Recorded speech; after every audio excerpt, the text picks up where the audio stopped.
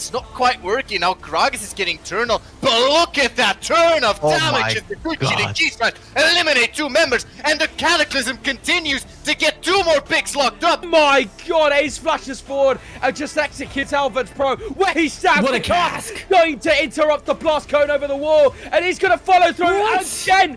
God of Hacks reads his opponent beautifully. Taking the portal out. Polar's gonna get a 3-man CC. Daniel AoE over the top, forced to flash away from the Cataclysm. Wex is rejoining. Granazzi is free firing in back line. Scatter over the top again. Carries untouched. Arrakis run him down. Hacks has joined the party, Shipex has joined the party, but the Gwen is immune. A great big impale into a double shockwave. A fantastic team fight by the good Chili Fries. And the target is going to be the Jinx, and the bullet time is catching absolutely everybody. And despite the gold deficit, Ace has made the play for his team. But now Fluffy Vixen has arrived, they've stalled long enough, and the needlework will just cut through all the members of Good Chili Fries. Get a double kill. The Sindh right here gets hit, tagged up by the fear. Heimdall teleports in the fight, but it's just a little bit too late. Unleash power, gonna bring him down to low HP, and it's a straight on pentakill. Locked in for Fluffy Vixen on the Camille.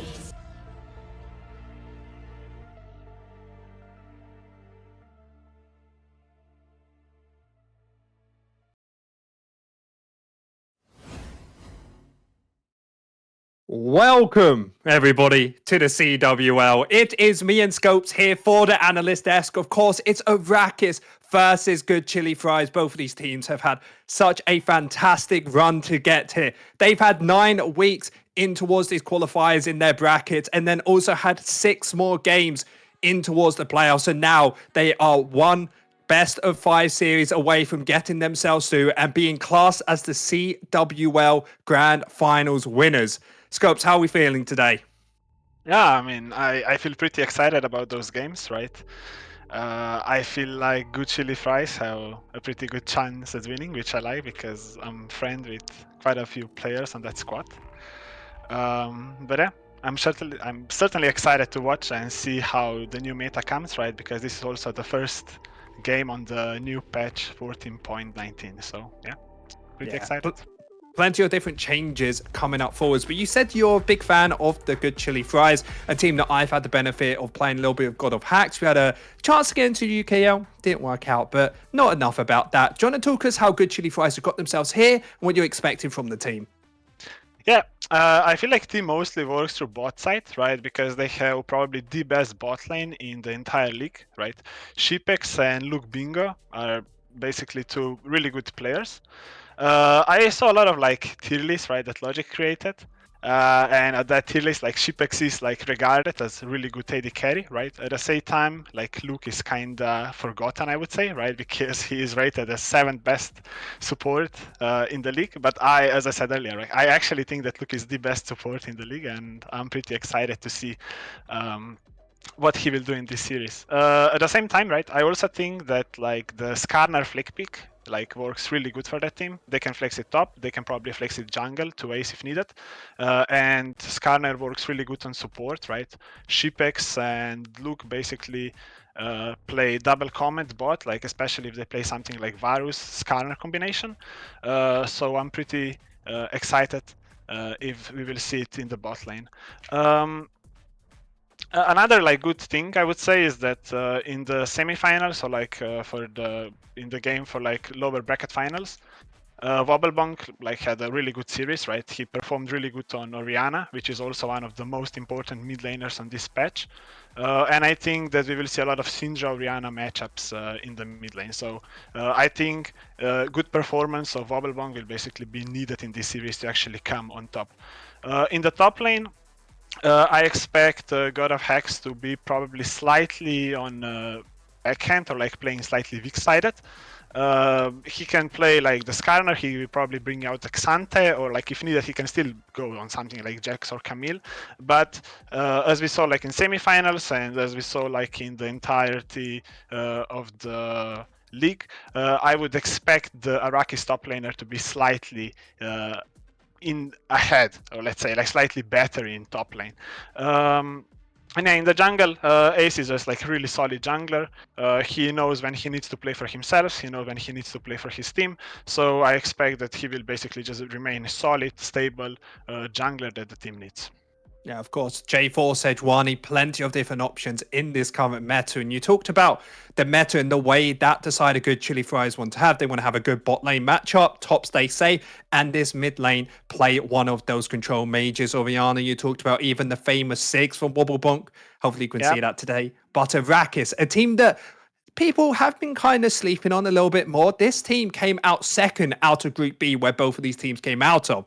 But the big thing about this team is they haven't lost a single series yet, compared to the Good Chili Fries, who lost in towards that second round. And anybody who wasn't here in the CWL for the second round of playoffs, all Division 2 teams actually won their matchup, something that I don't think anyone was expecting, especially me. So Good Chili Fries went down, had a lot harder run, having to beat FBR, Europe, and Give Money before going against Emrys to get themselves finally back towards the grand finals, compared to, of course, the opposite side of Arrakis, who beat FBR first hand, when beat themselves up against Give Money, beat Emrys afterwards to get themselves in towards the grand final. So this Division B definitely seems to be the strongest ones out of it. And if we want to see Arrakis show up a good fight against this Good Chili Fries, when I'm looking at this whole team, it has to be their mid laner and their top laner, Fluffy Vixen, and Daniel 2805, because their mid laner isn't your usual mid laner you like to see. They very much are an AP assassin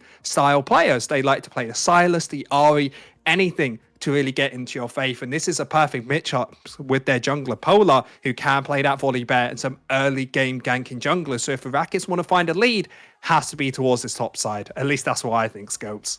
No, I 100% agree with it, because also the series where I think Wobblebonk kind of struggled the most was against like Give Money, right?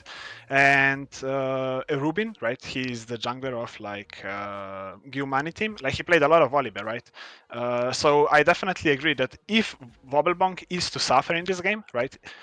It's like only his like signature Oriana, right? Against something like Syndra Volibear, or like maybe even Ari Volibear, something with a lot of setup in the mid lane, right? Because even if Ace is there to cover, like it's really tough. It can be really actually difficult to escape on Oriana, right? Because Volibear just gets basically untargeted when he's in ultimate animation.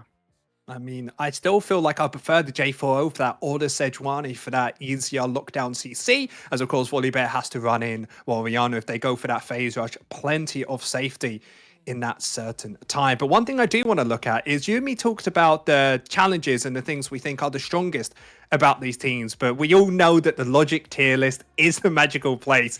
Scopes, you aren't the biggest fan of what he said. I remember you said about Luke Bingo being the best support in the league, and he put it down in 7th place. Is there any other thing that he put down that you weren't happy with?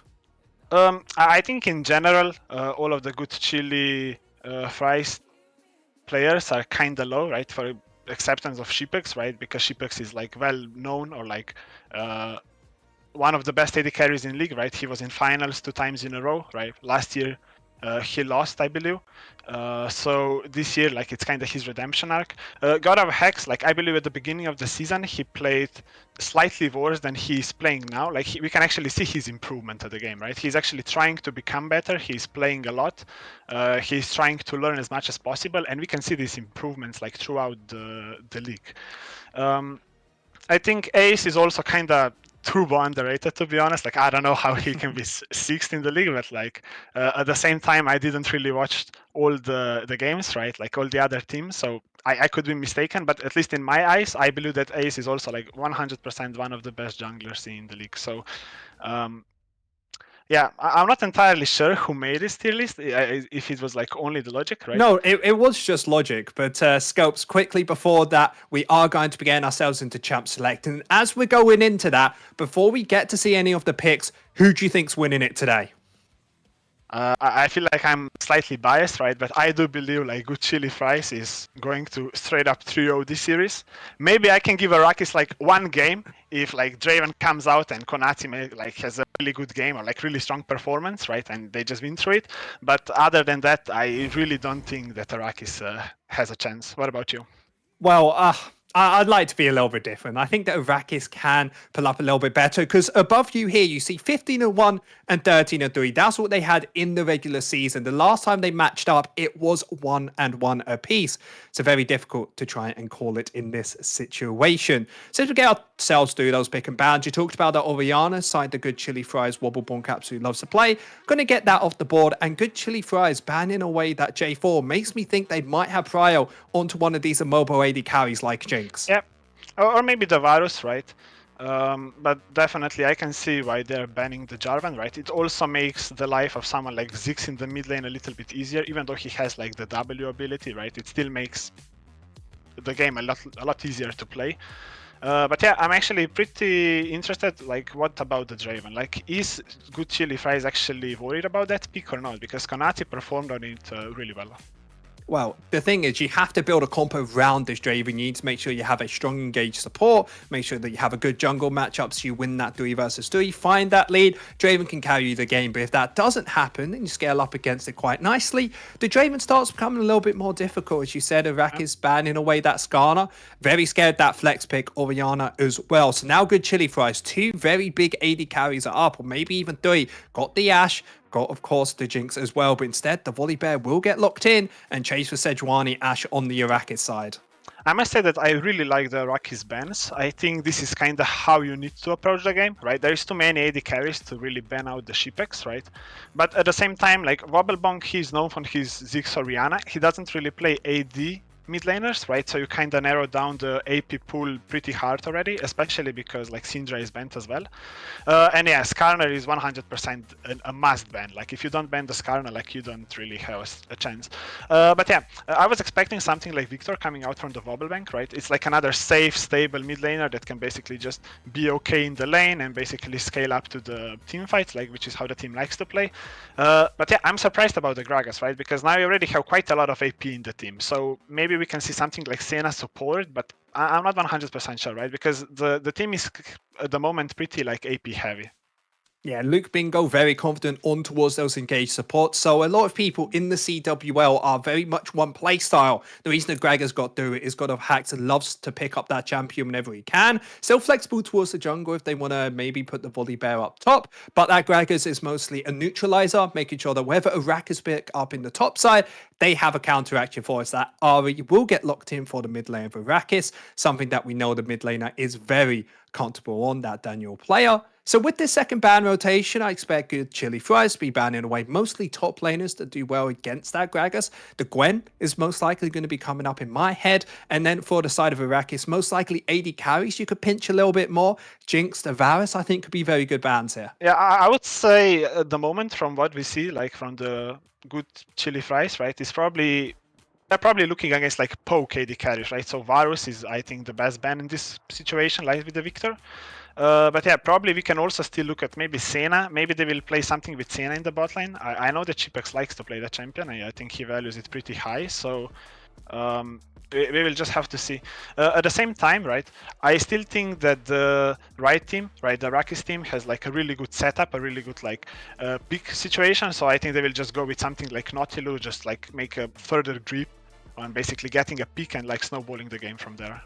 Yeah, the only major concern I have is they have Sejuani on the side of Arrakis. They could maybe pick up a Venector in the top lane. Yes, it'd be a neutralizing matchup, but still plenty of heavy CC on that side. Or maybe even a Camille with that Sejuani. Very comfortable, can play for that 1-3-1 that we know Arrakis likes to play.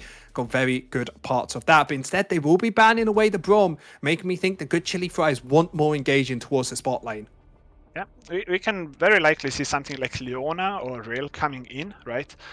But yeah, we also maybe like we can still look like if we pick the top laner here, right? Maybe we can still look at maybe flexing the Ashe towards the support pick, which is also like a possibility right now that we lock in the Aatrox. That would be interesting. I'm not sure if these teams have practiced too much of the Ashe, and with those current meta changes, we'll have to see if Ashe is comfortable in that situation. That fourth ban coming out from Arrakis is actually going to be a Kog'Maw. They did go for that double AD carry ban. Jinx still viable.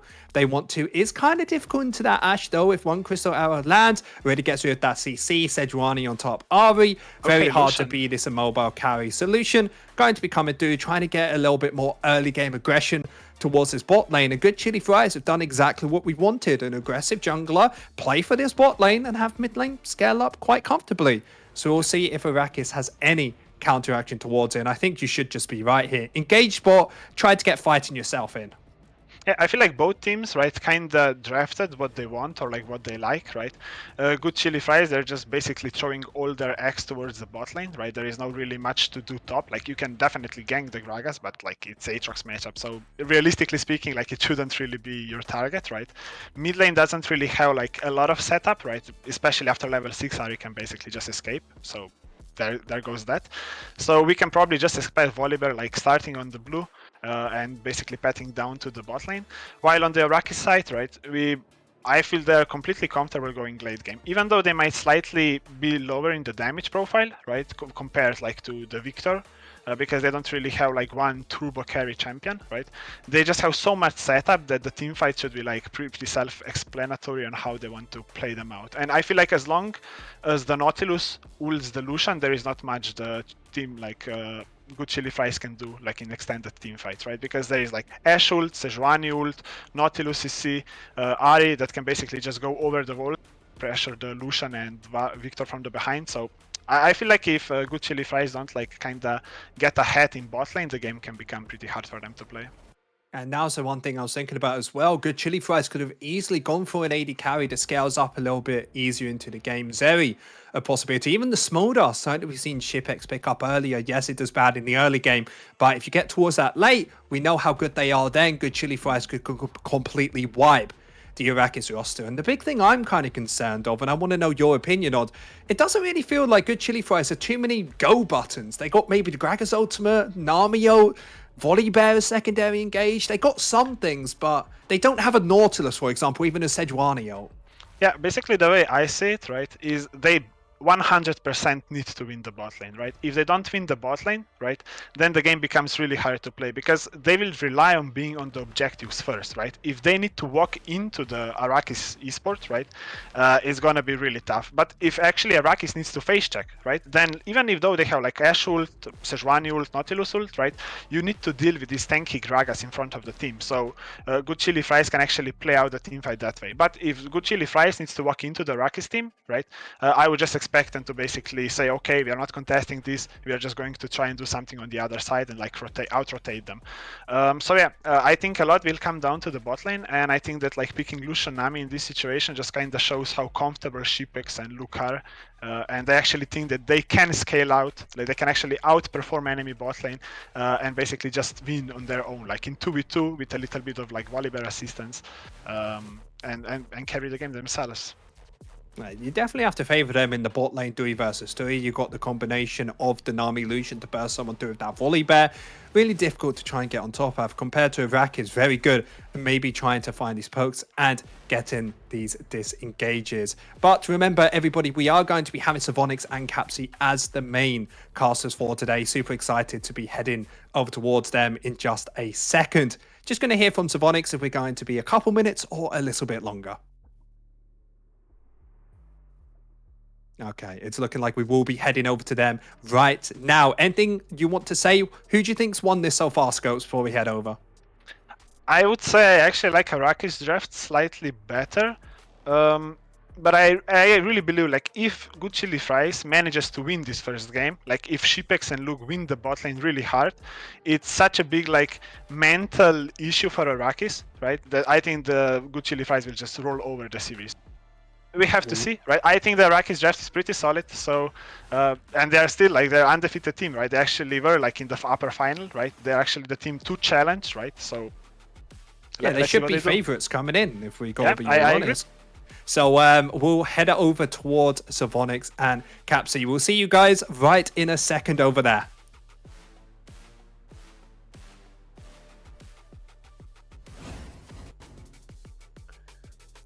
Hello, hello, woo! It's super exciting to cast these games with you. We're joined by Capsy. Draft completed already. We were DMing each other on the side, sharing our thoughts, and immediately the first thing I want to discuss is that Nautilus pick. I believe R5. R5, you have the chance to win the draft for your team, and I think we both agree Nautilus maybe not the best pick here. Yeah, I think it's gonna be useful, yes, but I don't really like it for that bot lane. I don't know. That's gonna give a little bit more chance for Cipex and Luke Bingo to actually negate that pressure that Arrakis would have on the bot lane, and they're gonna be first. They're probably gonna have the first foot on the objective, on to help their jungler and all that. So that pick kind of felt iffy, let's say, for Arrakis as a last pick. But I mean, both teams have pretty solid compositions, in my opinion. I wasn't expecting the Lucian Nami bot. I mean, it's a very classic bot from. In League of Legends, you know that it's a very strong lane. It has a lot of prio as well, does insanely good in the team fights. And what better than to have a Nami amplifying Lucian? Yeah, exactly. We didn't expect that, but it was a very nice thing to see here from Fries. Well, I think one thing that that was touched on by Scopes is that Lucianami really difficult to execute. He mentioned that the ease of execution definitely on the side of Arrakis. Momentum is gained if you win this first game, and if you do it on a bot lane like Lucianami, which is difficult to execute, it does require a skill cap that transcends the regularity that we see in the amateur scene. Then it can really a dampener into the mentality of your oppositions. And I really think if Fries can do that game one, straight out the doors in this series, then Arrakis, they're going to be, hit by that mentally going across to multiple games.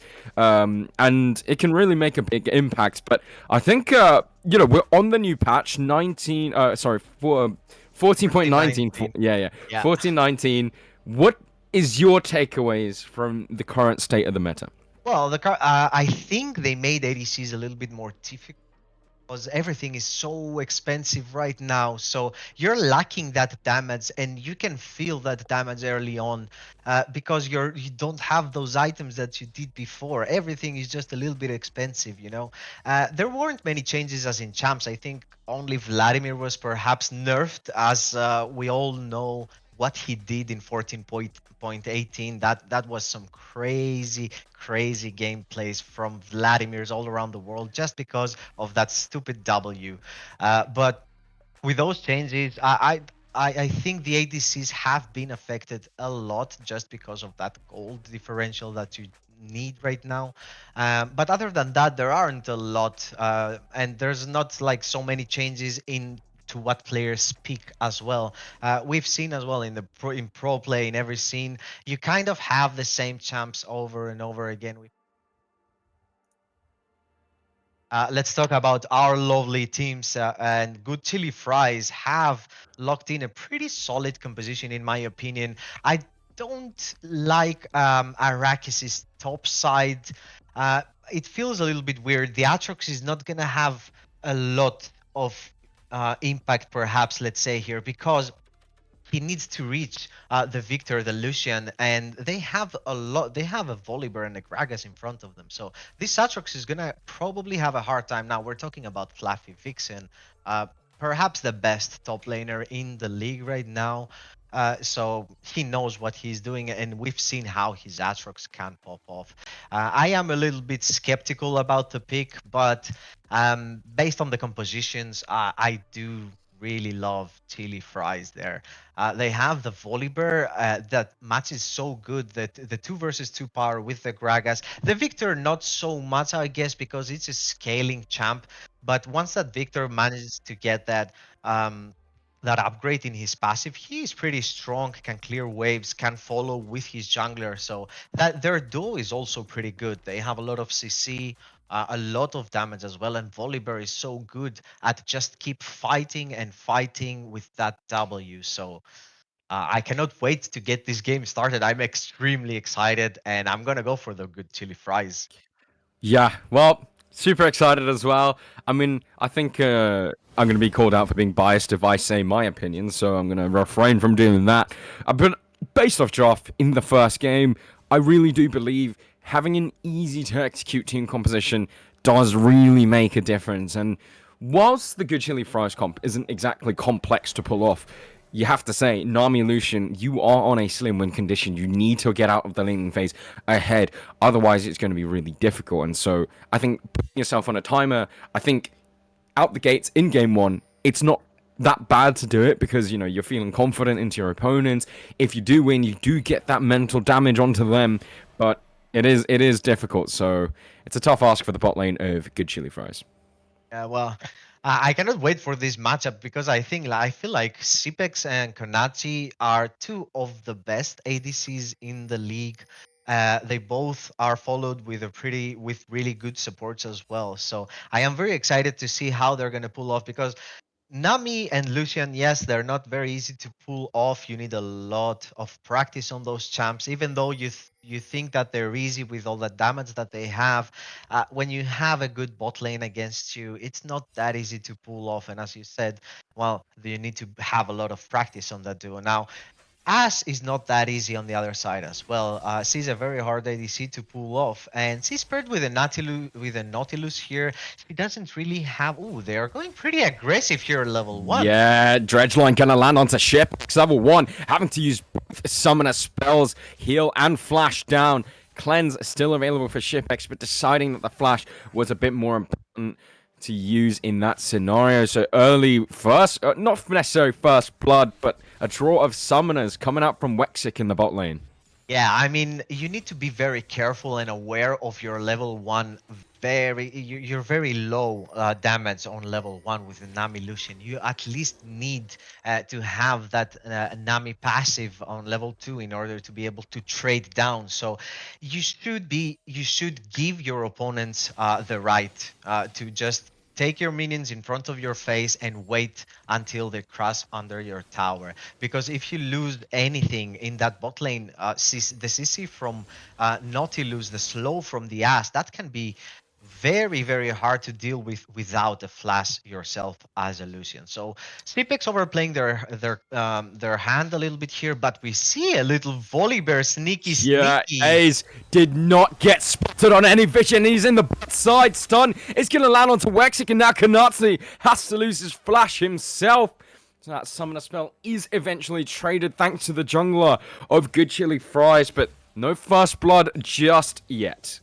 I just want to say, Ace there took one of the best paths I've seen as a jungler. He avoided every single vision and just went around the bot lane. That was insane by him, and he wanted to trade that flash.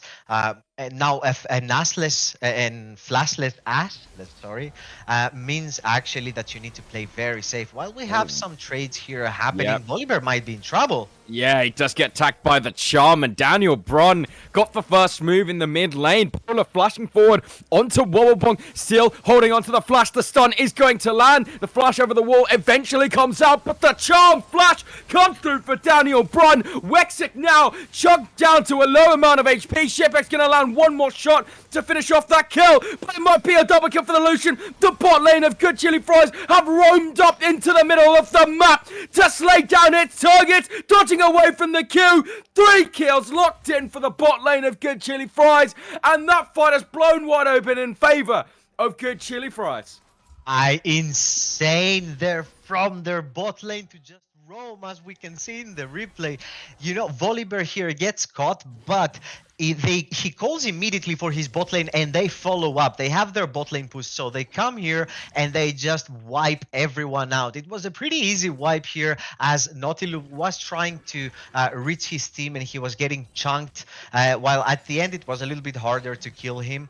He manages to go down, and then Stipex and Luke Bingo just destroy the Ahri and the Sejuani to get that very, very deserved double kill on the Lucian and the kill on the Nami. Now the Lucian has a BF sword on his back that must feel very good right now for good chili fries. Their bot lane is where they wanted it to be. He's behind in the CS department, as you can see, but right now I think he should be very happy with the state of the game. Right now, they need to be very worried because the Ass is still flashless, and this is gonna be guarded by Sejuani here. Polar is already in the bot lane, making sure that his bot lane is not getting ganked. A repeat gank. I don't think this gank can ever work, to be honest. But yeah, I think it was more for the cover, because if Volibear, you know that he's gonna probably, as you can see, he's going on the bot lane right now, as he should. He can actually dive this Ass very easily, and they have a pretty stacked wave.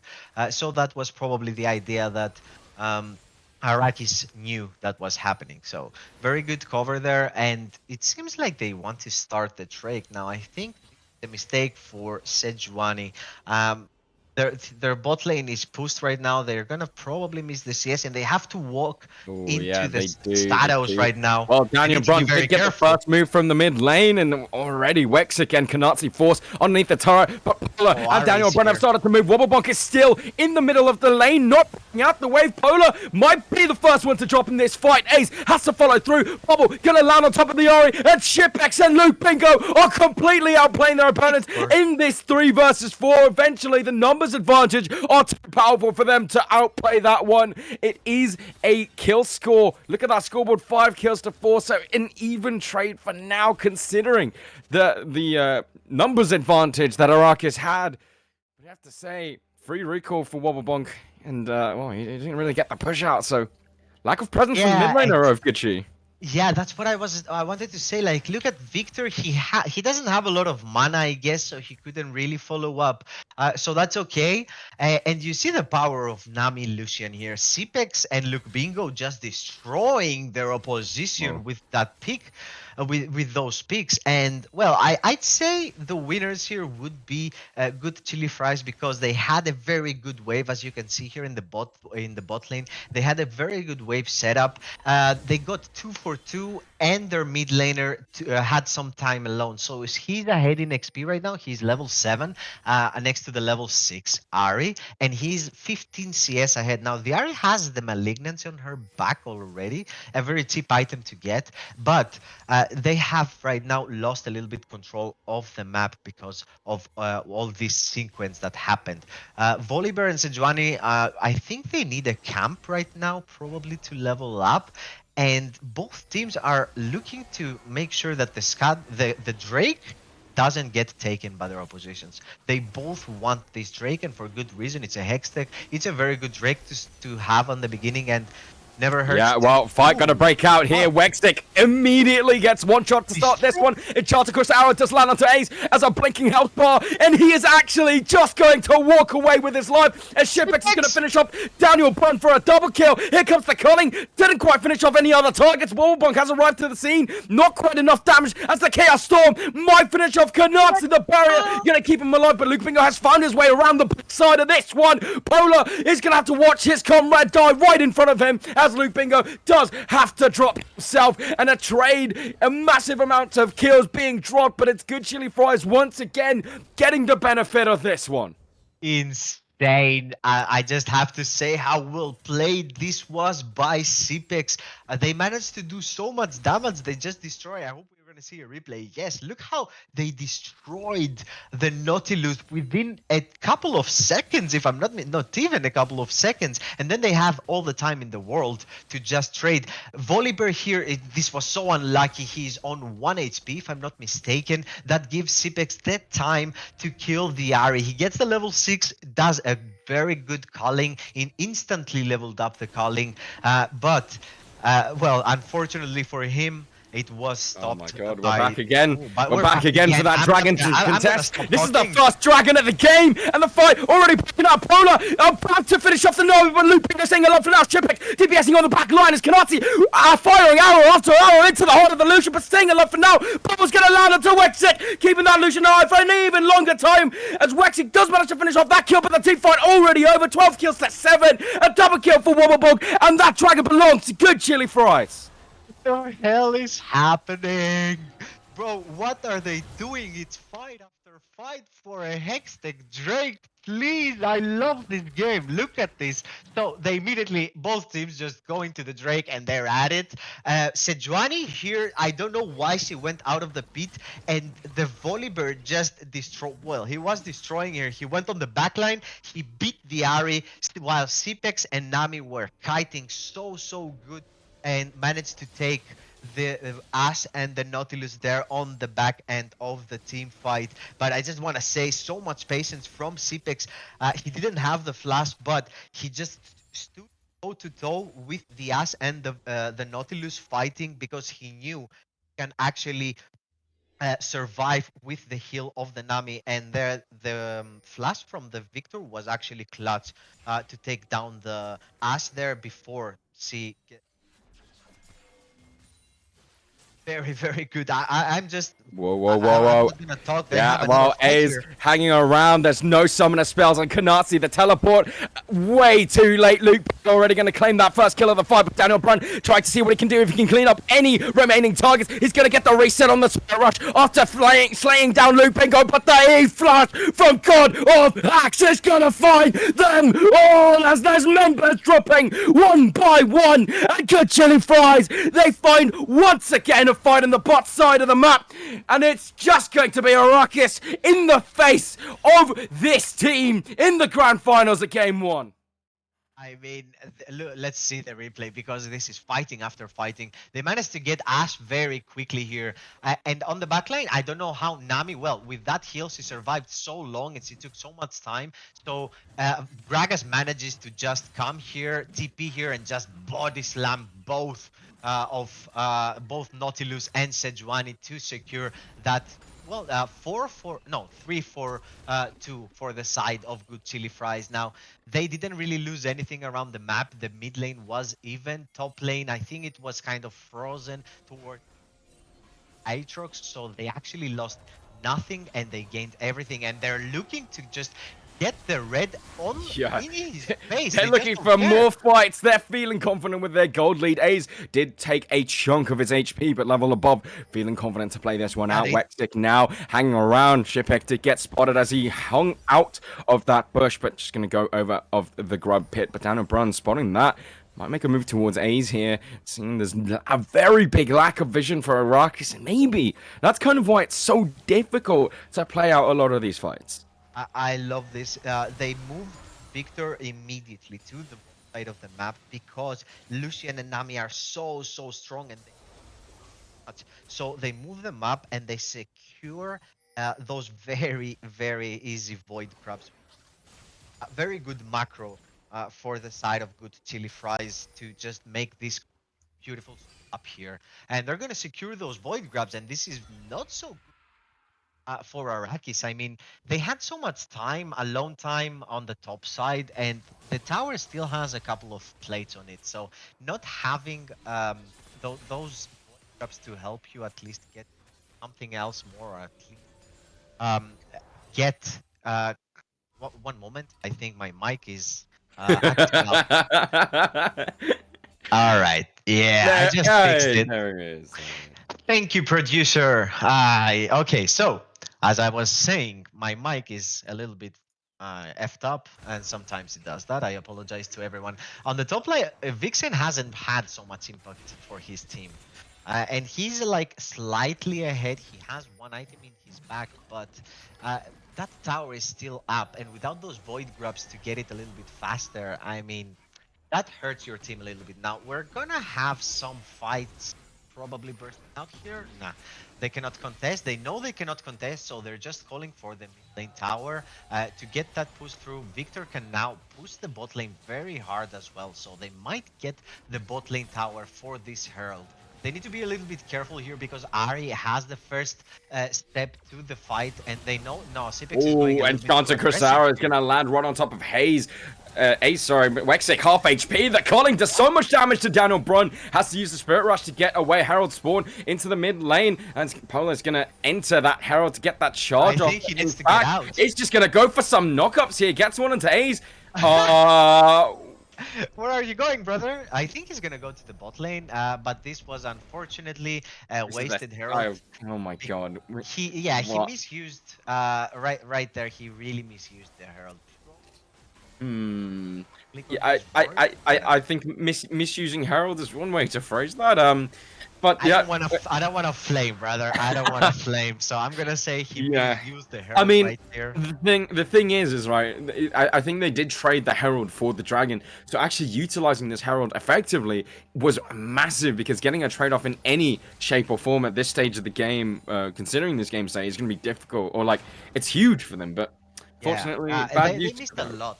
Like they're three k gold behind, and whenever you have a herald, yes, as you said, you're gonna trade it for something. So when your opponents go to that Drake, you're gonna use it to take that down that mid lane. Now, maybe it was a misclick or something, but that, as I said, the bot lane before with that push that they had, it's gonna be very low. So they're probably gonna trade that for the herald, but they also get the Drake in the back end of it.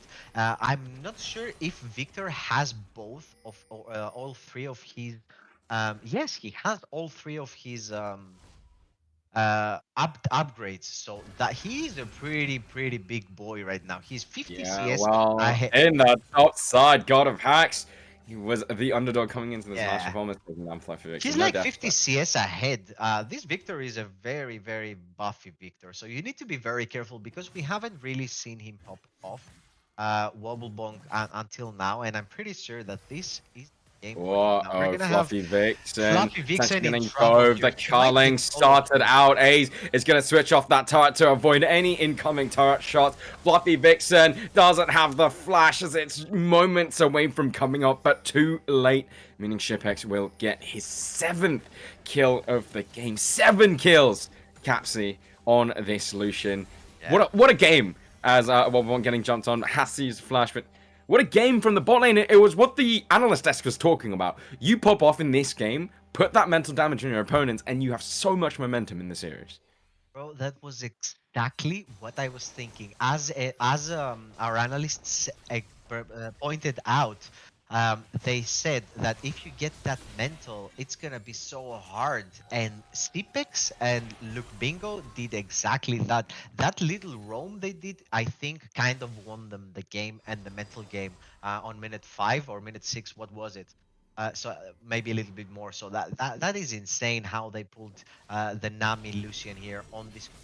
Now they have all the means to win this game, but it is League of Legends, so let's not say anything until that Nexus explodes. We have a lot of differences in the gold side, in the gold department. Like you can see, ADC and mid lane they are like 15 to 2k ahead or 1500 ahead. So they need to be very careful how they approach each objective and each team fight because being that behind, that means that you will die very quick. Your opponents have a lot of advantages in the gold department, and they have a lot of items on their backs. So Arakis need to actually take some time and not look for any team fights anytime soon. Perhaps they will look to allow a third Drake here. Um, just to make sure that you're getting some gold for your carries because they're not in a position to fight that infernal that comes in a minute and a half right now.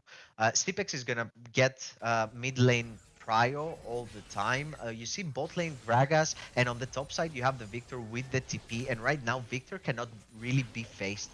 Ari cannot really kill the Victor right now. Yeah, well, They Polar have gonna a encounter small. Ace in the Yeah, jungle. nah. Guess it's not off, no fight. Nah, So. nothing's gonna happen. We still Yeah. have a minute for the Drake, and if you die now, you know how bad that is for your team. You're gonna. So, good chili fries here are playing for the vision. They're making sure that you don't see anything as a red. They need to clear also a little bit more, but they just want to make sure that they have mid prio. Now Volibear is gonna move with the Nami to clear the vision around around the Drake, because the Drake is coming very soon, and the Gragas needs to be a little bit safe. I don't think he's in trouble. It's very hard to reach Gragas, so. Ooh, Oh we my have a god, but a fight meanwhile. is breaking out in the mid lane. I think it was Culling and Tidal Wave used. This Wexic is so has to good. use the flash. Yeah, this isn't good because obviously supports don't take TP and he has to recall with the dragon spawning in 20 seconds. This is very good, I think, for the side of Arrakis, because they can approach the Drake and they all have ultis. Every single member has that R button. Whoa, and on Kalat the coming other down, side, teleports. They Collapse. don't know that Polar is in this bush here. Flush v Vixen's gonna be the first one to get tagged up, but Chipex already low, and he is down. The threat of the Lucian is eliminated as Ace and God of Hacks. They're only tagged, so they're gonna fall as well. And just as you said, maybe this was good for Arrakis because this setup was already used, and Wexic survived anyway. And Good Chili Fries, a fantastic early game, has just been thrown out the goddamn window as Arrakis bite back. They're moving towards the Baron, and that might be secured for them. I mean, as I said, you threw so much to kill a Nautilus in the mid lane 30 seconds before the Drake is up. That's gonna hurt your team. Now, very good pathing here. You see the Sejuani was at the perfect place at the perfect time in order to cover for Flakfi Vixen, and then they just managed to kill everyone because they didn't know where Sejuani was, and Sipex got caught. Sipex is the entire damage right now. If Victor is not there, he's the entire damage of the team, and if he's not, well, if he's not playing, your team is in trouble. They had a very good idea, I guess, to perhaps make a pick on the Aatrox there, but they're still gonna get the Drake though, so that's gonna be sole point for them. Yeah, this is gonna be sole point. Polar might have something to say about this, but that's already gone. He is around, and Daniel Brun entering the Spirit Rush, but gets so much damage traded back onto him. Wexic is dead. Wobblebomb gets that first one. Ace is gonna finish off the Sejuani as well. Daniel Brun does go unstoppable. He's got one stack of Spirit Rush left. The remaining Fluffy Vixen tagging up 4 members of the Good Chili Fries all by himself as a double kill locked in for Wobblebomb. He's gonna spell the end of that team fight as God of Hacks manages to pick up one for himself. Daniel Brun just about survives with a slither of HP, but that is a disaster. They just got Baron, lifeline in this game, and that's all just been thrown away at this last team fight. I mean, they didn't even give me time to talk about what they had to do right now. They just instantly moved to the Drake. I'm not sure why they took this fight. They are still behind even though they got the Baron. And here Ari moving in with the Spirit Rush and missing everything was pivotal because she got so much damage on her back that she had to leave the team fight, and that allowed everyone to just burst everyone in front of them. So Ash got deleted, Nautilus got deleted, Sejuani got deleted. This one, oh no, Oh, poor no. Nami. I think he's dead. No, the Nautilus got it. This was so unlucky. The Nautilus got the kill. That was not very good for his. Now, they still have one Baron up, if I'm not mistaken, and they can push a little bit. They can't push more than they can handle, though. So I think going for this. Okay, Polar here a little bit too excited. I mean, you know, Sipex has a dash, so you shouldn't really be going for that. But anyway. Nice try to be fair. I mean, if you do catch it, then it's a pretty big pick. But now they're gonna go for the mid lane push, and they need to be careful.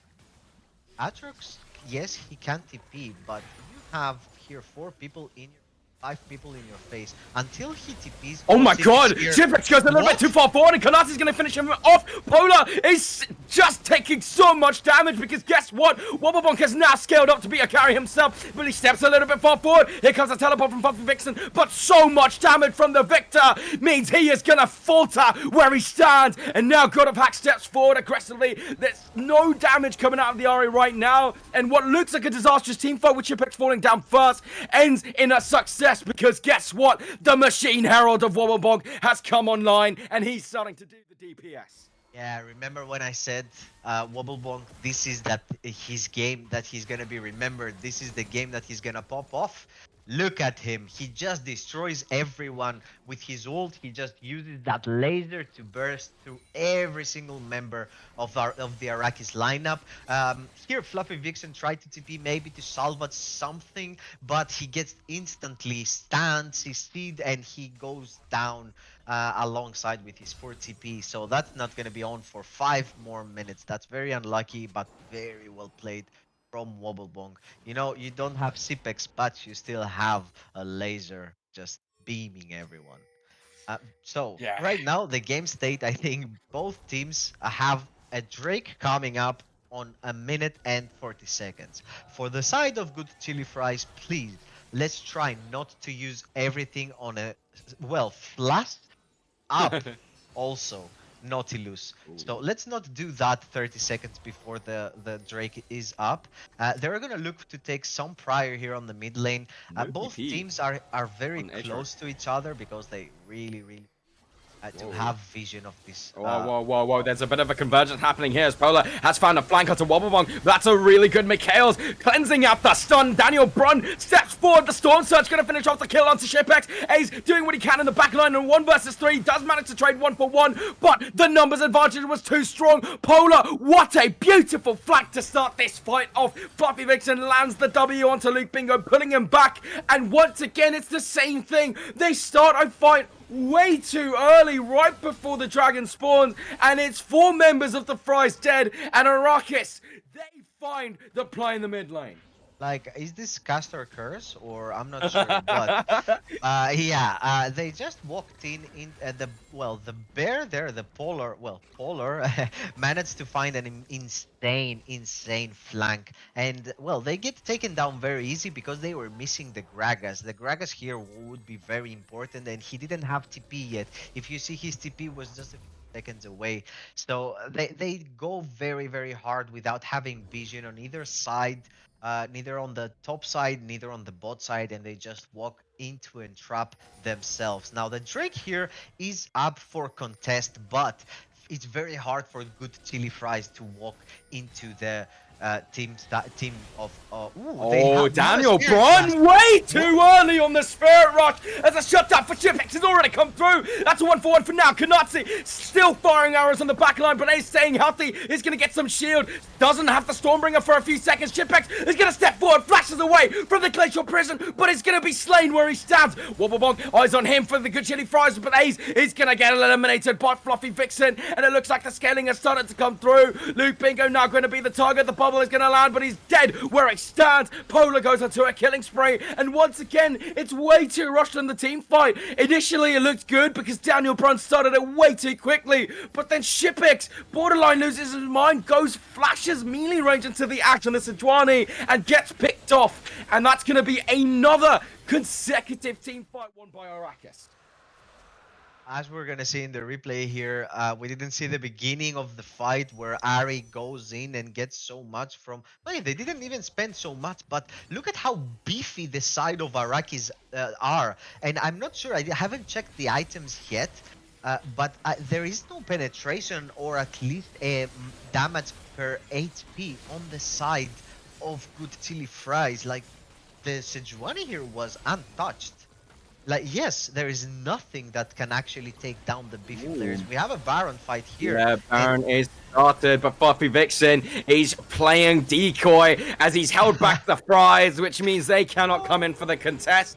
A worthy sacrifice considering he kept them out of the pit, but it will just have to be that one kill that Fries got it. So unlucky. The Nami got it. This was very unlucky, but Good Chili Fries really need to pay attention on their builds. If you don't have anything to take down the Sejuani, even the Nautilus will be hard to take down.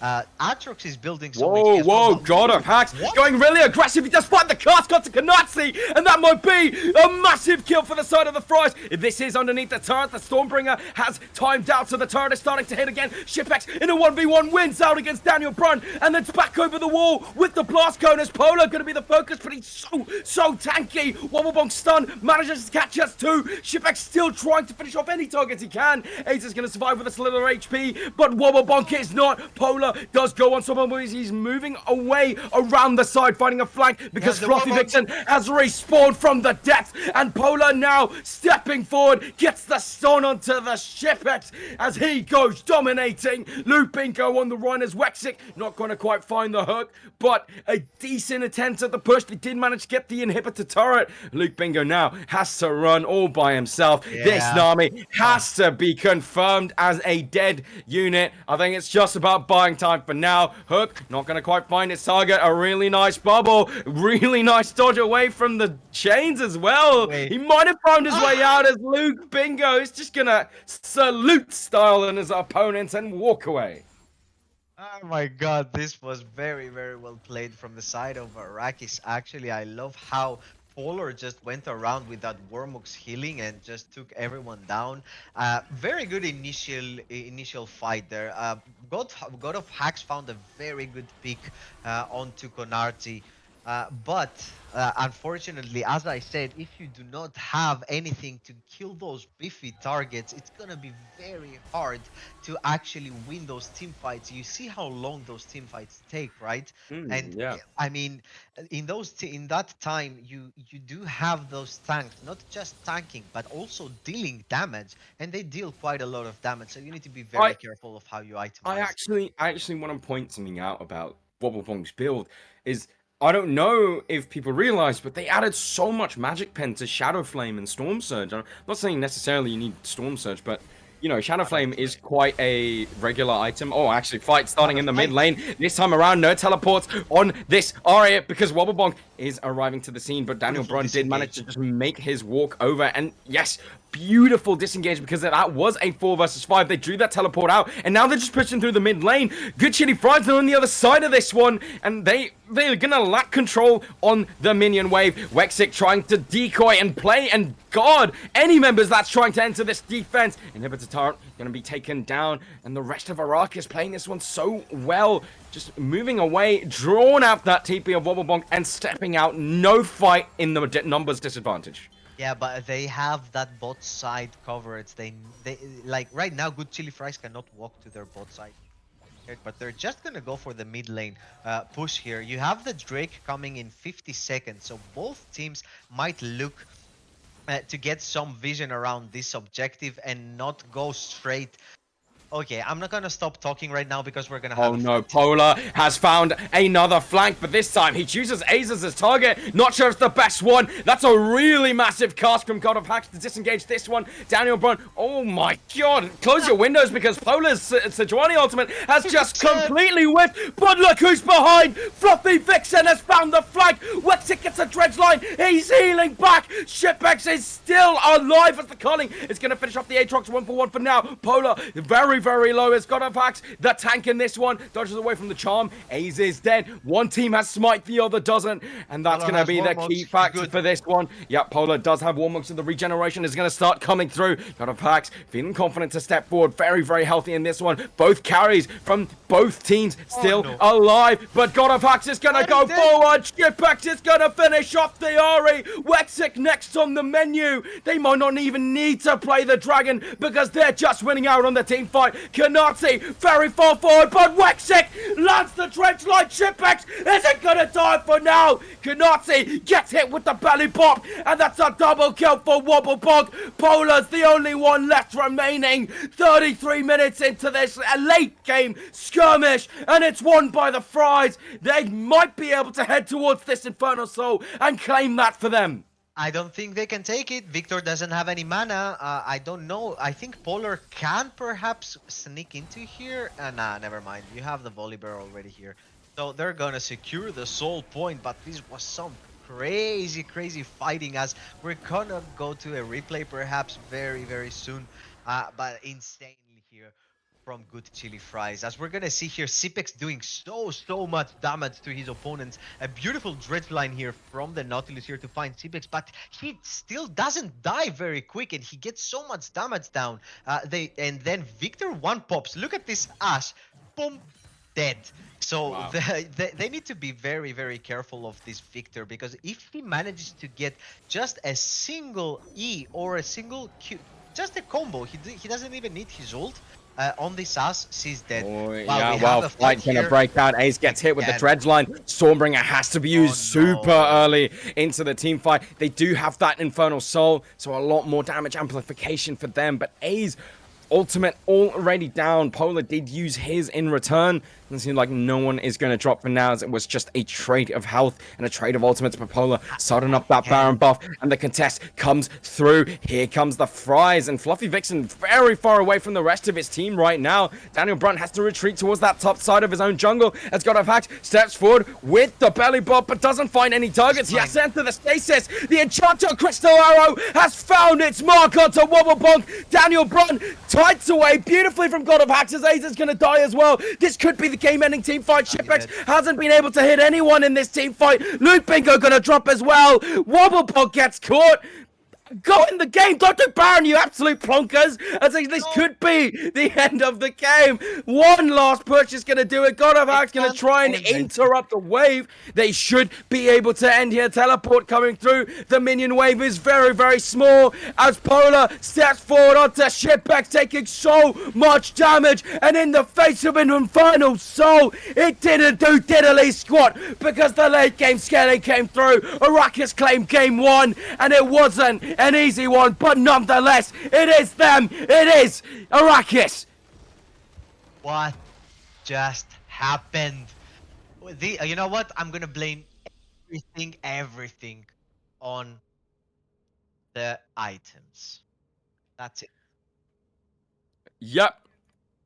It was heavily depending on items. You saw Shipex was, it was crying out for an LDR. Like, where is it? He's building different items over and over again. Didn't have the LDR, but I'm sure we'll have the analyst desk breaking that one down even more. So we'll go for a quick break, and once we return, it'll be the rest of the crew to break this one down.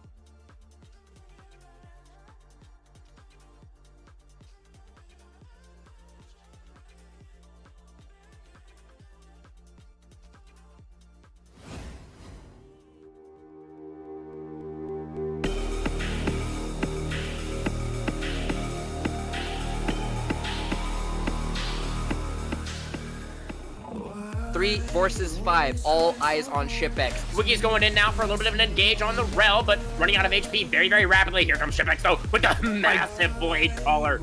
Oh my god, he just shredded everybody. The instantaneous triple kill for the ShipX United team captain. Zeri unchecked though, she's going wild in these backlines here, forcing the Xayah into her own stopwatch, and with Malphite doing the best he can to peel, it's not likely going to be able to make a difference here as Xayah is going to be blown up here with one more auto. There it is, Xayah falling right next to the Syndra, Zeri finally dropping on her own, and with Sedge the last hold. But the Kog'Maw not so lucky. It's a good CC coming out from the Zac, but it's just not quite enough as the resets start to come through. Isaac and ShipX clean him up. Another triple kill for the former champion. Liking his chances, flashing forward away from the charm, able to kite out this change, will be ShipX! flipped. Okay, Burger Flipper is able to cut the montage music. Getting another grasp onto that Rel, and now we gotta burn down the Baron, guys. We gotta burn it. No, Rel is just gonna be able to get into the... Oh, Aphelios moment. Is there. Oh, okay. Wait, what? Aphelios killed the Baron! Wait, what just happened?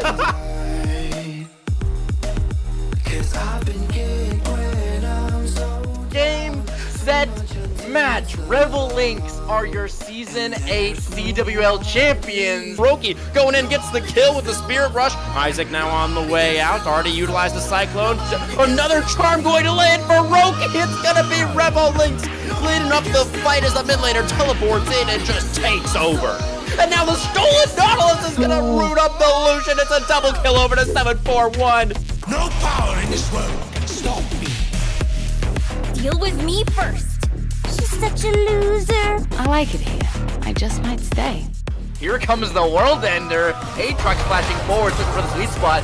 Getting the shield, slowing over the wall. Yonos committed, the volley lives, and Jonathan Isaac goes on a rampage. Overheats and goes golden freaky, leading the charge, but the AoE from the Ornn and the Vlad layers on top, and Vlad goes crazy. But it's just a little bit too late. Unleash power, gonna bring him down to low HP, and it's a straight on pentakill. Locked in for Fluffy Vixen on the Camille. The teleport from 10, who's a little bit too late. The last breath can Doc turn it around. It's a 3-man knock up. The damage is coming through from the other side.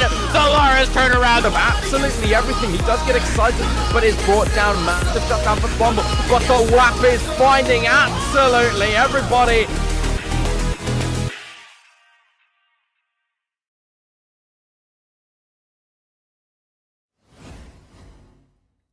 Welcome back, everybody, to the CWL. It's me and Scopes to break down an interesting game, we could say, the last one. Good Chili Fries getting taken down by Arrakis. And Scopes, if you had to say how that whole game was in only a few sentences, what would you say? I actually need only one word. I would say a banger. That game, I think, was actually one of the best games of League of Legends I ever watched. Entertaining. Because the game entertaining, yes. Entertaining wise, yeah. Quality wise, I'm not so sure about it. Right? It wasn't bad, but it was very entertaining. I can certainly say that. Like the game was very fast paced, right? Which kind of makes sense because it's the first game. I would say from now on, it will probably be like a little bit slower. First move in the mid lane. 100%. Good Chili Fries, a team that did bring out the Lucian Army earlier on, and we can see this first play that looks so good for the Lucian Army as Ari found a double kill towards his mid lane, but later on, of course, ShipX and Luke Bingo get themselves a double kill on towards their side. And did you actually know, 16 minutes into this game, both this AD carrying support were 2,000 gold up, and even in the mid lane, with Ari finding that double kill, Wobblebonk still had that 50 CS leads. They did fantastic in this early game, but once we get later on, it didn't really go their way, did it? Yeah, I think like bot lane played exactly as I was kind of expecting it, except for the level 1, which was kind of grief itself, right? Because Lucian got hooked by the Nautilus. But after that, they really dominated the lane, right? With the help of Ace, like they were in the game really, really good. I think Wobblebonk started a bit slow. I think he should have more lane dominance into the Ahri before Ahri hits level 6, right? In the pure 1v1, I think Victor is actually quite strong duelist early on. I understand that this patch might be a little bit different, but I also didn't really like his runes necessarily. However, I think the main issue, like as we maybe talked about behind the scenes, right, was the wobble bongs build. I really disliked what this Victor actually had.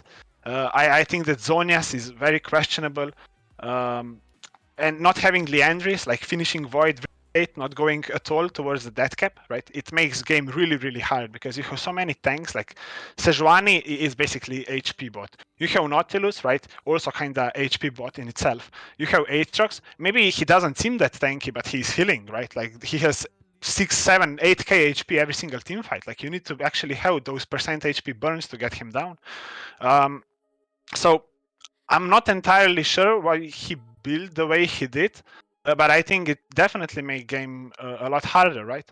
And then on the other hand, like I think both Polaris and like Fluffy Vixen played really well. I think God of Hex absolutely played like he should in the laning phase, because Fluffy Vixen didn't exist in the laning phase. Like he had like sure 10, 15, 20 CS lead, but in like on its own, like it doesn't mean anything, right? Like it's completely irrelevant for the game.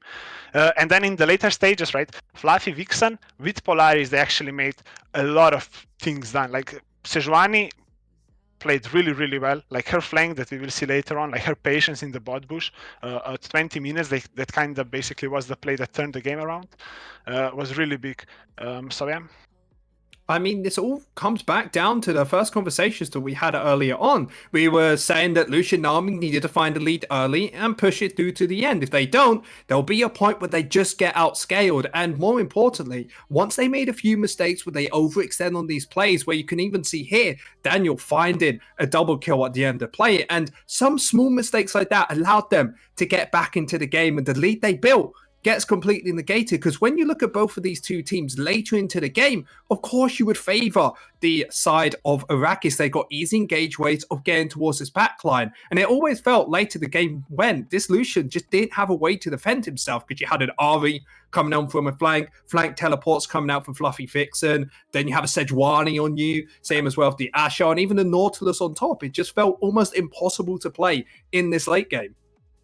Yeah, I feel like one of the biggest mistakes that like Shipex made, right, was dying like in the mid lane one time when he kind of dashed in.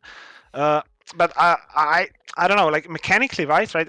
As you said, like playing Lucian into this, it's really hard, right? Especially once the items are into the enemy team as well. So at that point, right, like he had the lead. They kind of threw it on the Drake play. I think it was like the third dragon when the Arrakis team basically completely aced them and just did the Nash. And then basically in themselves like 2 minutes later, right? But that's not the issue. The gold at that point was like from 3k ahead, right? The game went to completely even state. And even though the Good Chili Fries aced Arrakis again, the game never felt in their control ever again, right? As soon as they got the first Nash, even though Good Chili Fries were on the soul point, they never felt in control of this game. Like Arrakis was always kind of one step ahead. The team fights were always going to be much easier for them to execute. And yeah, I think actually I want to give like Good Chili Fries some sort of credit, because I think they actually made quite good job at still being in game, because they made it like so chunky, right? They basically made it really, really team fight like skirmish heavy, right? So that's why it didn't look so poor, right? But all in all, they never were in control of this game after minute like 25. Yeah, and play you actually see on your screen was the thing we're talking about with Polar, with him hiding in that bush, allowing an instant charm coming out from the Ari. And of course, with the AD carry dead, who had all of the gold on this side, allows them to pick up the victory in this team fight and get this ball kind of rolling of getting themselves back into the game, as the gold lead was around about 5k. Now it went down to around 2 or 3. They pick up a Baron afterwards. Yes, they don't finish the game, but it was all trying to stop that lead that was getting built from the Good Chili Fries. So fantastic job done from this Arrakis side. And the question I got to ask you is, do you want to see this playstyle coming out from this Good Chili Fries roster? Or would you prefer for them to go for more of that scaling style? We, of course, know that Shipex has a lot of playing side like the Smolder that could give them more late game agency. I don't necessarily think Smolder is the best pick to go for, even though I don't think it's that bad.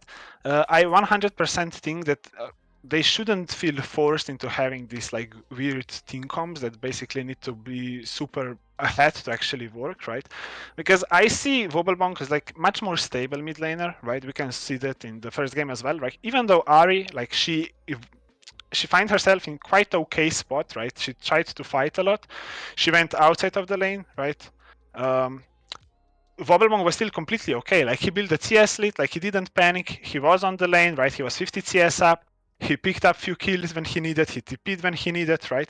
But then, I don't know, like it just felt kind of weird, right? Because at some point, right, he basically, because I also think because of the build, right, he didn't do with where he was gold wise, right? Because 2 items were basically useless. Like Zonia's, I don't think it realistically does anything. Like Zonia's, like enemy team will always push you out. Like Lucian, Gragas, like those Volibear, like those champions can just hold the line and say, okay, your Zonias, we're gonna protect you. Like it's just not happening. Okay, but well, that's the question. We said about how much engagement was on the Rakis side. Maybe he wanted to pick it up to feel a little bit safer, as he knows if they could stay alive there, play around Lucian if they try to engage them, could maybe win a team fight that way. However, we are in the second game. We'll have to see if Rakis can go 2-0. Remember, best of 5 series. Even if Rakis win here, still another chance on that good Chili Fries roster.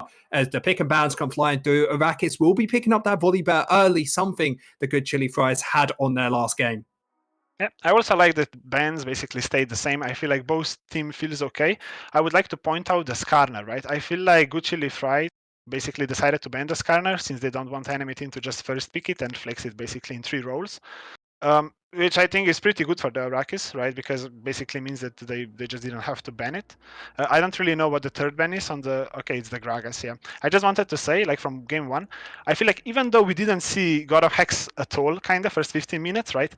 It's actually quite a compliment for him because, as I said, like as long as God of Hex is just kind of even, right? Not, like if in top lane nothing happens, like it's really good for the good Chili Fry. So I think that Gragas is one of those champions that can basically just hold his own, like on his own in the top lane, right? So I really like this ban, and I also think like Gragas, right? It's much easier to play because even if you put him now on the Xanthi, right? Like you always have something like Gwen, maybe Camille, even Garen, right? That can just pressure. So yeah, let's see. But it looks like they're having like a pretty similar position for good Chili Fries, right? They still kind of went for the Kaisa, which is kind of short ranged. So I wouldn't be surprised if we just get like Draven or Jing. Yeah. No, I absolutely love this Draven pickup. Remember, Kanati, the AD carry for Rakis, is a major Draven player. So comfort coming all the way through this team. Ari, fantastic job in that last game. Found some crucial charms in towards that late game to kill Shipex and get some team fight wins. Well, good Chili Fries. With this Sejuani, Kaiser, and Galio, I'm expecting more of a look towards the top side, maybe if they want to. Camille, very big possibility if they want to go for more of a 1-3-1 style. So I expect Rakis to be banning on toward that side. And the big question we have now is, we were talking about Rakis being a team that likes to play for the mid lane, even the jungler, but not really for this AD carry. But with that Draven locked in, you have to play for it now. Yeah, I feel like Camille ban kind of has to come through here because like if Camille is like Camille, SJ4 as well, yeah, those 2 bans basically need to be made because otherwise Draven just can't play into the Galio plus those 2 champions combination. So this doesn't really surprise me, but at the same time, now is the time that God of Hex actually needs to make something happen in the top lane, I believe. Because Galio, right, it's okay into the Ahri, but it's not winning on its own, right? This Galio, as much as he is like denying access, like denying kind of ability for Ahri to play the game, like he's always able to follow her, right? Galio is not a champion that will carry you this game. Like Sejuani is not a champion that will carry you this game. Okay, you have Shipex, right? But are you just willing to put like all your kind of bullets in one gun, right? So I would still suppose that we will just see something like Rail, maybe Leona locked in here, and then we go for the counter pick Camille top because they didn't ban her. So let's see. Okay, yeah, you had that R5 possibility. I would have actually liked maybe a Galio if the top lane of God of Hex played. You can play for that team fighter with the rail combo on top of it. But with Arrakis leaving this Camille open, they must have an answer for it. I know that Definitely. Gwen is a possibility for it. Fiora, if they want to. But my biggest concern is you have a Draven on that side, and then you're going to need a tank top laner to be that front line for your team, like an Ornn or anything along that line. And Shen is really the only tank top laner that's left. There is a good counteraction towards that Camille, but then good Chili Fries could even pick up something like any AP top laner, Vladimir, a possibility. And yeah, Arrakis just pick up the Shen. Yeah. I actually think the best pick that you can go for here is either Gwen or actually Rice. I really like Rice top lane as well in this draft because Shane definitely cannot deal with the Rice at all. And Rice also definitely wins 1v1 into the have a lot of pressure. I don't mind the Gwen. I think Rice would be slightly better because I know Hex actually plays it. Also, the draft is like very AP heavy if we look at it, right? Like Kai'Sa, at the moment, she kind of likes to build AP, right? Probably Shipex will just try the new little tempo, go slightly more AD. But yeah, I think both comms are kind of weird in a sense, right? Because on the left side, like you have Draven Ari, which is basically all the damage that you have. So it's kind of not that reliable per se, right? If Draven can hit, it's all good, but like there are a lot of team fights where Draven just can't really pick up those access and go for it because enemy team has a lot of CC, right? And on the other side, you have Kai'Sa, right? You're pretty AP heavy, so I would assume that enemy team will just stack the magic resist. Yeah, my biggest concern is about this Gwen late game. It should be very strong in towards the Shen later on. Also in these team fights, great damage against a lot of these tanky members. Shen, Leona, Volibear, not going to be able to deal with it, only leaving it up towards the Draven. If Draven's too close to her, then most likely the Draven's just going to get blown up by somebody else. So it very much is, can Arrakis get this Draven a lead, or is Good Chili Fries going to stay a little bit more comfortable down towards the spot lane in the 2 versus 2, try and make plays with the ultimates on top of that, and just allow this Gwen to scale into the late game for free? Yeah, I think that's exactly what's going to happen. I think this game is on God of Hex because as we saw last game, right, both junglers, they don't care about top lane. They don't even care about the mid lane. It's all about those drakes. It's all about the bot lane, right? So I would assume both junglers are just straight up petting there. Like Ace, last game, maybe we didn't mention it, the pair that he did on Volibear, I think it was the best possible thing to do, right? He did 3 camp stop. Ash shoots the arrow. Okay, they spot him. Like they know where he is going. They put down the wards. Ace just does Raptors into complete around the enemy jungle, down to the bot lane, comes from behind, gets the flash, right? And then from enable the bot lane, because until that point, right, Shipex and Luke were actually on a behind, right? They didn't actually have the pressure in that lane, so Ace actually enabled them to play the game. And then this game, right, I feel like we will have all the attention bot lane, so Gwen will actually get the free scaling top, right? You don't actually want to put too much focus down. Like you want to kind of deny the Draven, right? But after level 6, you don't really want to punish him because you have Shen ult that you just need to respect. You don't really can just burst through it, right?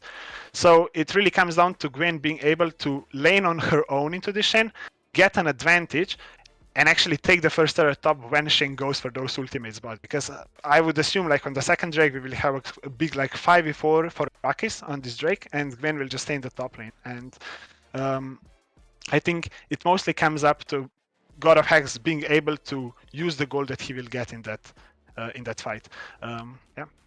Yeah, it's going to be super exciting to see. Well, first thing I need to ask everybody at Twitch chat and at home, who do you think is going to be winning, Arrakis or Good Chili Fries? If you guys are in a place where you can try and gamble, put down below in towards the Twitch poll and see what you think. However, I need to ask one more question towards you, Scopes. Who's won the draft? If I remove the game tag, like the name tags, I would say the good Chili Fries is going to win that game. But because we know that enemy top laner, so Arrakis top laner, is slightly, let's say, favored in this matchup, or slightly better player maybe, I would say, yeah. No offense to God of Hex, right? But we saw last game, God of Hex is good at denying stuff. He's good respecting. He has good lane fundamentals. He knows how to not get behind. But we don't really see him in carry position a lot of the times because he just doesn't have to be on this team comp, right? I mean, in this team, right? You have Wobblebonk mid, kind of complete carry player. You have Shipex, he's 100% carry player. He's maybe not as good as Marksman. I mean, I hope AD right? carries, are the carry players, and of course, when they play Galio mid, maybe not carrying today, but hopefully can carry in another game. But that is going to be it from us on the analyst desk, because you guys have a game to watch, and we'll be behind the scenes with you there. So we will be handing it over towards our casters. So see you guys in a bit.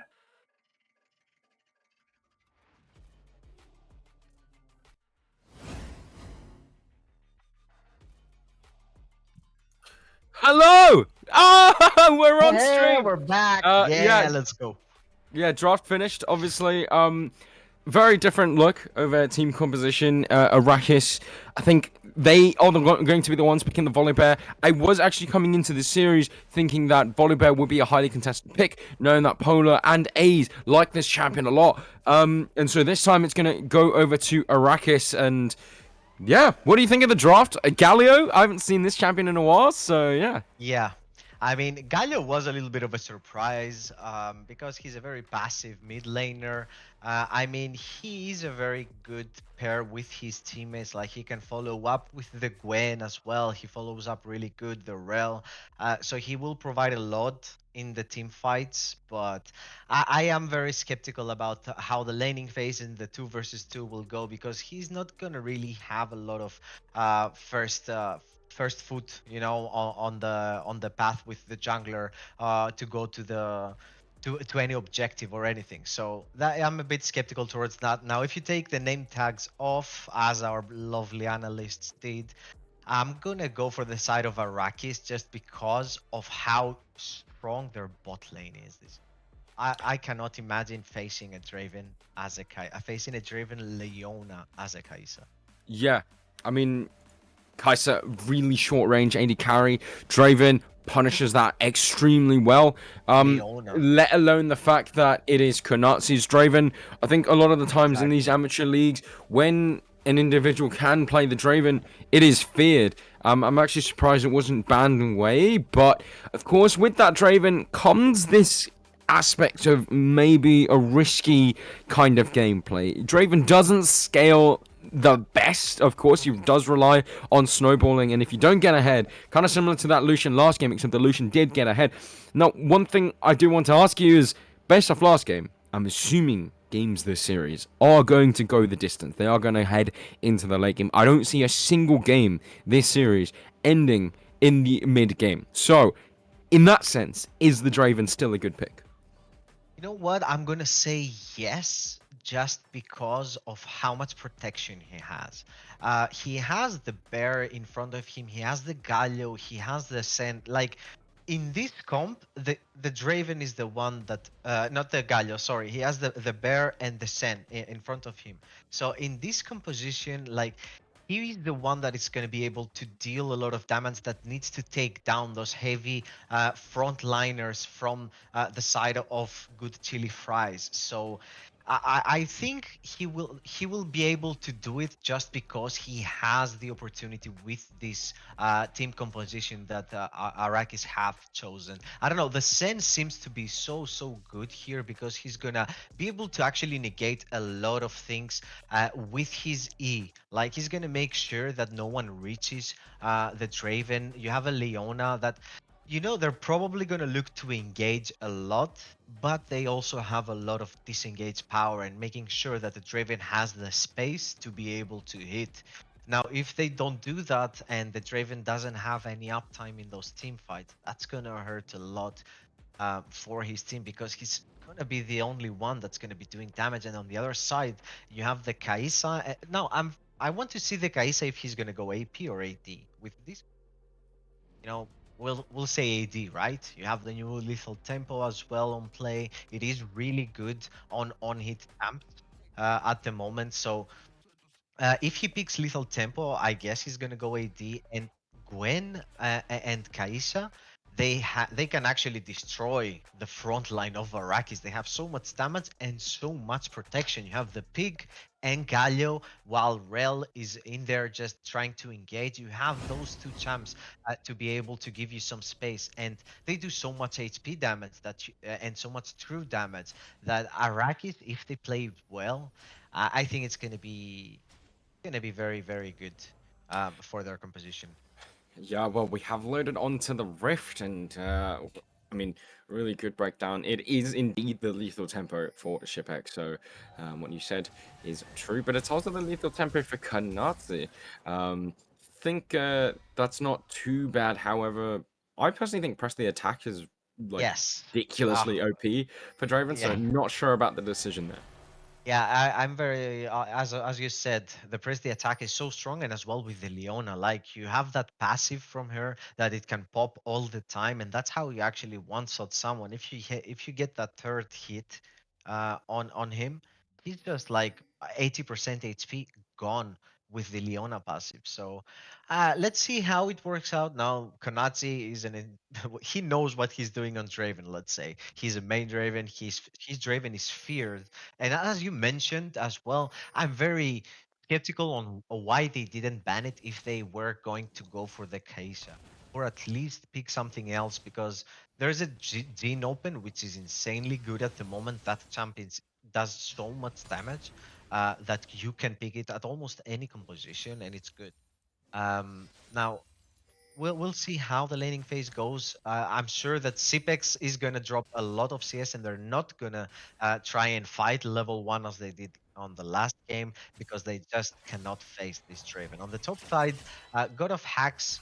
I'm not sure how the Sen Gwen matchup will go. If I'm not mistaken, the Gwen will win level 6, but the Sen doesn't really look to fight. He's more looking to join his team whenever they need it, right?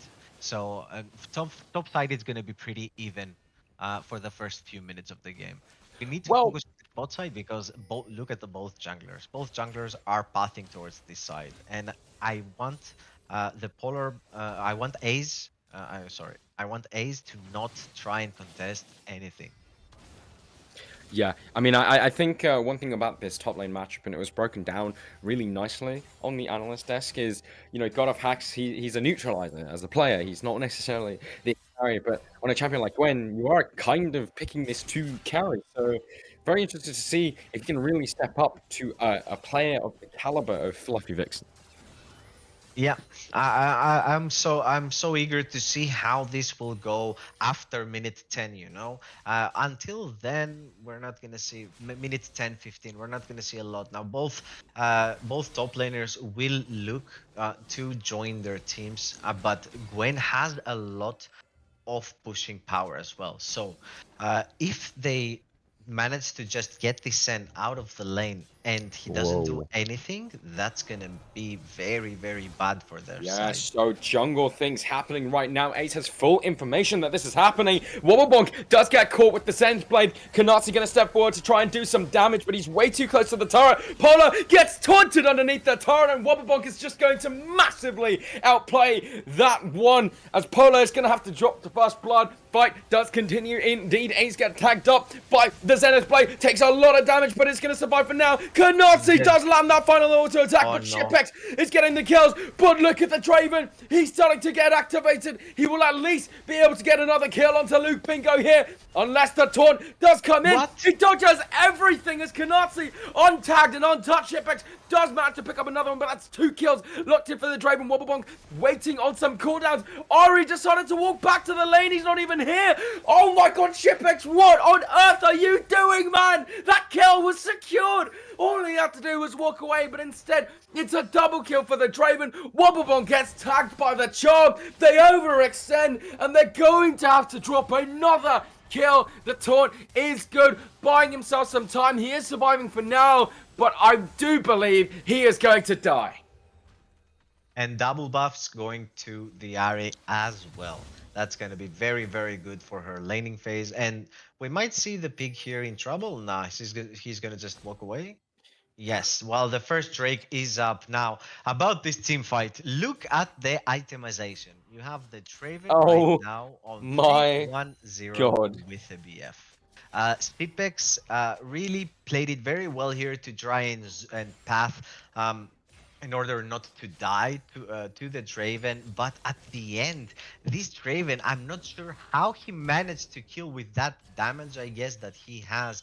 He managed to take him down. Wexic gonna face check the bush. Ace gets the stun off already. Shipex quite strong in his own right. Hotbound axe completed in his inventory. Dragon already half HP. There's 4 members strong, but the Charm is gonna interrupt the taunt as Wobblebonk does manage to catch 2 on the taunt, but Konati already picking up the first kill of the team fight. Ace, Luke, Bingo, and Shipex all have to run as Polar is gonna continue the pursuit onto the chase into the tri-bush. There is a ward in there, and Polar takes up a lot of damage, but here comes the Stand United from the other side of the map, and Fluffy Vixen is here to supply the support for the rest of its team. God of Hacks is going to get that free punch on the top side, but this dragon belongs to Arrakis. I mean, Konatsi is so far ahead and the damage is there. He's doing so much with those axes and he's just a killer at this point. This laning phase will go better and better just because if he backs, he's going to get that lifesteal. He's going to be able to just destroy the Kaisa and the Rel. So good for Arrakis here on the early game. Now, Vixen just moved bot. He used his ult to the bot side and he just ran top immediately. Now, God of Hacks just got a plate here and some minions on his back. So I don't think this was a very good trade for that TP that he has. So very good start for good chili fries here. For Arrakis. Good chili fries need to take us. Oh, but yeah, Draven bot is lane in Luke Bingo trouble? does go in with the No, crash never down, mind. but Chipex decides to go for the CS instead, and Kanati is going to go onto a killing spree. my That's the God. double kill. Oh my lord. What is happening in the bot side for good chili fries? Luke Bingo goes in, Chipex wants the CS. What? I've never seen this disconnect between these two like this before. Yeah, I mean, but the damage from Draven on that last hit was insane. Oh, but Yeah, we might well, have yeah, another Grub fight Contest here. coming in. Wobblebonk is the first one to arrive here, so the Ori will be late, and Polar might have to sacrifice his life for that one. God of Hacks, can you be the carry that your team needs? Because you are on the side of good chili fries, and you're needing to step up, and stepping up he is in this particular skirmish. The Gerbs do belong to the good chili fries, but is it enough to make up for what's happening in the bot side? Yeah, I don't think it's gonna be enough, but you need to scale. Look, oh my God, I just saw the Draven item. He has a full bloodthirster before 8 minutes on this finals. This is insane from Konate. I just have to say respect for his Draven. Yeah, Zenith Blade gonna get tagged Ban it. on to Luke Bingo. The crash down used to fence. Jesus Christ! What? Like, yeah, you should have banned it. Like, this Draven is just gonna be. That's one auto attack. Yeah, that was one auto attack, and if he does three, Cipex is dead. So they need to be very aware. Now, Cipex is gonna scale, like, yes, at some point where he's gonna do a lot of damage, but until then, like, Draven is gonna be able to freeze the lane here. RC is gonna do very easily, and the bot lane is gonna suffer a lot. So you need your jungler here. As you're gonna see, the Sejuani is probably gonna path towards bot side immediately. Not even doing the gromp, just immediately right here because I mean, players need. Oh, her. Shipex, that's a really good cleanse to get away from the Solar Flare. Aze is there. I don't think the information is locked in for Arrakis. Aze waiting in the shadows, looking for the moment. Wexic looking to step up. Shipex and Luke Bingo not yielding for now. Level 6 locked in for both the bot laners. Aze now playing onto the alcove. No information for the Arrakis bot lane as Kanatsi is slowly starting to step up. The tensions start to arise. The control would have dropped in the bush. The crash down gets flashed away by Kanatsi. This is a massive amount of gold if the shutdown has to be picked up, but Shipex has to flash away. He dodges away from the whirling death, and the shutdown gets locked in by Aze. Wexic is going to be able to trade one back. Zedder's blade tags, double kill locked in for the support of Arrakis, and what looks like a decent play coming up from good chili fries might be turning sour as it's a 2-for-1 on the bottom side, but at the very least they pick up a big shutdown onto the Draven. Yeah, I mean, Colar's actually going for more. Maybe a little bit too overextended here. Luke Bingo, of course, not that much damage. Wobblebonk does have the hero's entrance. If he wants to defend anyone, the last stand United, is going to come through, followed with a two-man taunt. And that's a beautiful play coming out from Fluffy Vixen in the bot side. And what a chaotic game, but a chaotic game going in favor of Arrakis. Yeah, chaotic game indeed going in favor of Arrakis, and I think they're gonna look to just swap here. You can see Draven already moved to the mid lane. No, he just took the CS and he's gonna stay in the mid lane. Now you're gonna have the Ahri moving towards the top side, and Sten will stay with the Kaisa, facing the Kaisa here on the bot side. Swap right now because the Draven and Leona are monsters, both of them, so they can actually take plates very easy against. Now on the other side you have this Gwen is pretty ahead. She has 70. Oh, we have Fluffy Vixen here in trouble here. Yeah, TP coming down. Shipex already very, very low. Crashdown used defensively. Hero's entrance going to be used to try and shield up any targets here. Taunt going to land onto 2. Fluffy Vixen ticking away, but Taunt's the other direction to get away. But that means Polar has to drop his life as Wobblebonk is going to pick up that one ace. Going a little bit too far forward, but his carry is just so low on health. And Daniel Brun is going to go onto a rampage for Solar Flare. Didn't find his target, but Kanate fires a whirling death from the mid lane and fires him another kill for him. Luke Bingo is going to be able to trade one back onto Wexic, but this fight is over, and once again, it's Arrakis winning out, and I'm confused. How was God of Hacks not taking down the turret yet? Yeah, I mean, there it goes. There it goes. Well, I mean, on the back end, you can say that you got the first tower, but what chaotic fights are happening here on this Rift? Like, insanely... just crazy. Let's see on the replay here.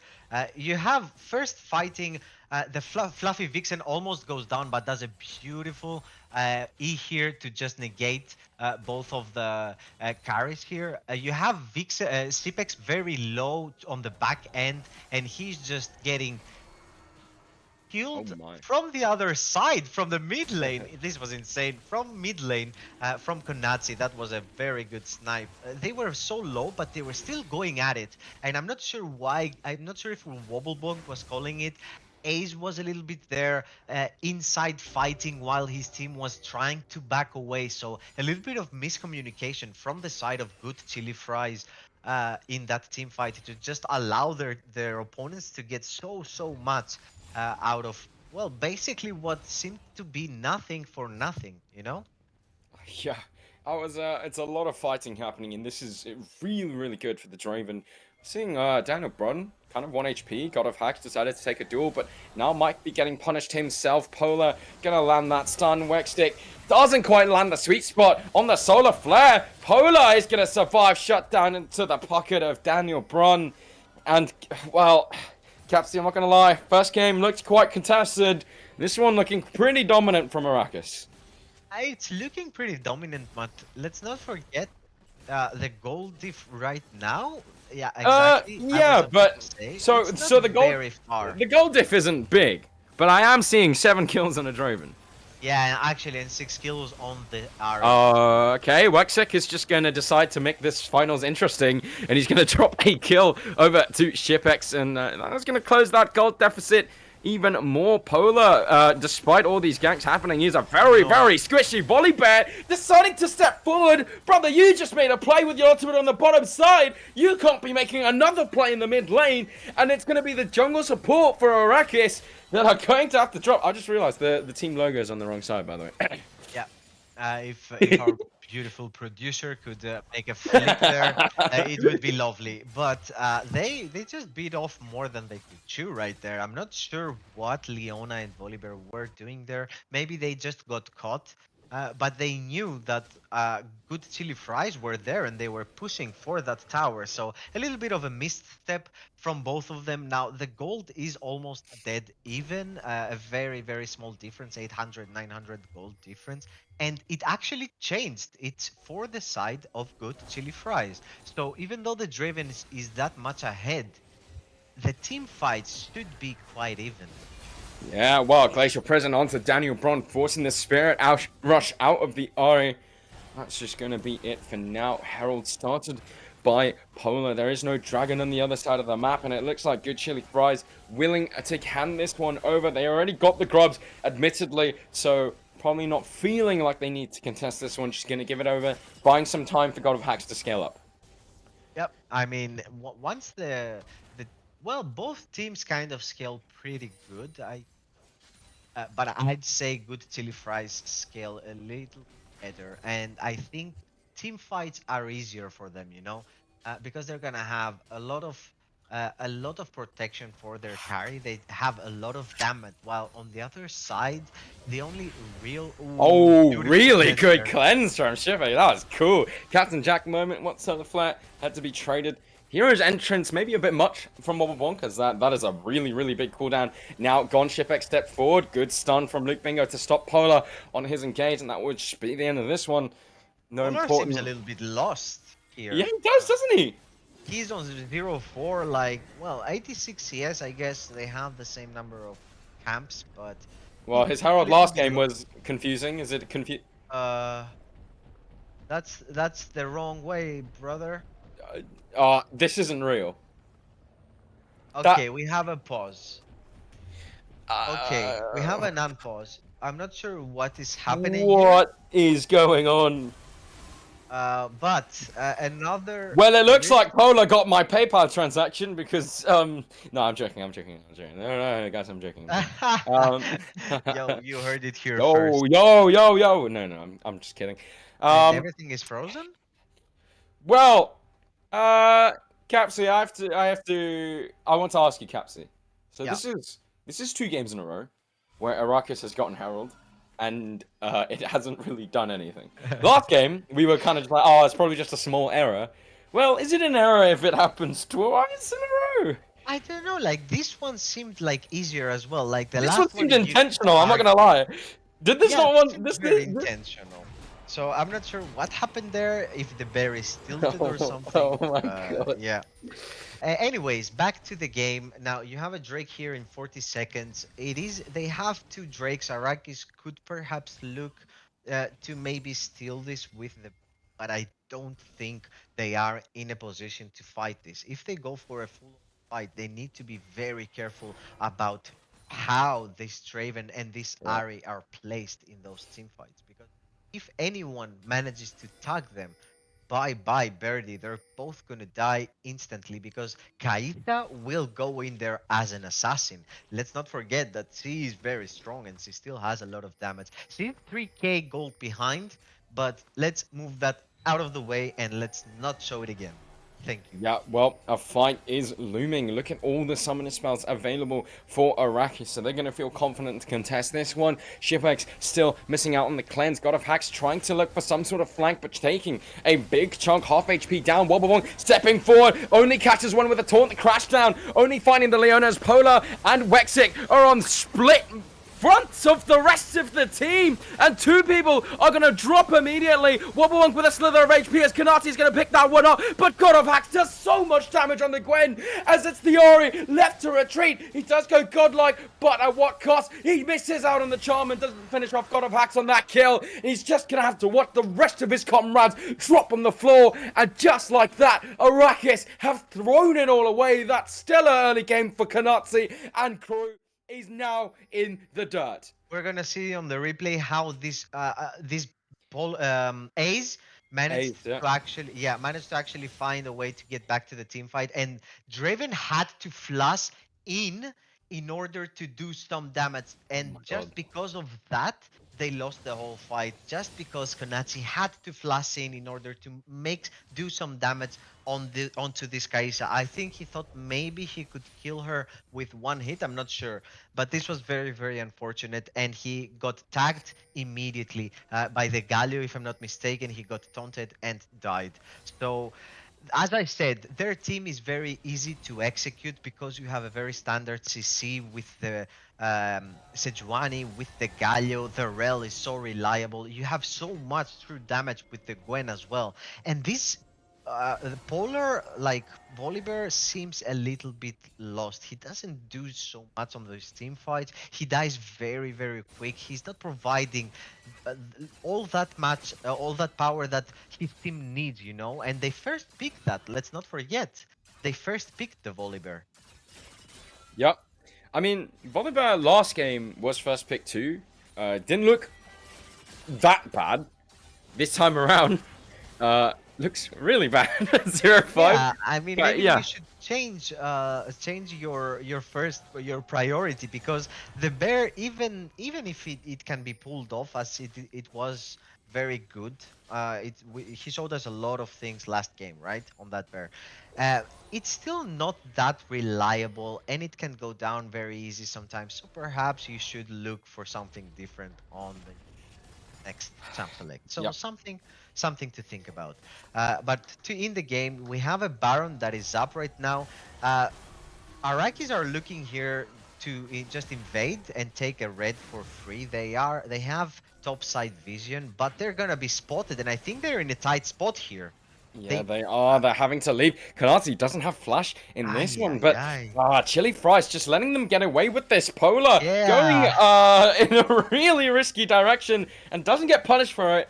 I think maybe they were worried that Shen does have ultimate, Ori does have TP. Polar stepping forward, trying to get a stun onto the rail, but this won't materialize into anything because the crash down really flimsy for the rail to be able to escape. And I think there's not much vision here for the good Chili Fries, but they are looking for something. And it looks like Zenith Blade is going to get tagged onto Ace, but Shipex uses that killer instinct to try and finish off Polar, and he's walking towards Wobblebonk here. He could be in danger. The Stormbringer over the wall, and I'm a little bit confused because, but on the bot side, oh my god, Daniel Brunt goes legendary, as it looks like it's just a straight up solo kill in the bottom side. As God of Axe is going to drop 1v1 in the side lane. I mean, you shouldn't die in the side lane. You have a death cap. I mean, the Gwen right now is the dream. You have a 2-item Gwen, which is kind of invincible. They're gonna look to start the Baron here, and I'm not sure if this is a very good idea. Well, they do have the Stand United. Gwen does have TP, spawning in 8 seconds. Not the fastest a Baron take because Ori doesn't have that much DPS. Polar stepping forward. Stand United very early. He's going to get used. Wexic does manage to find a flank, but I'm not sure he's finding the right target. Solar Flare doesn't tag onto anyone. Chipex does go into a killing spree. That's some beautiful taunt coming out from Fluffy Vixen, but Lubo Bingo is going to catch multiple members with the Magnet Storm. The fight has just blown into chaos, but Polar is made of absolute tofu, and it's going to be finished off where he stands. Daniel Brunt still very healthy. The Spirit Rush has come off cooldown. Charm doesn't find a target, but he's going forward. He's got one more charge left to use. If he gets a kill, it does go on the reset. There's no Q, meaning he can't get over the wall. Charm not going to find another target, as it will just be a team fight win in favor of Arrakis, and God of Axe is getting surrounded by the Sharks. Kanatsi lands one auto attack. The Q from Daniel Brunt isn't going to land its target, but God of Axe, he's outplayed 3 people underneath his own turret as the needlework comes back off cooldown, and he fires it towards the heart of Kanatsi. Staying there by God of Hacks to just destroy the very well played. This usage of his W was insane, and he just manages to take down this very fed Draven. At this point in the game, you need to be very careful not to get tagged by this Draven. So you have an Ocean here coming up, and it looks like it's gonna go uncontested to good Chili Fries. I don't think you have the power, as Draven just spawned. He's still in the base. I'm not sure if they're gonna even try to steal this. Maybe. Yeah, no, I think this one doesn't belong to the Fries. Kind of interesting that they have been so keen on contesting all these objectives up until now, which is the one where they just kind of handshake over. They don't even trade anything on the other side. No waves pushed in, no turrets taken. Well, I guess they get the top wave pushed in, but that's about it. Polar gonna try and revisit this Baron buff once again. Full vision control over to the side of Arrakis, which is gonna make it a lot more difficult for the Fries to enter. But the information is there. I think the Fries suspect this has started. Baron already a half HP. Daniel, Bron, and Wexic playing bodyguard to this Baron take, but the fight has already broken out. It's a 4 versus 2, and you are not winning this win. Shipex does go down, so actually it's a 1-for-1, but the health bars are low. Kanatsi has already decided to evacuate on the other side, but it looks like they are going to get away with the highs. They get the Baron for free, and somehow in a 5 versus 2 scenario, trade 1-for-1. Yep, but did you see who took the shutdown? 1,000 gold shutdown went into the pockets of Kaisa, if I'm not mistaken. Yep. Now you have a 3-item Kaisa. Looks like he's going AP. So we were wrong about his build, and there is no 8 damage on the side of good Chili Fries. But I don't think they care. They have so much true damage coming in from God of Hacks here. As we're going to see in the replay here, Leona and Ari are just playing with them in order for their team to finish the Drake. But Ari here finds a beautiful beautiful charm on the Kaisa and almost takes her down. Almost. It was very close. But the CC provided by the Rel actually helps the Kaisa survive in this one. But they're very happy. They got the Baron for themselves. They just traded one big shutdown to the Kaisa. It doesn't really I think it would be. I would say that it's worth. So they're Yep. gonna look to push here on the mid side. They have Fluffy Vixen pushing Tambi also on the bot side. I almost spoke Spanish for some reason. Pushing. I said también. Yeah. También. So yeah, he's pushing on the bot side here, and they're gonna look to take this tower down very, very quickly. They have so much damage, and Yeah. I'm not sure if as good chili fries you want to take this fight. They No. need to, they are right now. They need to chill a little bit, get some more gold on their backs. They are facing a Baron on the other team, so it's very hard to contest anything. Now, Leona, I'm not sure if you wanted to hit that buddy. If you Whoa. did, that would be very, very bad for you. So we have the push here on the mid side, and I probably will have a fight breaking out. Yeah, No, might never mind. do. They're just No. pushing out, and on the bot side, God of Hacks is just trying to push out Fluffy Vixen, but it's very hard with those Baron Dap minions. And I'm not Oh, sure- solar flare used on Shipax, and Ace hits the most insane glacial prison I've seen in a while. The fight is going to erupt into chaos as the teleport is coming in. The hero's entrance is not going to keep Shipax alive. God of Hacks, you need to be the carry, and he is indeed. Double kill locked in, triple kill as the Needlework is going to slay everyone from the side of Arrakis. 24 kills locked in for Good Chili Fries. He's going to step forward, and once again, it's a wasted Baron buff. They only managed to get one turret. They tried to finish off that turret in the mid lane, and somehow all died. This fight was started by Arrakis, and they're all gonna drop.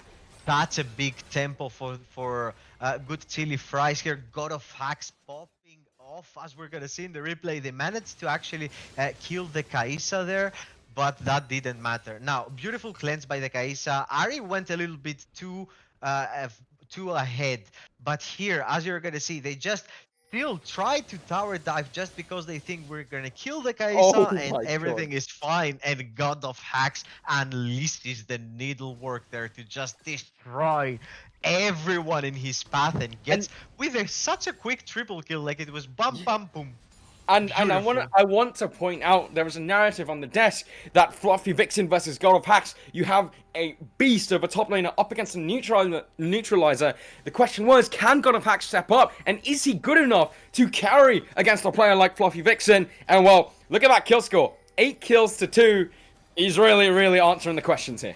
Yeah, and he's almost on 4 items. He has a Zonians in his back. I think they are ready to fight. You have an Ocean here. Ocean is going to be up. It is a third Drake, so perhaps you can look not to take a fight if it's not good for you. So they need to be very careful of how they move. If you you're going to TP wow. as well. So Yep. Arachnis are TPing here. They probably don't want to give the third Ocean. It's a very early TP, but Rexic already going to pick Ace as his target, tanking up as much damage as he can as the fight is going to break wide open. And look at the damage from the Gwen. This is why it's an S tier top laner right now. Wobbabonk is going to get a kill onto Kanati, and the snipe from Shipex from downtown is going to find the head of Daniel Brun. And what the hell? Why are we engaging on a Sejuani? Oh my god. As you remember last game when Sipex and everyone were throwing all the rules on one just champion before the Drake? Do you remember that? This is exactly what Yeah. happened. This is Exactly the same thing. And they just get melted. I just want to say props to Luke Bingo on that Rel engage. Everyone was set up, but it was again beautiful. The Galio popping off there, getting everyone in a taunt. And again, God of Hawks and Sipek unleashing their power and destroying everyone. Now, I want to point out one very, very I'm not sure if it's the champion that you have to build that, but Volibear, we're facing 4 APs, brother. Why? Oh, yeah, why am I he's watching gone an full advanced armor. plate? Yes. Okay. So that is very. I'm not sure why. Maybe it fits to the champion, but it's not a very, very good, item right now. I'd say. In any case, on the other side, you have almost fourth item completed for Oh no, Waxek, no. warning now is not Where what are you you want to going? do. He's just going to face check, he's all alone. Ori's on a reset, and he decides now's the time. I'm going to go for some deep vision. There's the entire squad of the Fries there, and it's now a 4 versus 5 situation with the Baron buff spawned onto the map. It's going to get started up and killed very, very quickly. This is a Kaiser Gwen, half HP already. They just started it, but there's no forward progression contest coming out from the Arrakis. Polar's going to get stopped in his tracks at the beautiful glacial prison, and that's going to be another kill. Capsy, have to be so critical of the jungle support gameplay from Arrakis right now. Yeah, I mean, I'm not sure what Polar and Vexic are doing in this game, but they are inting, unfortunately, and they are at the wrong place at the wrong time. Now, Leona shouldn't be warding there. You're alone. Yes, you have already put a beautiful, beautiful ward next to the bush. You can just leave that area alone because you're gonna know that now they destroyed it, but it was right there, exactly right there where our beautiful producer is showing us. So you can just leave it there and clear the vision on the other side. But he just wants that little bit of extra. Oh no. Okay, well, Wexic is just again gonna go for another Scott engage. He doesn't find the solar flare. The taunt catches too. God of Hux TP's in. He's gonna go legendary. That's a burned up minion wave, and this could be the end of the game. We're looking at a very strong push in a numbers advantage. God of Hux doesn't have that ultimate up, but it's ticking away. Coming up very, very soon. The inhibitor turret is down. Charm is going to catch onto Ace, but that inhibitor turret doesn't exist anymore, and neither does the inhibitor. The push here is done. Fluffy Vixen gets the taunt off, but look at how tanky these targets are. Shipex goes in with the killer instinct. He goes on to a killing spree. That Nexus turret is now open, and off the back of a Game 1 defeat, Good Chili Fries return to play. But how much of this game is Arrakis losing and Good Chili Fries winning? The Glacial Prison is going to land. Now here comes the crash down. Ace gets one. God of Hacks goes legendary. And it's just the end of the game. We have a series on our hands, ladies and gentlemen, because Good Chili Fries tie up the series. Wow. That was insane by Good Chili Fries. They ended the game in such style. I loved it. Insane gameplay. Well played to them. Yeah, well played to them, but I'm going to have to say something. If you're Kanatsi and Daniel Brunn here, are you not losing your mind? You are playing so good on Draven and Ahri. 10 kills on Ahri, 9 kills on Draven, but your front line are just mega trolling in front of you, and you're just like, what are you guys doing? And that's why I say, how much of this was Arrakis losing and Good Chili Fries winning? Because I mean, Arrakis kind of just threw this one away. We'll leave it to the analyst desk to break this one down further. So we'll go for a quick break, but once we return, we'll be back.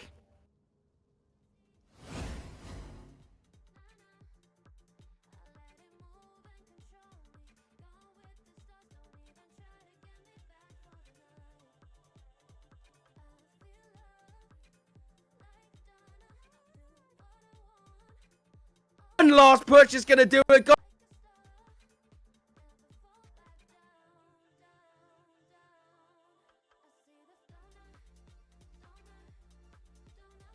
If they manage to just get this Sen out of the lane and he doesn't do anything, that's gonna be very, very bad for their side. So jungle things happening right now. Ace has full information that this is happening. Wobblebonk does get caught with the Sen's Blade. Kanatsi gonna step forward to try and do some damage, but he's way too close to the turret. Polar gets taunted underneath the turret, and Wobblebonk is just going to massively outplay that one, as Polar is gonna have to drop the first blood. Fight does continue in. Outplay that one, as Polar is gonna have to drop the first blood. Fight does continue indeed. Ace get tagged up by the Zenith Blade. Takes a lot of damage, but it's going to survive for now. Kanatsi does land that final auto attack, but Shipex is getting the kills. But look at the Draven. He's starting to get activated. He will at least be able to get another kill onto Luke Bingo here, unless the taunt does come in. He dodges everything as Kanatsi, untagged and untouched. Shipex does manage to pick up another one, but that's 2 kills. Locked in for the Draven to get activated. He will at least be able to get another kill onto Luke Bingo here. come in. What? He dodges everything as Kanatsi, untagged and untouched. Shipwrecks does manage to pick up another one, but that's 2 kills. Locked in for the Draven. Wobblebonk waiting on some cooldowns. Ari decided to walk back to the lane. He's not even here. Oh my god, Shipwrecks, what on earth are you doing, man? That kill was secured. All he had to do was walk away, but instead, it's a double kill for the Draven. Wobblebonk gets tagged by... To take Oh, him Wexic down. gonna face check the bush. Ace gets the stun off already. Shipwrecks quite strong in his own right. Hotbound axe completed in his inventory. Dragon already half HP. There's 4 members strong, but the Charmer's gonna interrupt the taunt as Wobblebonk does manage to catch 2 on the taunt, but Konati already picking up the first kill of the team fight. Ace, Luke, Bingo, and Shipwrecks all have to run as Polar is gonna continue the pursuit onto the chase into the tri-bush. There is a ward in there, and Polar takes up a lot of damage, but here comes the Stand United from the other side of the map, and Fluffy Vixen is here to supply the support for the rest of it. He's back, so I don't think this was a very, very good trade for that TP that he has. So, very good start for good chili fries here. For Arrakis. Good chili fries need to take us. Oh, but yeah, Draven bot is lane in Luke Bingo trouble? does go in No, with the never crash down, mind. but Shipwrecks decides to go for the CS instead, and Kanati is going to go into a killing spree. my That's the God. double kill.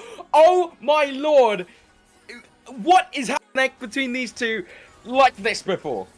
Yeah, I mean, but the damage from Draven on that last hit was insane. Oh, but Yeah, we might well, have yeah, another Grub fight Detach here. coming in. Wobblebonk is the first one to arrive here, so the Ori will be late, and Polar might have to sacrifice his life for that one. God of Hacks, can you be the carry that your team needs? Because you are on the side of good chili fries, and you're needing to step up, and stepping up he is in this particular skirmish. The Gurbs do belong to the good chili fries, but is it for the Arrakis bot lane as Kanatsi is slowly starting to step up? The tensions start to arise. The control has dropped in the bush. The crash down gets flashed away by Kanatsi. This is a massive amount of gold if the shutdown has to be picked up, but Shipwrecks has to flash away. He dodges away from the whirling death, and the shutdown gets locked in by A's. Wexic is going to be able to trade one back. Zedda's blade tags, double kill locked in for the support of Arrakis, and what looks like a decent play coming up from good chili fries might be turning sour. 2 for 1 on the bottom side, but at the very least they pick up a big shutdown onto the Draven. Yeah, I mean, Polar's actually going for more, maybe a little bit too overextended here. Luke Bingo, of course, not that much damage. Wobblebonk does have the hero's entrance if he wants to defend anyone. The last Stand United, is going to come through, followed with a 2-man taunt, and that's a beautiful play coming out from Fluffy Vixen in the bot side, and what a chaotic game, but a very, very low crash down used defensively. Hero's entrance going to be used to try and shield up any targets here. Taunt going to land onto 2. Fluffy Vixen ticking away, but Taunt's the other direction to get away, but that means Polar has to drop his life as Wobblebonk is going to pick up that one. Ace going a little bit too far forward, but his carry is just so low on health, and Daniel Broad is going to go onto a rampage for Solar Flare. Didn't find his target, but Kanatsi fires a whirling death from the mid lane and fires him. Another kill for him. Luke Bingo is going to be able to trade. But I am seeing 7 kills on a Draven. Yeah, and actually, and 6 kills on the Ari.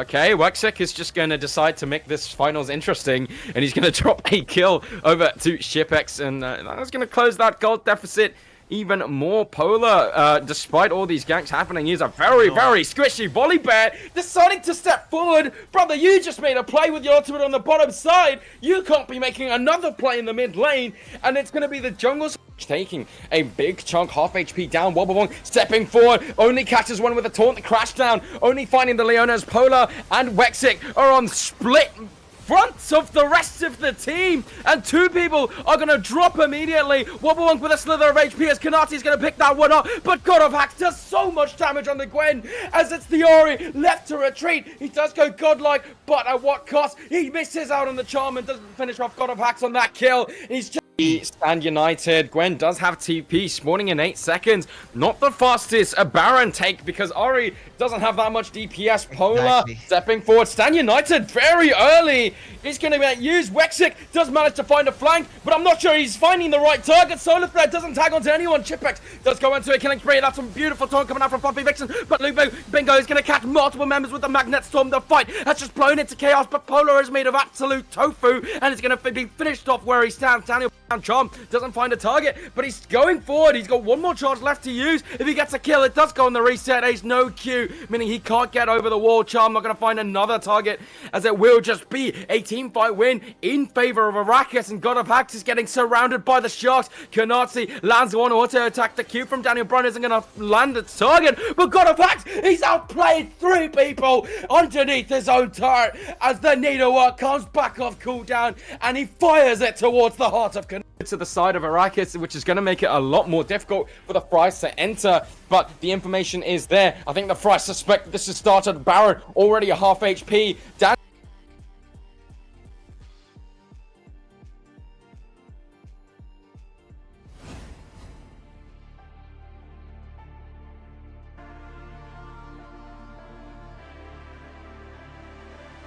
But it's not quite working. Now Gragas is getting Eternal. But look at that turn of damage as the Gucci G-Strike eliminate 2 members. And the Cataclysm continues to get 2 more picks locked up. My God, Ace flashes forward and just executes Alfred's Pro, where he stabs What a the cast, cask. going to interrupt the blast cone over the wall, and he's going to follow through again. God of Hacks reads his opponent beautifully. Taking the portal out. Polar's gonna get a 3-man CC. Daniel AoE over the top, forced to flash away from the Cataclysm. Wex is rejoining. Granazzi is free firing in back line. Scatter over the top again. Carries untouched. Arrakis run him down. Axe has joined the party, Shipx has joined the party, but the Gwen is immune. A great big impale into a double shockwave. A fantastic team fight by the good Chili Fries.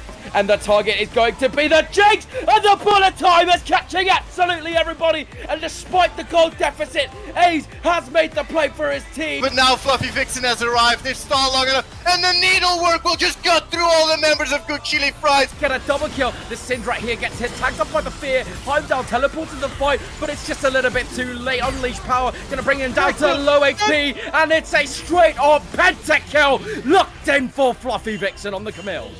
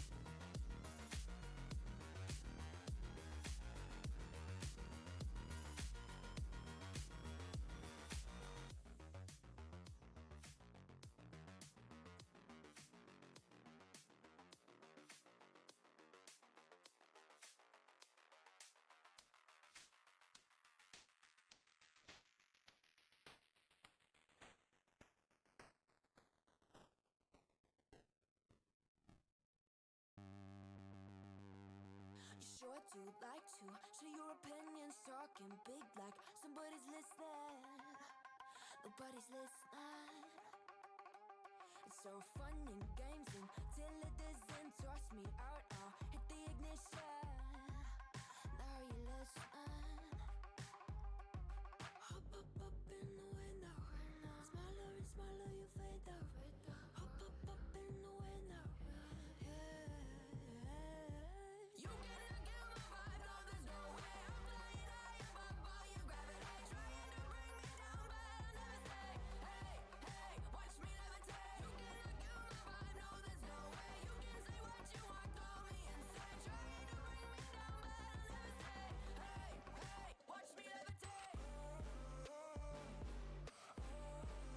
Watch me levitate.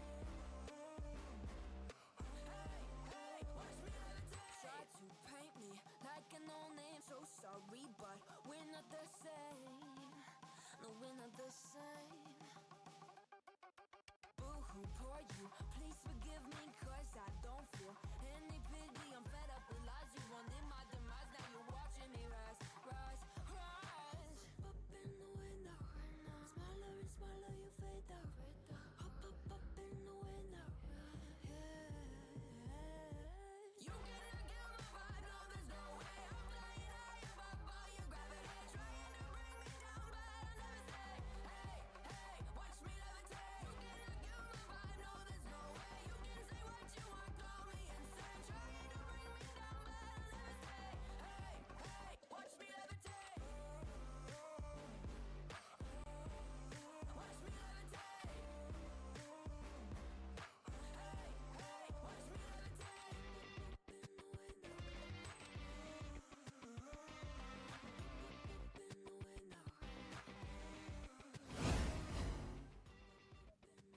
Welcome back, everybody, to the CWL Grand Finals, and we have a banger on our hands. Arrakis Esports and Good Chili Fries are 1-1 apiece. Last game probably didn't go the way that Arrakis wanted, having 10 kills apiece on both the mid laner and, of course, on that AD carry, but they just couldn't find a way to try and finish it. But, of course, Scopes and Craven are here joining me today. Scopes, what's the big thing you think Arrakis should have done to finish off that game? I feel like one of the things they should definitely not do is dive those turrets in the mid lane, because it just feels like they kind of very disrespected the real counter engage with like Galio on top of it, right? It just seems like they really went too deep. And then the second thing, what they also shouldn't do is basically go that hard onto the Sejuani, right? In that river fight, it's basically they threw a lot of abilities on it. They kind of hard focused the Seju, kind of got baited slightly too much into the river, and then like Luke Bingo got like real ultimate. Again, Galio comes on top, and they just got wiped. And they definitely should play more around Draven, right? Because in a lot of fights that did happen, Draven wasn't really able to hit, even though he was really far ahead. Yeah, 100% agree with you there. The Draven against these big tanks, he's amazing at dealing with these squishy champions. He gets a bit of a gold lead. He likes the Bloodthirst, Infinity Edge stuff that is just pure damage. He doesn't want to go for the thing called an LDR or anything along those lines. When we did get to these late game team fights, it just felt like him and Ari didn't pack enough punch to get through that front line. But of course, Craven, we saw the Gwen on the opposite side, fantastic into that Shen, of course, on the side lane. And then in those late game team fights, Gwen just took over. Do you feel like Gwen was the major reason they won, or do you think there was a different reason? I mean, Gwen overall is just a champion that if it's allowed to scale and you just allow her to play the game as she wants, eventually she is going to be the menace of everyone. She's going to show up and she will show why she's just a hyper carry champion in the top lane jungle, wherever you want to play her. The idea is that if she's allowed to scale, she can just 1v9 the game. That's just it. Yeah, 100% agree with you, especially with the new patch of 14.19. A lot of these items that deal a little bit more damage have been toned down a bit. So this base damage, base healing is really going to be helping out. So Gwen, very happy with the changes coming.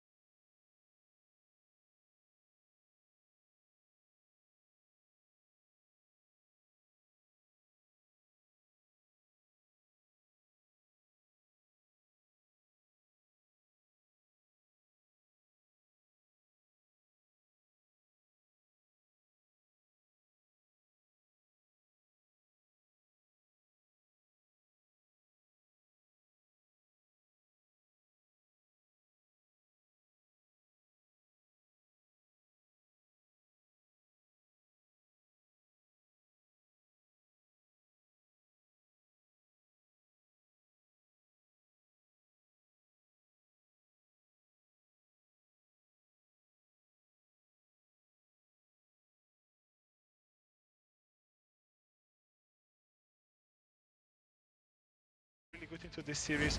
Again, a scaling mid laner could be a really good, but we will see. Also, one thing to point from the previous game, I think that Volibear build was very, very questionable. Shipex decided to go AP Kaisa, right? So the fact that we didn't do any magic resist on the Volibear at all until like third item is very questionable. Yeah, I've been hearing the Spectral Scour is actually very good. A lot of these base items, even if you just pick up a little bit, amazing in towards these AP champions. But Craven, you've been reading a lot about patch 14.19. You've seen what everybody likes to play. Draven in towards this AD carry of course, Canati. Is there any special pick you want to come out from these teams coming on further into this game or series? I mean, I'm just a big fan of a Kog'Maw game with Lulu right now. Honestly, it's just one of my favorite champions right now. Just to see it play out, it can be a bit of a struggle sometimes if you have to deal with something like a Ziggs. But I mean Cog'Maw could be a possibility then. Yeah, it could be. It's always a possibility, but it's definitely a champion that needs to. It needs its light to shine, you know. Yeah, so then my question is for you, Craven. Do you think that we're coming out of this more heavy engaged meta of the Rel, Nautilus, Leona, and we should be opting more towards these enchanters? Or do you feel like there's only like a specific place in a certain team comp for it? I feel like engaged meta is going to be hard to actually leave because of how we. Just in general, the game doesn't have really a lot of options for tenacity. So anything with engaged stun CC is just really good. However, I think a strong peel back comp when you're playing something like a Kog'Maw can really just wreck everything in their path as long as it's played correctly. But yeah, I agree that you probably shouldn't see much of a change in terms of meta supports. People will probably still prefer the engaged ones, but that doesn't mean the other ones can shine. It's always like you have the thing that everyone finds cool. All the supports want to be the engage. If you find that one amazing hook in towards the backline, like the first game, on towards someone like the AD carry Lucian, there we go. You're able to completely take over the game compared to when you play an AP carry or even a enchanter. Yes, you can have a ton of impact, but it's not seen as much. So a lot of people like to go for that easy engage. And I feel like that's probably the best here in the CWL, as a lot of these teams, yes, they're fantastic at what they do, but hard engage is something that you can't stop. If you have Nautilus on your team, someone is getting stunned up minimum. So it's an easy way to try to find that engage. But of course, Scopes, do you agree with this here? Do you think we should be opting slightly away from these main engage champions, or are we going to be keeping with them? As we'll get back to that in just a second, as he's getting himself sorted out all behind the scenes. But yeah, Craven coming in towards this second game, except for the Kog'Maw coming out, is there any other AP mid lanes you want to see? Because we've seen the Ahri a lot in this recent meta, but there hasn't really felt like there's been a counter to what he's been doing in this mid lane. I mean, honestly, the thing about Ahri is that it's a very early game champ. Yes, it has a lot of like playability. It's really hard to match her. I mean, her ult cooldown is very low, and she can make a lot of plays. But it doesn't change the fact that it will just get outscaled by a lot of other mid laners. It's more of a matter of can the other side play these late game mid laners that will just win the fight? Can we slow the game down a bit and allow ourselves to scale to then win the games? I think that's the big question, because if we can't, then we really will need to find something to reply to the Ahri, something that's just a strong early game. And currently, she's probably one of the best, if not the best, AP mid laner when it comes to early game. You can think about maybe LeBlanc. Talia as well? Talia, but Talia is a very control sort of mage. She kind of just wants to also just slow down the game a bit. But I think definitely something like LeBlanc which is very bursty, very active, which is kind of what Ahri does as well, is probably the best like second option if you'd have to think of the same like sort of level of gameplay. Yeah, you gotta love a bit of burst in League, especially with the recent patch, making it where a lot of champions still have burst damage, but slightly less than before. Pretty hurt me a lot because Pyke not as strong in the current meta. I love it when Pyke just, runs to a full team, 5-man ultimates, gets himself that pentakill, but I don't think we'll be seeing that today.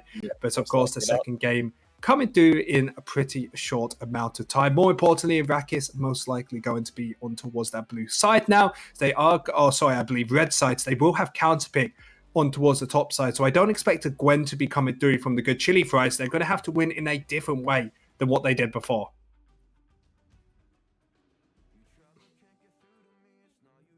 As we do need to figure out what's going to be happening in towards that next section. Craven, one thing that we do have to talk to you about is, of course, you being that stats guy. You're the guy behind the scenes who was able to get everything sorted on that way. How did you feel coming in towards this matchup on both of these teams? Was there any certain stat you saw from both of them that really stood out? Yes, of course. I mean, Luke has he's had the highest KDA since the start of the season, which is kind of crazy. Like, how can you keep up those numbers since the very start? But yeah, he never dropped, and he's still got that going on for him. It's really hard to beat him currently in that regard.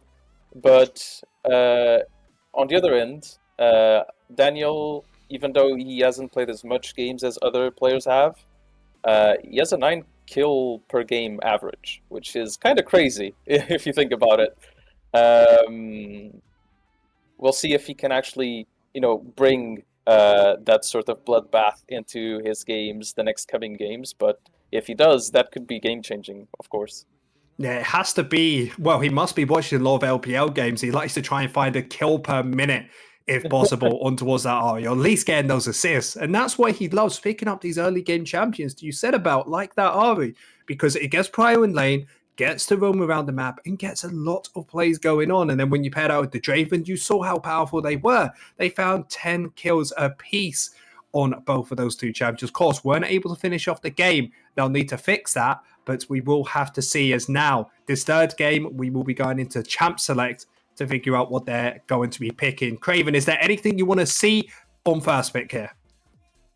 Ooh, just Slimmer Ziggs, honestly. Ziggs? I mean, I think Seraphine could be picked in towards that champion, can match the scaling in towards it. Of course, the Mega Inferno Bomb, very difficult to try and deal with. Jhin is historically a very good counter towards it. You buy the static Shiv, have the Q for the wave clear as well. Plenty of answers into it, but with both of these AD carries, when you have Shipex on your team, I don't think you pick up Ziggs. You pick up a hyper carry for that, man.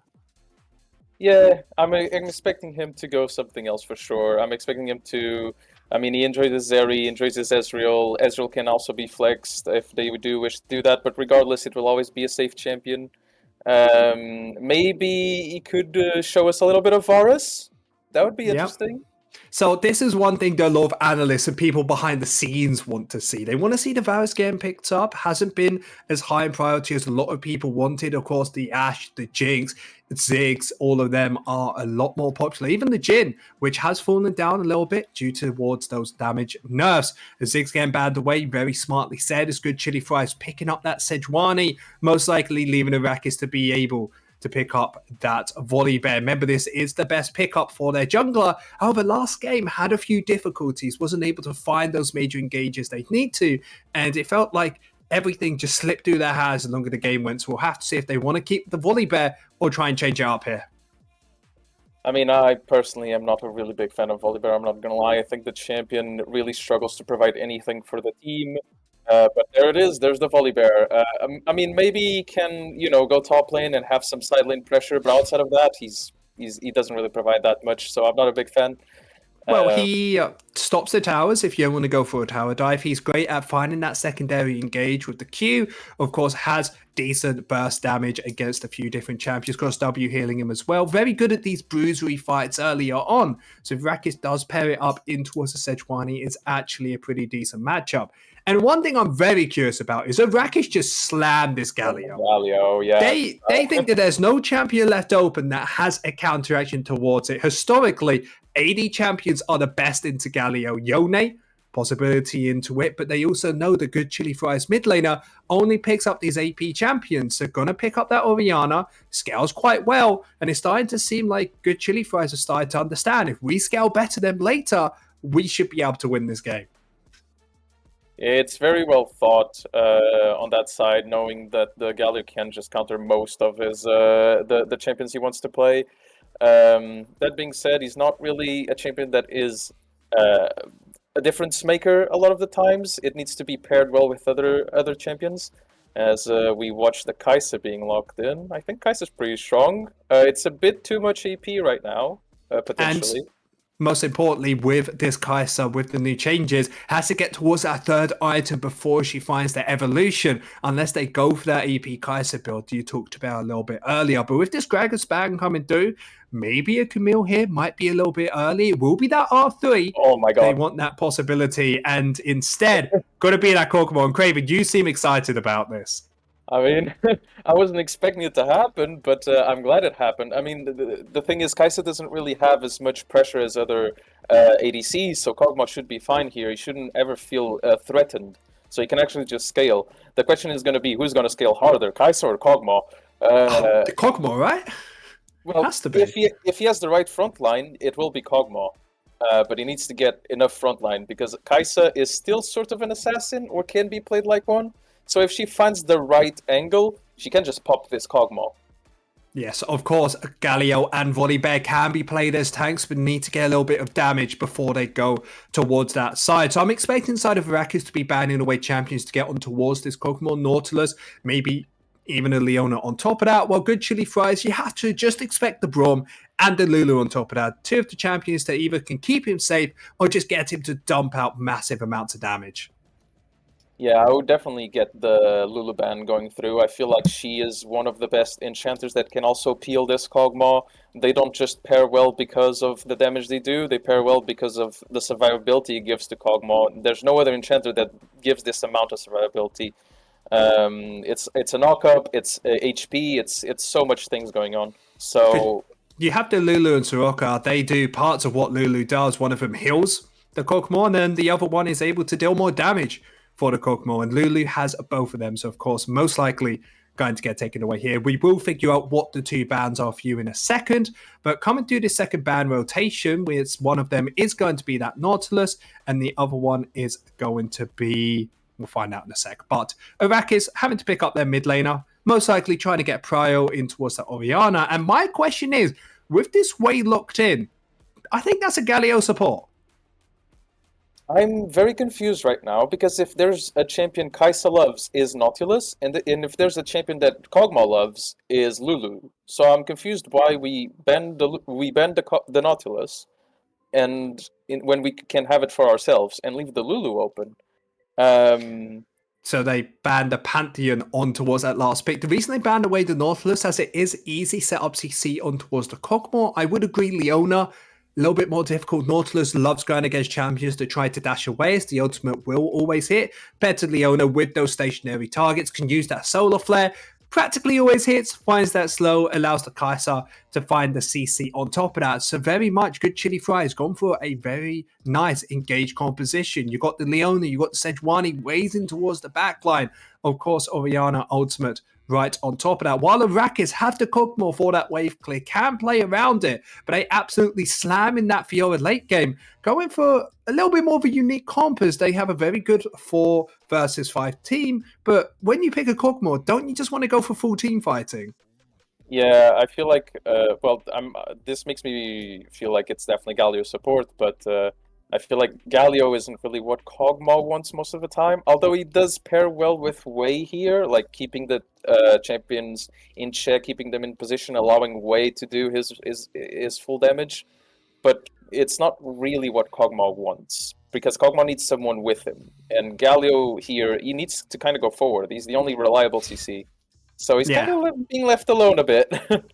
Yeah, I completely agree with you there. Arrakis have gone for 2 different team comps at the same time somehow. They want to go for a split pushing comp with the Fiora.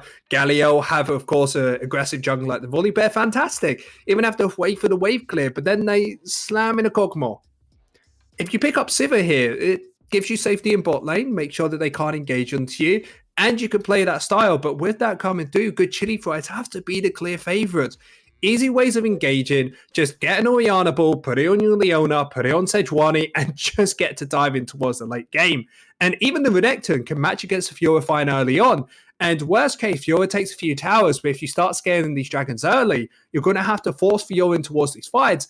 And I don't even think she's going to be having that much fun in these fights. Yeah, I very much agree. I think Good Chili Fries just have the easiest composition to actually play out. It's very one dimension. Everyone gets what they need to do. Everyone understands their role, and you can basically use it in any situation, whether it's to retake an objective or play out an objective where they have to go into us. They're just covered in all sorts of places. It's something that's very natural. It's something we actually see a lot in pro play if we talk about like LPL, whatever region you want to pick up that's in the highest scale. Yeah, and Iraqis, I feel like they're going to struggle unless, of course, they get the early game in. Yep. Need to find that early game lead. Try and play around this Fiora when possible. Kog'Maw, maybe, but longer the game goes feels really difficult. But remember, guys, everybody at home, the polls are live. Who do you think is going to win? Good Chili Fries or Arrakis? And while you do that, we will be heading over towards our casters for our third game of Good Chili Fries versus Arrakis. And so far, it's been a banger, so I expect more of this. So take it away, guys.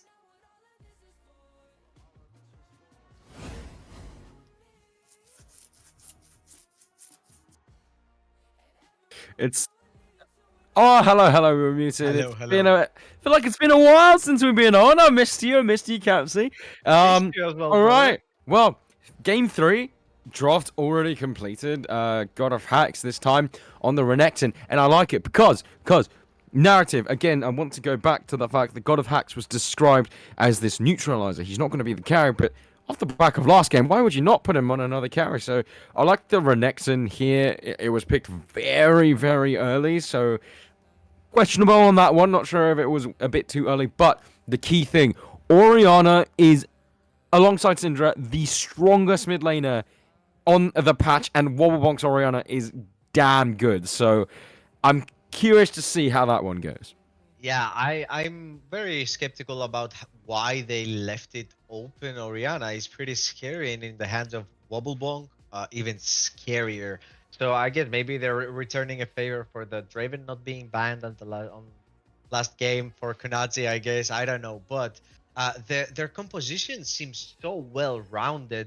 Now on the later game stages, Fiora is a little bit stronger than Renekton in that side lane. She can actually bully him down. She can take towers so fast. So Arrakis here have a really, really strong pair on that top side of the map for the beginning, with that Volibear as well lurking around, because Volibears really love ganking Renektons. If you have a Renekton that goes behind as well in the early stages, and a Fiora that is a little bit ahead, that's going to be so good for Arrakis. Now on the other side, the Zway support provides a lot of range. Yes, you have pairing that up with the Kog'Maw. That is as well pretty hard to deal with, because you have a Leona and the Kaisa. They are pretty low range. Now if they get their hands on you, that's another story, because that's going to hurt. But until then, they're going to feel a lot of pressure in that bot side. So they're probably going to need Sejuani to lurk around as well, in order to provide them with that assistance, in order to not fall very much behind in the laning phase. Because Zway, brother, that hurts early on. Quite is a really strong pick in this game. Now, one thing I do actually want to kind of keep my eyes on is Polar on the Volibear. Last game, it was a while ago, but if anyone remembers, it was a nothing short of a disaster. So maybe it's one of these scenarios where you pick it again, try to recover failures over the past, and redeem yourself. But how much do you think this is going to impact the game? Of course, throughout a series, things can happen, but it's like, I feel like if you have a game like that on a certain champion, you kind of just need to drop it, move on. I don't know what you think, though.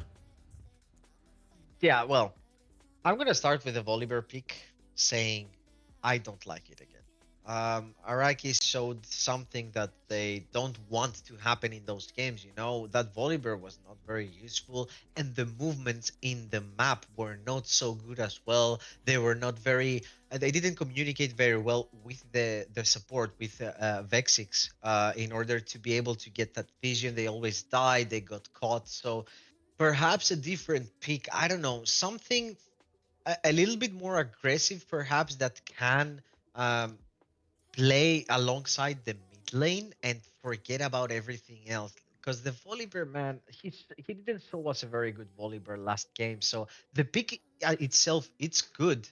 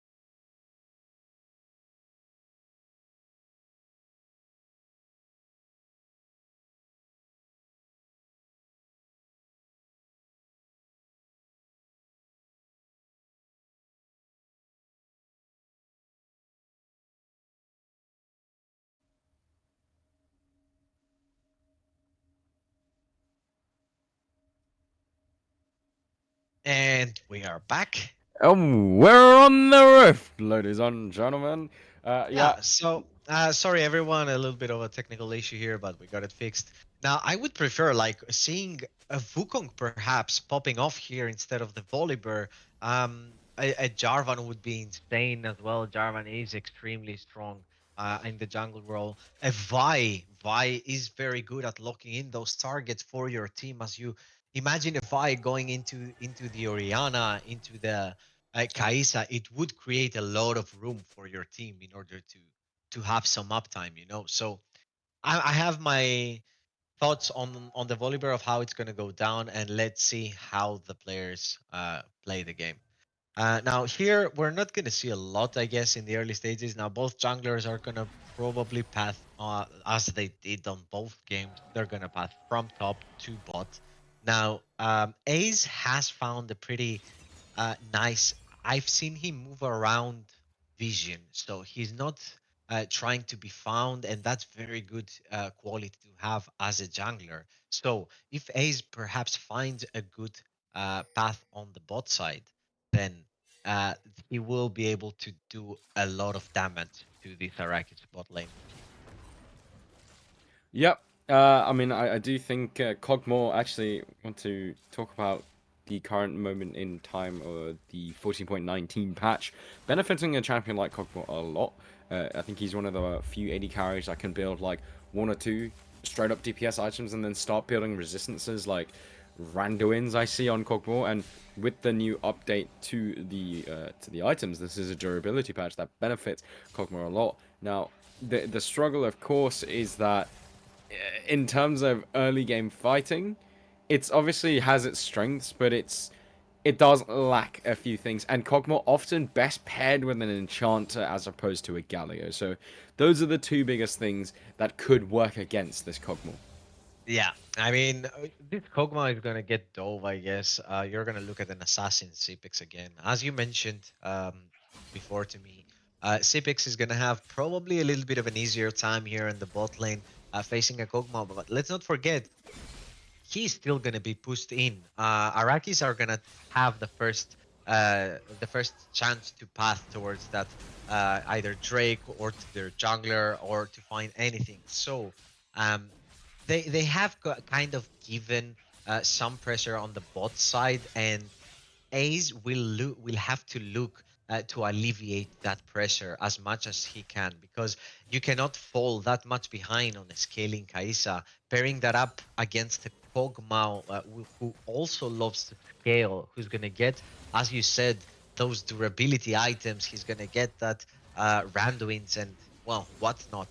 So you wouldn't really have a lot of damage for him. So if you do not scale well.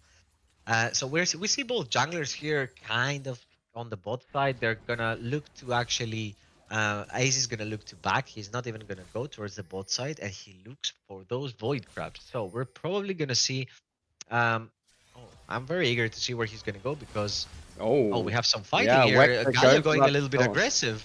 Yeah, goes for that taunt on the bot side. Loopingo going to return the damage with the Zenith Blade. And you see the troubles of a Kog'Maw without an Enchanter. You are kind of just a sitting duck. Stun tagged onto Wexic. Shipx still feeling confident to DPS forward. That lethal tempo is proccing. And Kanazi might be to want to fall as well. A double kill in the bot side. And it's going to be the bot lane of Good Chili Fries benefiting off this one. And not just that, but just for the passive of the Kog'Maw, the passive of the Kog'Maw did some damage to those minions. So the lane is actually not gonna be frozen towards Kog'Maw, but towards Kaisa most likely. So very very well played. They were patient enough. They found a perfect hit on the Kog'Maw, a perfect E from the Leona, and they managed to just destroy both of them. Because if once you spit all of your damage as Kog'Maw with that W on, then you have nothing. And when that ends, then you're both very reliable, liable on dying on the spot, as it happened right now. Very well played. So this CPEX so does the power of Kaisa. Yep. I mean, again, I go back to my point. Kog'Maw without an Enchanter, not the best. And I would also recommend not 2v2ing or starting 2v2s if you don't have an Enchanter with a Kog'Maw. You can see that Kaiser's just a lot more dueling power than the Kog'Maw in that sense. Fortunately, Kanazi did have passive and Shipx used the flash earlier. Had he not, I think Shipx would have been able to flash away to get out of the passive damage. But yeah, so first blood drawn on the bot side, wave pushing towards the Kaiser as well. And so it's a good start for Fries, but as we know, throughout the series, good starts don't necessarily mean good things. I mean, we're about 2 minutes away from having a total fucking chaos happening. Oh, well, speaking of total chaos, it's Kanazi being tagged with the Zenith Blade once more in the bot side. He's going to get stunned again. That's 3 kills now for the Kaiser. 5 minutes into the game. They were able to pick up the Infernal Dragon, but at what cost? Because bot lane is a disaster class right now. Yeah, and Ace is looking to get some more vision here. He's just helping his bot lane so much with this pathing that he did, and he's gonna look to. He's gonna steal it. Nah, never mind. He's not gonna steal the frog. That would be very funny, but he might find himself in trouble here. Yeah, he is going for a straight up fight. Wexic again misses out on the Justice Punch, and Wobble Bonk, you might have some troubles getting back to safety because he's being stunned up, tagged with the Spiraling Despair, and the Orianna is going to go down. Kanazi does pick up a kill for his troubles so far this game. And that's going to ease up the deficits he has caused early on because, well, to be fair, he's only 1 kill behind off the back end of that one. Wobble Bonk had flash. Very, very curious as to why he didn't use it. And he would be dead as well. I mean, the Volibear flashing there, that was a very easy kill because the pathing from Orianna was... He could have just walked towards the Quay. I mean, he was dead either way. Nah, I mean, Galio had flash too. I mean, if he no, because if he had just walked upwards, he would have walked closer towards mid lane turret, and he would have been able to flash. Upwards, yeah, perhaps. But we might have a sneaky play here. Might have a gank in the top side. Polar dodged all of the vision, got off hacked. Not aware this is happening, but Fura not the best gank setup. Of course, Polar does have that Stormbringer, but the parry already used. This was very execution on this one, very confusing, and they are taking a very long time. Hayes is going to be able to move up to the top side here. Fluffy Vixen already used the parry in the previous fight, and they are now on the evacuation. Flash burnt. It took so long in this play that it was borderline comedic, and Polar and Fluffy Vixen have to escape with their tails between their legs. I mean, I'm not sure why Fluffy Vixen is flashing there, because Ace is level 5 still. He Yeah. didn't really do damage. I mean, he had the Q dash out, so I'm not sure why Fluffy Vixen. I guess he's playing it safe. Now here on the mid lane, both mid laners will always be even. You know, Orianna is Ray pretty much matched in the range department, so they are kind of chilling there. They shouldn't die anytime soon, and we haven't seen any jungler focus on the mid lane at all. I think this couple of games, everything is happening around Drakes, around objectives, but nothing in the mid lane and the top side. If I'm not mistaken, like we haven't seen actually any jungle pathing towards top, right? Both of Hax and Fluffy Vixen are just chilling. So, but all of the games. Yeah, I mean, kind of hacks, Fluffy Vixen throughout this series.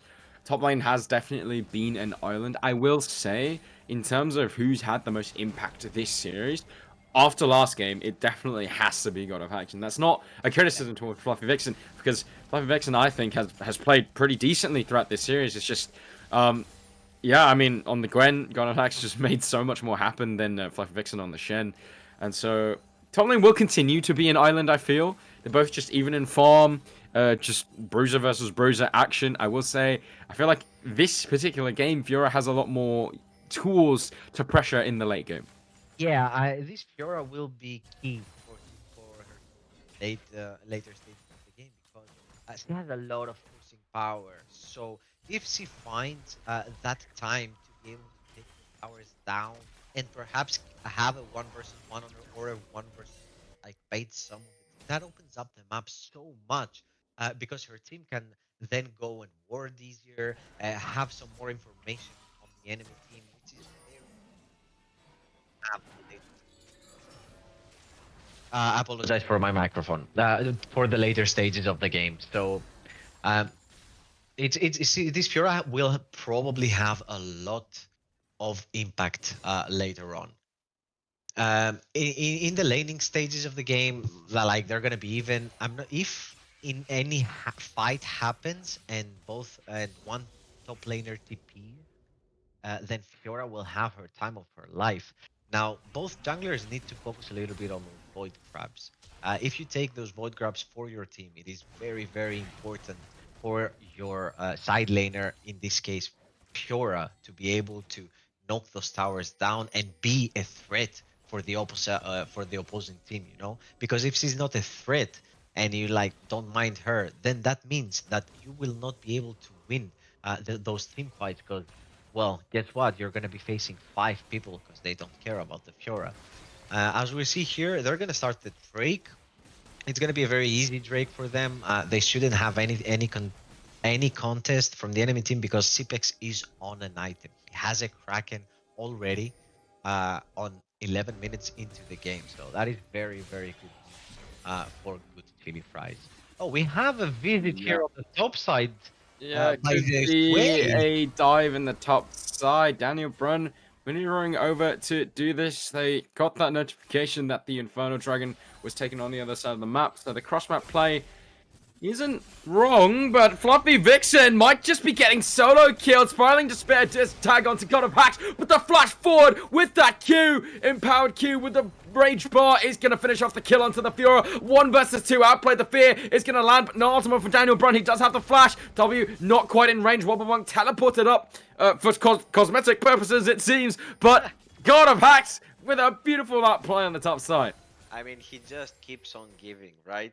God of Hacks just keeps on giving. And they said, you think, oh, a very nice reactive flash here from the Volibear to escape, well, death perhaps. in this case. But look, Bingo is looking for more. Yeah, and they are might looking. kill him. I think they know that he's on the wolf camp, and Polar gets tagged up with an infinite amount of CC. Here comes the hero's entrance to try and save this volley bear, and he is staying alive for now because it looks like the Fiora has roamed into the mid lane from the spawn. Wobblebog does get a 3-man shockwave and trades 1 kill back.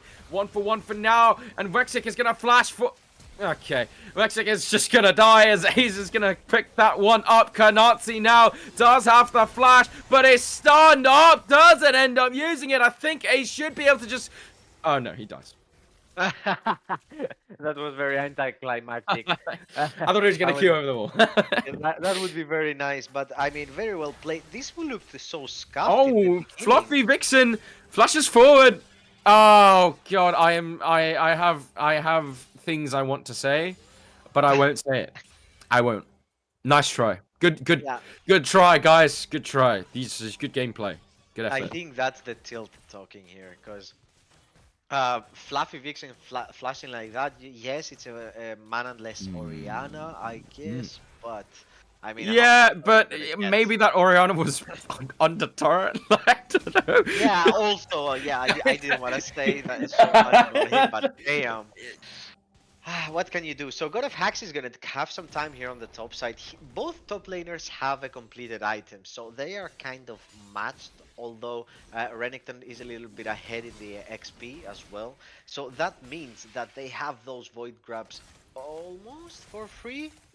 Did the Herald spawn? Are fortunate. So they didn't get any Void grabs from those 3. That was very unfortunate, but they have at least a very good. Oh, Kaisa might get. No, they're not gonna look for it. So they have a lot Well, of they scale actually in the might bot do. side. Yeah, Oh, yeah, yeah, they yes, might he's- do. Daniel Brun on the bottom side. Barrier used from Shipex already. Spiraling to spare. Is going to finish off the kill. Shot down. Locked in for Daniel Brun. Good roam into the bottom side, but look at his movement back into mid lane because Ace is kind of covering this area and he's got that pings down onto the map. Daniel Brun does have flash. Fear is going to tag onto Ace. Well done by Daniel Brun to survive that one, but now pings onto Polar. Oh, this is way too aggressive, way too deep. He's invading all by himself. Wobblebomb goes onto a killing spree, and Katsi again.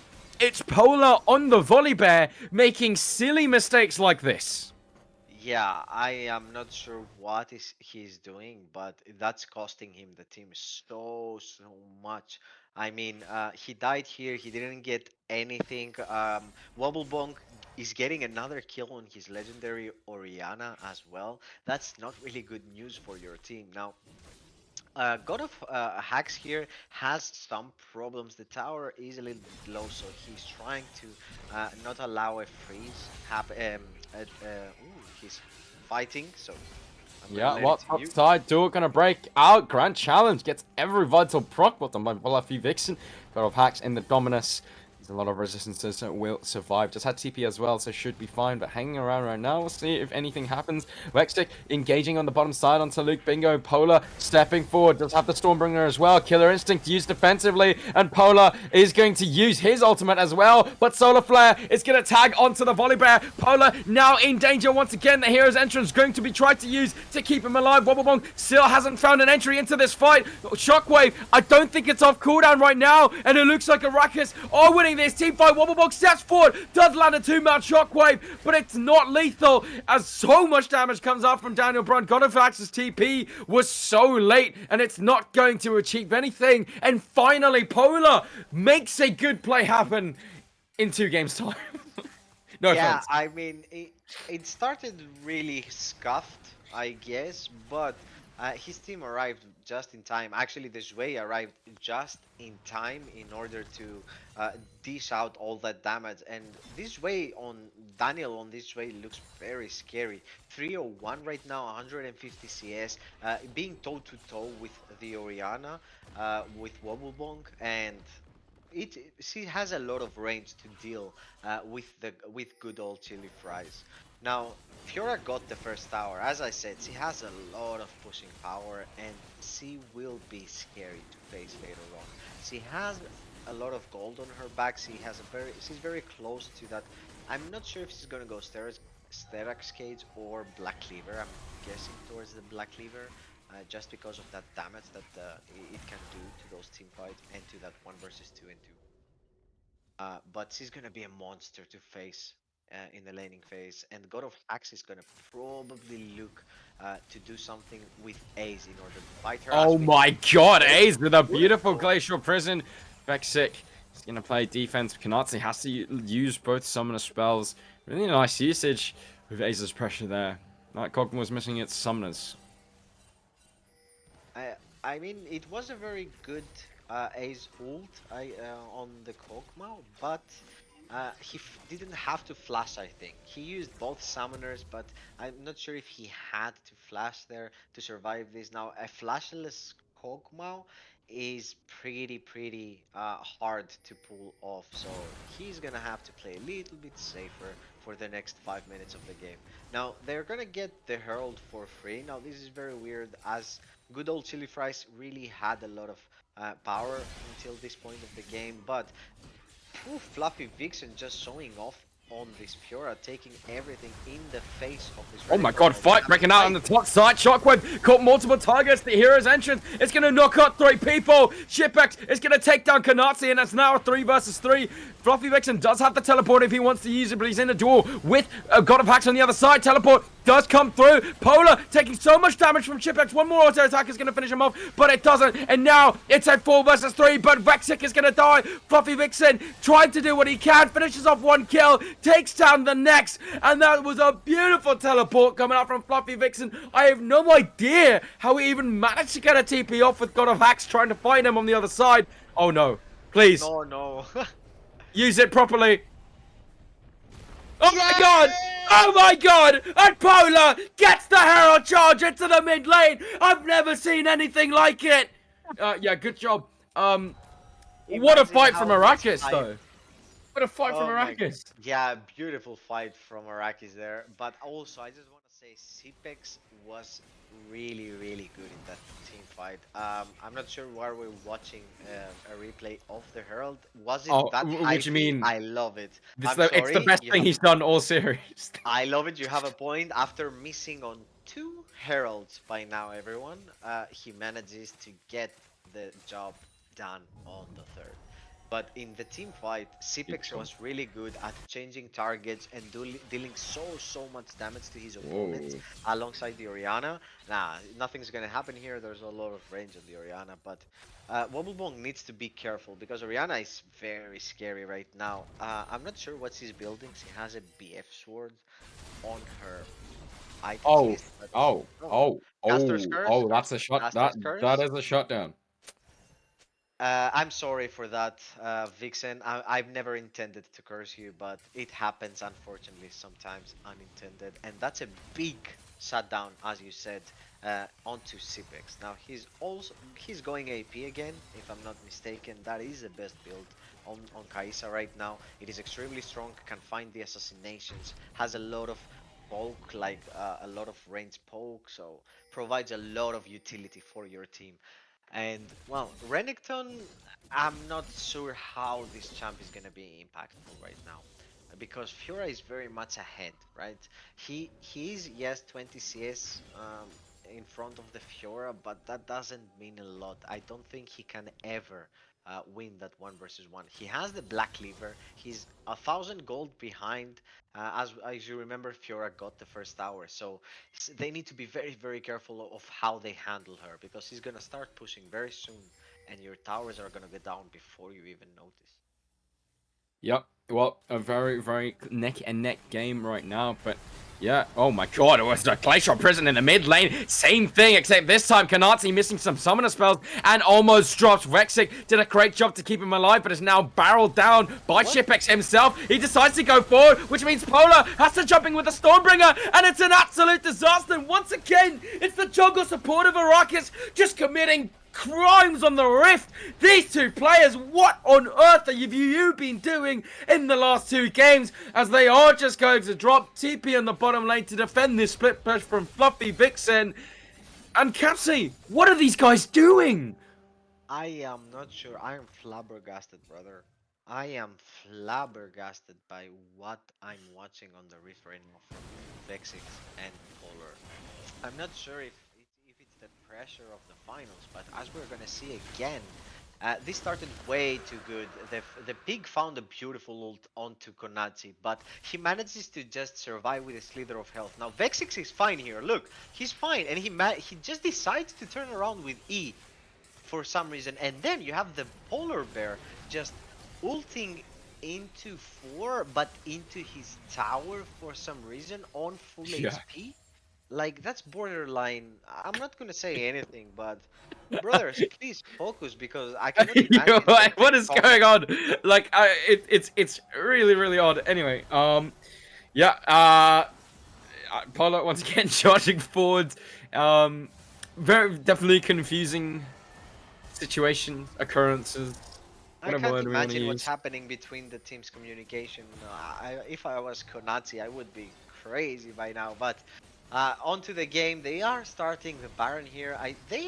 Have pretty decent damage for the Baron. I don't think they can one-shot it as they want, and they're not unnoticed yet. They don't know. Good Chili Fries do not know. Now Yeah, they're well, gonna put on yeah, a word, and I think they need to back off immediately. Exactly. yeah. Just say, job's done. We couldn't get any more, and move on to the next objective. We don't have anything but Luke Oh, Bingo. Luke Bingo looks for the engage. The solar Hello? flare is gonna catch, but Shipex kind of goes melee range, but it doesn't matter. That is an assassin himself, and it's gonna be Kanatsi dropping. Vectic is gonna follow too, and you guys started the Barrow not too long ago, but I don't think it belongs to you. Good Chili Fries will be able to just head over to the Purple Worm and pick this one up for themselves. If we can get a replay, I just saw the bear dancing around with his Q, dancing around the Kaisa and not stunning her. Um, we're not gonna get a replay probably, but I'm not sure. Wait, really? Yes, he was actually dancing, or not dancing, but moving around like in circles. Ooh, God Oh of my Hacks God, God might of find Hacks! you 1 versus 1. Yeah, What he does the get hell? flash out of fluff. What a series from God of Hacks.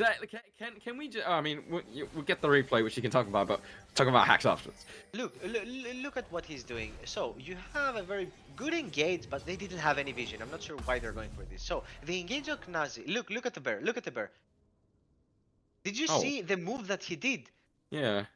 Like, he went to Suspicious, the huh? right and then went to the left. That didn't really make sense there. It just, I don't know. I don't know what's happening.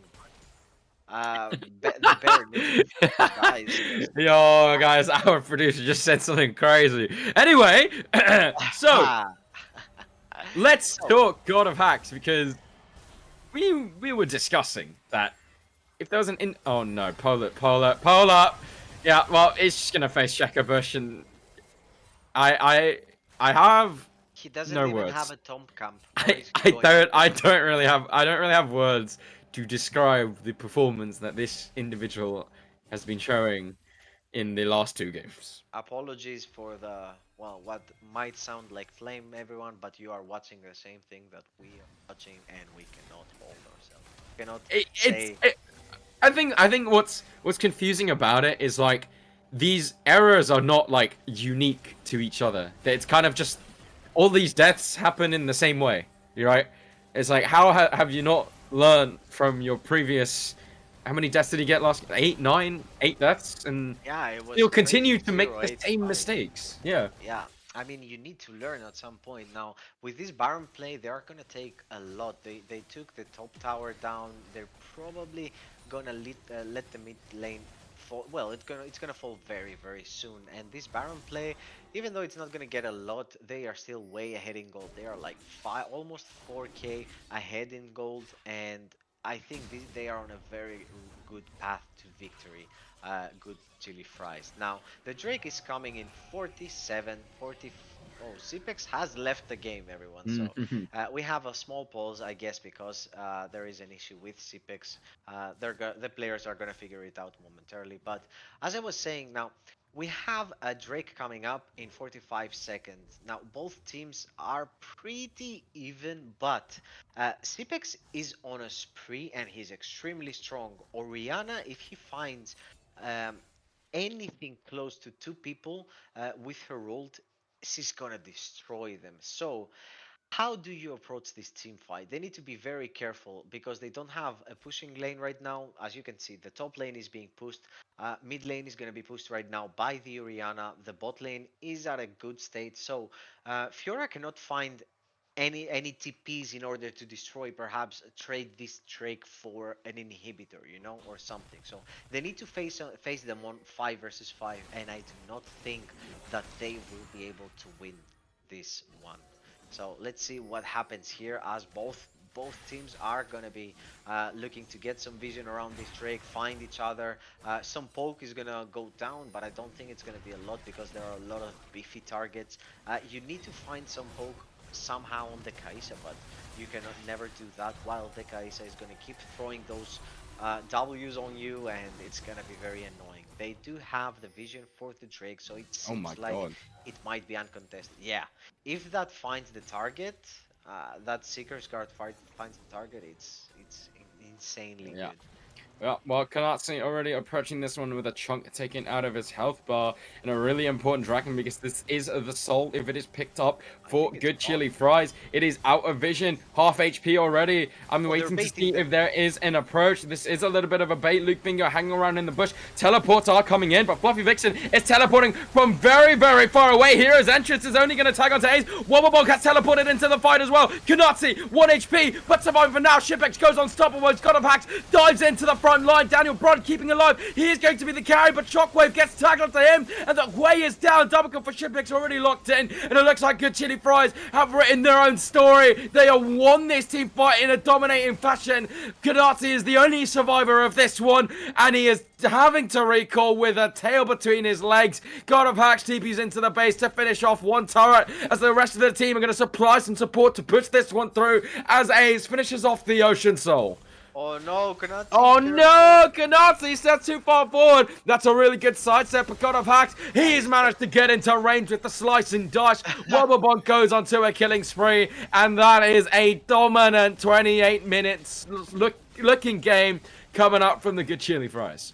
Very, very dominant from Good Chili Fries. I mean, they're doing everything correct. They baited the fight on the Drake. They didn't even want the Drake there. They just wanted the bear to go in, and they immediately turned on him.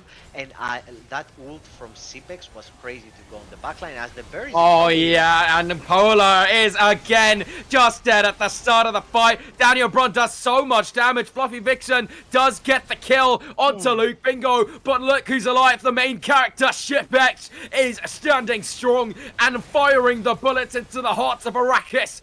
Wexic, look to him to see if he can find and engage. He's had a troublesome 2 games so far. On the Galio, not done too much this game. It looks like Arrakis will hold on for now, but the wave is starting to push in. Kanatsu, no summoner spells. The shockwave catches 2. Wobblebog goes onto a rampage, and Shipex flies in to finish off target. Good Chili Fries, get your orders into the fast food restaurant because they are on match point in the grand finals of the CWL. I mean, I just have to say the performance from Cipex here was insane. This guy is crazy on the ADC role. Now, Konazi couldn't do anything this game, like he didn't have any protection, but Cipex just putting on a performance. Well played. Yep, well done to the Fries and Shipex for Arrakis. It's back to the drawing board. And, well, we'll see what the analyst desk thinks of that game, what they can conclude. What do they think the Fries need to do to close out the series, and what do they think Arrakis need to do to get back into the series? All of that to come after the breaks. Do not go anywhere.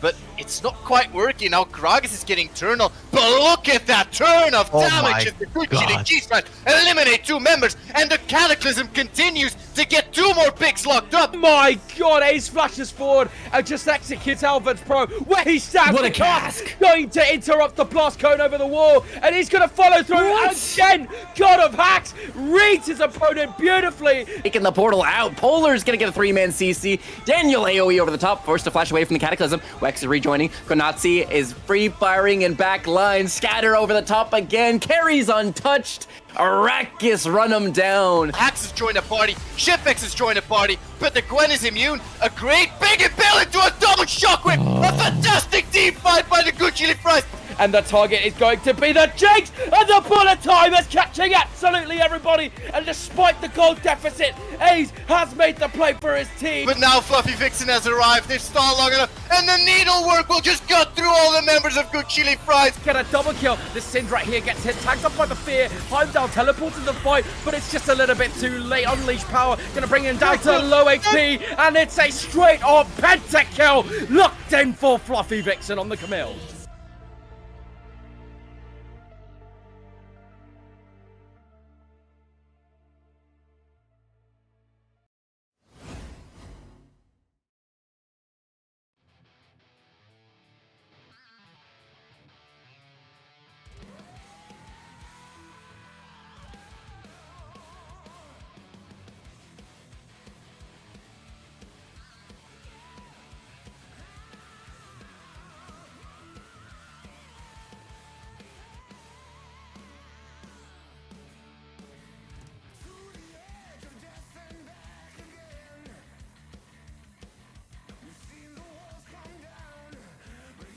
Getting delayed on getting anything done so far. Great job here for Good Chili Fries. Yeah, I actually really like that play because typically what you will see at this mark where Caitlyn takes first turret is they will actually shift mid, but because Wobblebunk is actually just... Oh, another shockwave in the mid lane. Sorry to interrupt you there, but that Fate Sealed will not get a kill. He's already executed before here, and that is Ace also scaring away Polar here. That is a paranoia. Use the 90 caliber net to create some distance, and Ace is there to help. They won't be able to quite kill him as now their teammates have arrived here, and Konatsi wants himself a piece of this because his health bars are quite low. He doesn't have the Super Mega Death Rocket, but he will get Shockwave almost. It's flashed away from Bipolar, but now there is coming in the Vixen. Like the needlework picking up Shipex here. Another TP coming down here, and Hax is a little bit out of position, but he can just drift over the wall, and he will be out. But once we start to see that come through is, yeah, it's going to be, you can already see it's going to be that Rabadon's coming through. She is online, ready to go, and this is just a dead Orianna. Faint Sealed will not connect, but the Paranoia does. The Fear now lands, coming out of Zonia's all afraid, but a Shockwave will connect the 2 people, and that is an isolated Zane, and they will just let him die to the ace in hole from Shipex, picking himself up the second kill. And that is a fight started by Arrakis fail that will get dodged away from, and now they're pulling the trigger here, and that is answered with a Bob Blossom will lock down 2 people, and the Soul Unbound from this. No! It will just help him out. He did such a good job surviving. But now Fluffy Vixen has arrived. They've stalled long enough, and the needlework will just cut through all the members of Good Chili Fries. Yum yum yum, says he as he picks up, I believe, almost a triple kill. Maybe somebody stole the kill credit here. And Konatsi, but the ultimate, the Breath of Life, will keep Konatsi healthy. Ace is trying to go for more. He's just all in committed to this, and so will the Nico with the Bomb Blast, and will find the kill on Konatsi as well as Wiggies. But I'm sure that now that Ace has dropped, he will drop as well. Hax has joined the party, Shipex has joined the party, but the Gwen is immune. A great big impale into a double shockwave. A fantastic team fight by the Good Chili Fries, and the last member is Polar. They have the super minion available. It does favor Shipex, I believe, with the long range, although he does take a decent chunk of health damage as well. It's kind of a good trade here by the side of Arrakis, but I think it should have been going better in the favor for Chili Fries. Yeah, they took a good rocket. Ooh, flash that is a flash-in commitment, and now Kanats is getting engaged on at the same time. The snare comes through after the flash. Too late, first blood locked in for Shipex. Wiggy's engaged on this. Maybe they didn't know this was happening after all. This Ari should give them enough time, but Jax is here. This. Oh, but Shiwigis is going for it. He will connect the Zenith Blade, but Ace is already waiting in the bush, and he will land it. The 90 caliber net will deal a lot of damage to Kanatsi, but without summoners, Polar will find him with the excuse of his flash, though. And now he's gonna get snared up, stunned up by the Thundering Smash. Will jump almost to safety, but he won't quite get there. Ace will go down to the tower. That is an excited Jinx. The barrier will keep her alive, and he will get a return kill. And what? I've always been saying that like Caitlyn needs to really be played by very good players to accelerate the game and push the lead hard enough to close out the game fast, right? But I think ever since the item changes, she feels like she falls off a lot less, and one trap into anything. Welcome back, everybody, to the CWL. Super excited to be back, and Good Chili Fries are having a momentous occasion on their hands. Won the last two, as Arrakis have not been able to keep up. This Korkmore pick didn't really seem to be able to work out the way they wanted to. Of course, Scopes and Craven are joining me here today. Craven, how do we feel about that last game? Do you think it was the Korkmore, or was there something else that went wrong on the Arrakis side? Well, I was hoping you'd leave me for last, because I have some strong opinions, but I guess it's fine. We'll just get them out. I mean, let's get them out of the way, now. huh? We'll just get them out of the way. So, yeah, the comp for Arrakis was completely off, and it's something we talked about during draft. But also, Galio Trailblazer, Fiora Ravenous Hydra BT, that it's a lot of lifesteal. It sounds good on paper, but I'm pretty sure she still lost to Renekton. Volley with no Sundered Sky, so he was just fully going the Gauntlet into the Spirit Visage, which is like actually not giving him any healing, so he's not actually a bruiser, he's just a tank. But then again, it's like, what is Volibear's actual role in the team fight? Because he can't peel for anyone. It's not real. He has to Q someone. He has to walk up to them. So they can kind of just ignore him. He doesn't deal damage because he didn't go a damage build either. So it just felt completely off, and it really felt like nothing was working, and it was kind of like they didn't allow themselves to make anything work. It's how it felt. Yeah, maybe we need to get you in towards the background telling them what to pick, because I'm a big fan of Trailblazer. I'm a person who likes to play Bard. Movement speed always feels fun, so if you get out of Galio, maybe you can find the W easier, but I can see how that can be a little bit more difficult. But Scopes, we've talked about the stuff that they have, figured out, what they wanted to pick. What do you think needs to be changed? Because we talked a little bit how there was no defenses for this Korkmore. Do you think they needs to be picked again? Do you think they need to change things? How does Arrakis win this next game? I don't necessarily think that Kog'Maw was like really an issue. I think the bigger issue was what was around the Kog'Maw, right? One thing certainly, I don't really like Galio Kog'Maw bot lane, right? It felt very vulnerable, right? Like Galio has some sort of ability to kill people off him, right? But if you're going like Kog'Maw, just go like Lulu, maybe Milia. And then again, if you're going Kog'Maw, why do you pick just a split pusher, right? I don't really see team comp, right, with then like Fiora in the top lane, because like she just wants to be on the side against the Renekton, right? Like, so what are you really playing for? Like you're playing 4-1, like then why just don't pick like maybe like an ADC with like safer wave clear in the mid lane, right, to keep the wave like under control? Or are you going like team fight, right? But then just instead of Fiora, probably pick something like, I don't know, Camille maybe, or like something that has at least some sort of like team fight power, because Fiora, like, it's really very awkward to actually play. But the biggest issue, the biggest issue, though, I would say, is the Volibear. I don't necessarily think it is the champion, right? But like you have given 2 games, right, on the Volibear, like you're just picking it, and it is with completely like absolutely zero control in the game. Like it's not doing anything early game, late game, like it has absolutely zero value in the team fights, right? It just kind of like the player doesn't really know what to do. He's kind of caught in between, like tanking, clearing, right? He has decent CS, but then like, is this really what you want to do with your Volibear? So it's kind of weird. I would say like completely drop the Volibear and just maybe go back to the beginning, just like make a very simple draft, like, and go towards the team fights. Because like Konatsi is not playing bad at all, right? His Raven was really good.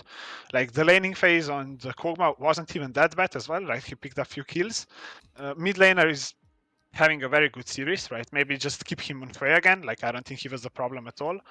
So yeah, just maybe keep it more simple, and that's that.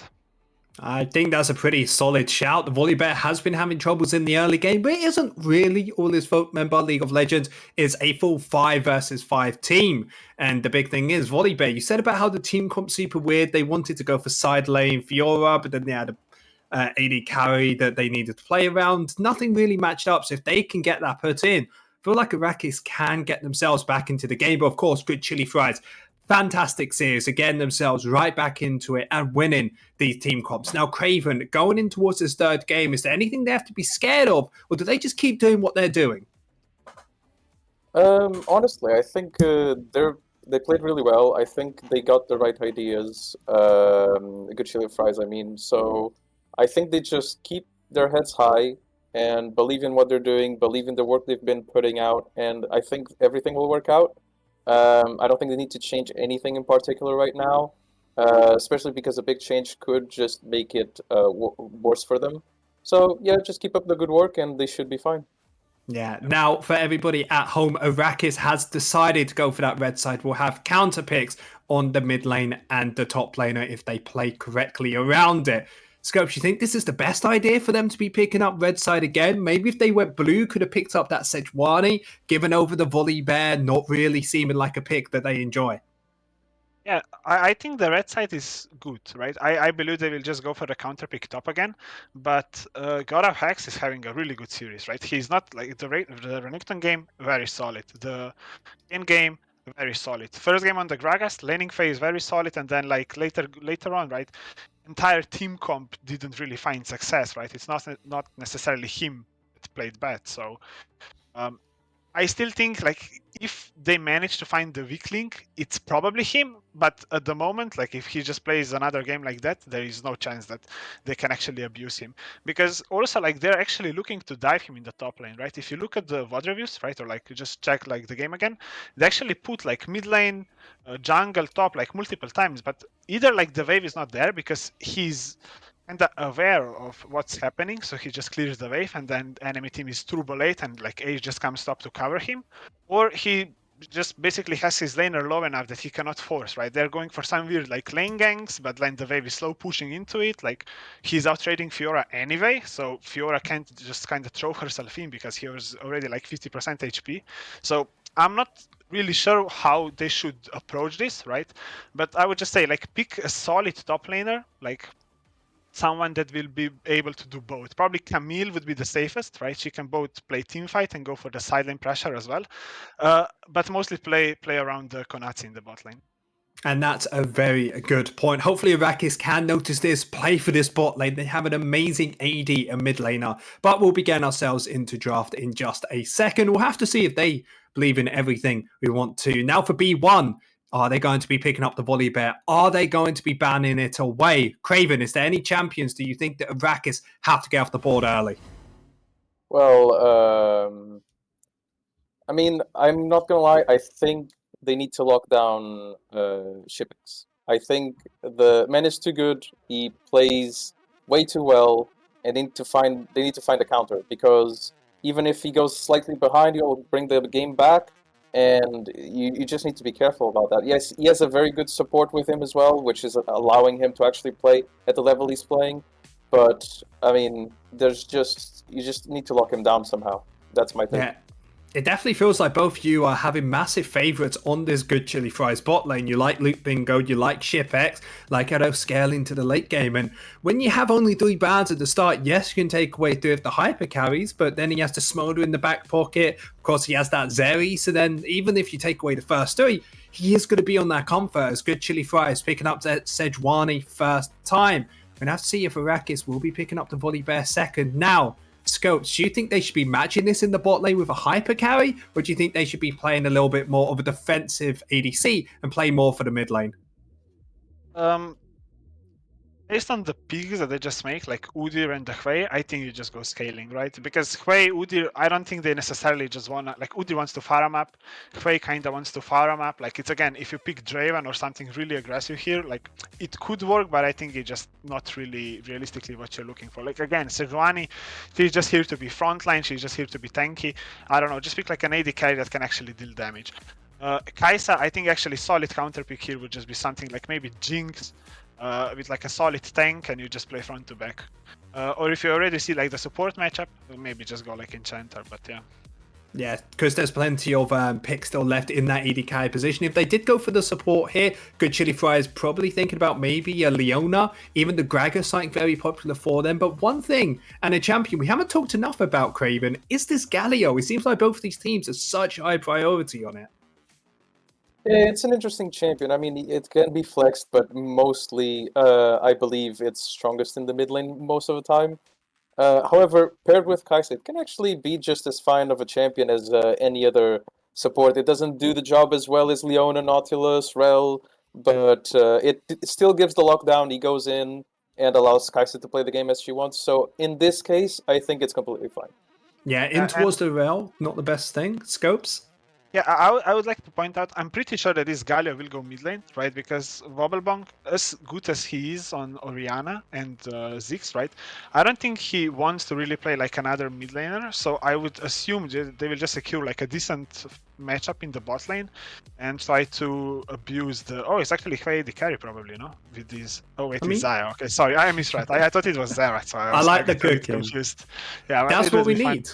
Yeah, Scopes, we need people like you to be cooking around, seeing if Way's going bot, maybe top lane, jungle, probably a little bit more troll. I remember when Rel was in the jungle 24/7, happy that has been taken away. But Good Chili Fries going for this very simple team comp again, very much we go in, we kill you in these big team fights, while Arrakis seeming like they're finally going to be matching. I feel like the big adaptation they've done is going to be the Xayah in the bot lane. We said hyper carry is an AD carry plays for Constar, and that's exactly what he has, and especially with Xayah's ultimate, whenever Good Chili Fries they come in, Xayah's going to be able to stop this. Do you think, Craven, that they have enough to disengage Good Chili Fries engage?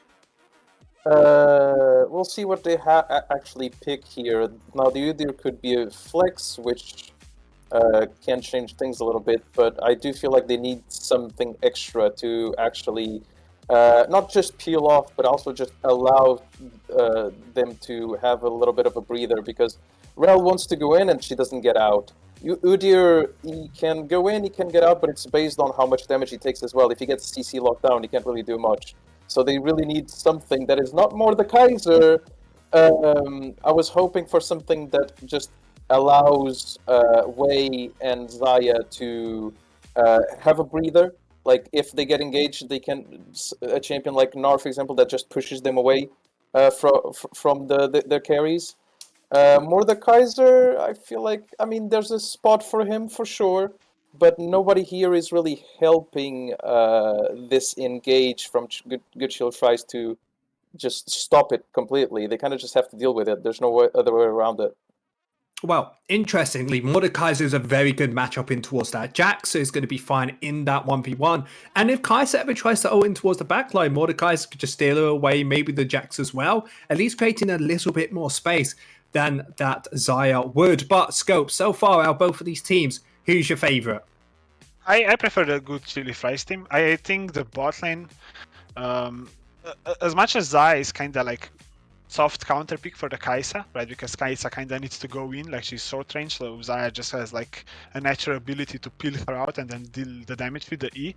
I think the way this rail is playing at the moment, like, the engages are a bit questionable, right? And Rail is not the kind of champion that you can just go in and then get out, right? So if she jumps in the bot lane and dies like 1 to 2 times, I think the lane is completely over, and then Kai'Sa can just run over.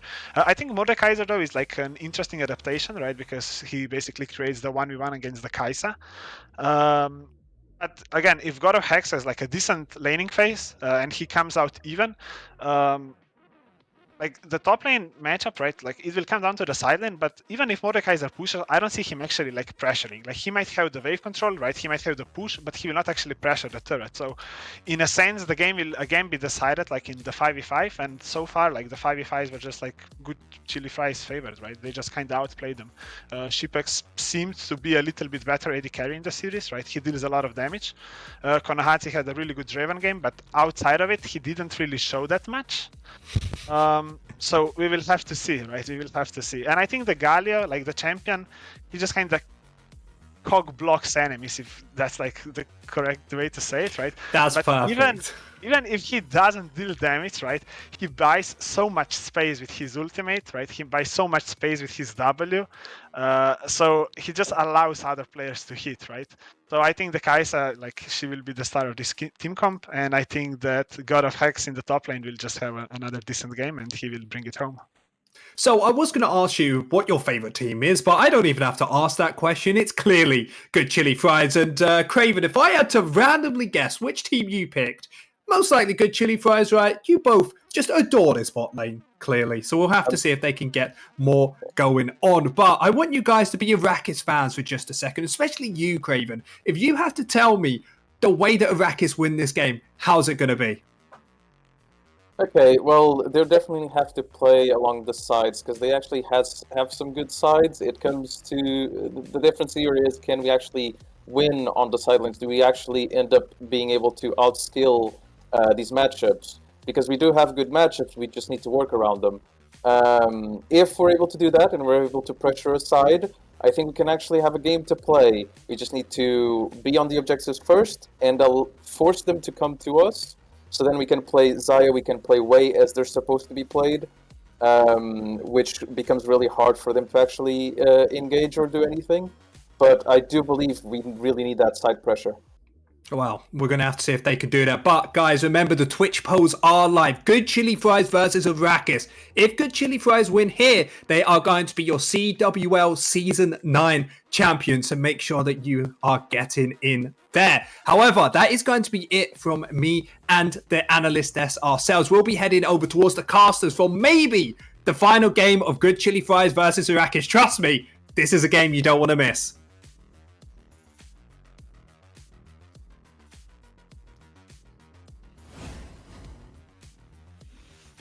Hello! Wow! Game number 4, it's match point, baby! We're in the CWL Grand Finals, and there's a chance that one of these teams wins a single right here, right now! God damn, am I excited, Big Nose Mikey! I'm excited to have you cast this last game with me. Well, potentially last game, we'll have to see. Whoa, I don't have a script there or anything. Yo, everybody chill. But, alright, just completed. It does seem like the Volley Bear is not with us today, which is a great story, I think, for some spectating. I will say, Daniel Brunsway performance last game, kind of underrated. He played very, very good on the Hui. This time around, not as much of a troublesome matchup. There is no Orianna to deal with. I like what Arrakis have done. You let that Orianna go through draft, you got punished for it because it did a lot of damage, and now it's gone. Womblebong back on the Galio, still very good, but not the carry threat that he is on the Orianna. What do you think of these two drafts? Yeah, I love Arrakis draft, to be honest. It is very good very easy to pull off, I guess, in fights, but I guess that goes as well to Good Chili Fries. Now they have a pretty straightforward composition, as they did in the last few games that they just won spectacularly easy as well. The last game, it was so easy to win. So their composition is the same as it was, aside of the Jax. Now, God of Hacks has been put again on a pretty strong pick, a one pick that can carry the game, that deals a lot of damage, and just because from his performance throughout this series, I am very excited to see what he has to do against this Arrakis team. But as our lovely analyst said, Jax kind of falls hard a little bit into the Mordekaiser. It's very hard to play against the Morde. The Morde has always the upper hand. So I'm very eager to see how that top lane matchup is going to go, because damn, both players have been going at it. On the other side, the Zhui, yeah, I like the mid Zhui again, because last game Daniel didn't really have a time to sign, just because, well, I don't want to say int, but that's what it was. Polar really inted him, so it was very hard to actually do anything with that champ. And it also deals a lot of damage to the mid game, so if you don't get to that stage of the game just because of your teammates, it's very hard to pull off. The Xayah pick, although, yeah, I kind of like it. He has that ability, that R ability, to just negate any single engage from good chili fries, that they will be engaging to you, right? They are going to be engaging into the Zaya. They're they love to engage as Leona, Sejuani, the Galio. They have all that power, and Zaya is the best pick to work against those picks. So it's going to be very hard to actually pull something off. And then you're going to have the Udyr hitting you, the Mordekaiser. Zway is going to be doing so much AoE damage as well. So these team fights are going to be banger to cast, and I cannot wait to hear you cast those fights because it's going to be a banger. Yeah. I cannot. I'm scared. One more thing. I'm sorry, but I'm very scared about this rail because if she manages to find a good disengage, perhaps from the good chili fries, if they try to engage, that's gonna be super bad for them just because of her ult. Yeah. Also, really important to kind of touch on the fact that whenever I see Zaya drafted at this level, it's not drafted in the right scenarios. It is drafted like, oh, we have a team that want to run forward against a team that's full poke. Let's pick Zaya, and it just goes wrong. However, look at this draft. There's a Jax, Sejuani, Galio, Leona, all these champions. What do? Engage. They jump in. That is perfect for the Zaya. Like okay. If ShipX doesn't get mega fed in the early game, this Zaya is going to have a field day in this game. It is a complete Zaya wet dream. Same with the Hui even. And, well, for the side of Arrakis, I think the story of this series so far has been the mid and AD carries have had really good series. It's just the front line has struggled a lot. But in this game, I'm looking at it, I'm like, it looks really straightforward. I almost find it's like more difficult to mess this up than to actually get it right. So, yeah. Oh, what? Oh, no. Well, Wexic is invading by himself. And he is actually going to get the flash away. He should be fine. But, oh no, this is not good because Daniel Brun, if he wants to live here, he's going to have to blow the flash. ShipX steps forward. And at the mistake of Vexic, Daniel Brun has to pay for his life.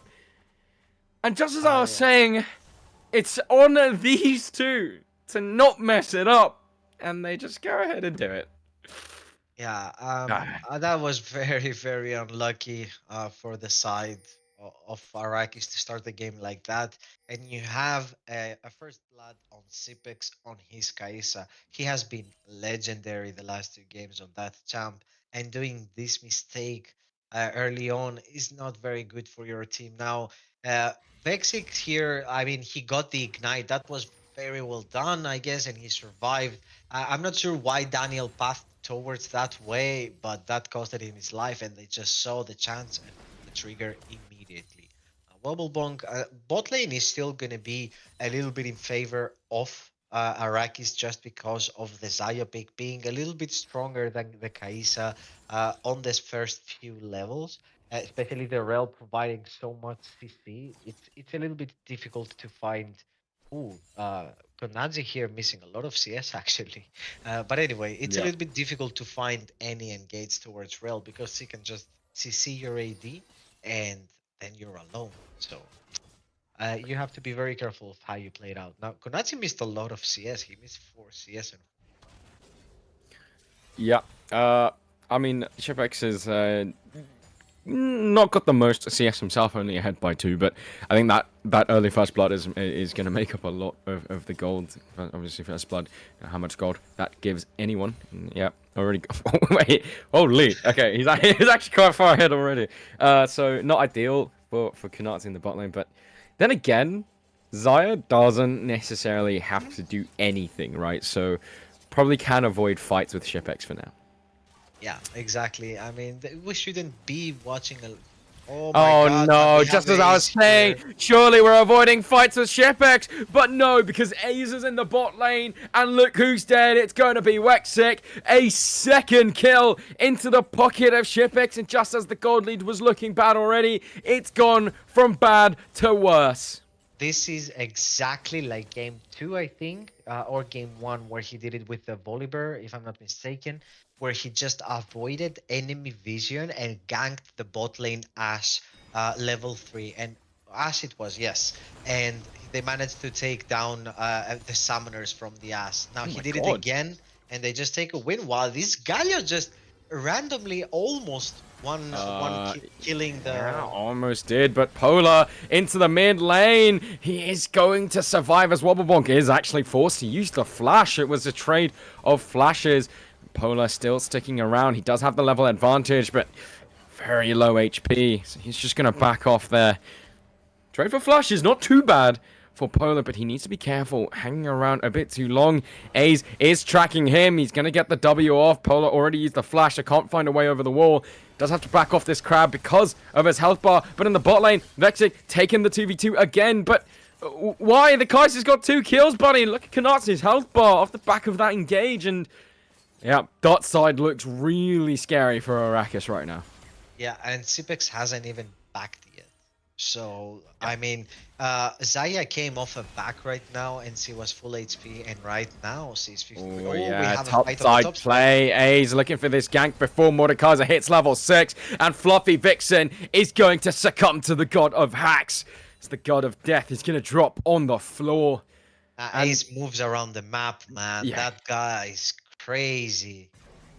This is turning into a very dominant game in the bot side. Vexic feeling confident to go for the 2v2. But Shipex still not yet recalled, but still doing a lot more damage than Kanatsi and Vexic. The stun gonna land from Luke Bingo. 2 more auto attacks might do it. He does get hit with the crash down, but there's just way too much damage coming out of the Kaiser. For now, the root caller is gonna pull back and finish off Shipex at least. I don't know if he had I don't think he had a shutdown just yet, but Kanatse makes the play happen with that flash. Really nice mechanics coming at the Zion, and is at least going to make Shipex miss a lot of this minion wave. Yeah, Cipex is missing a lot of minion wave here, and this Xayah is right now, maybe she's ahead in gold right now. As we're going to see here, in the beginning, it was a little bit scuffed for the Arrakis bot lane, but just by flashing in here, they allowed some room for the spells of the Rel to come back, and she manages to get so much time for Xayah in order to be able to hit and hit and hit this Kaisa. And at the end of it, with a beautiful flash, the feathers were behind. She just pulls them around and gets the kill. And I think it wasn't the 150 shutdown, no, right?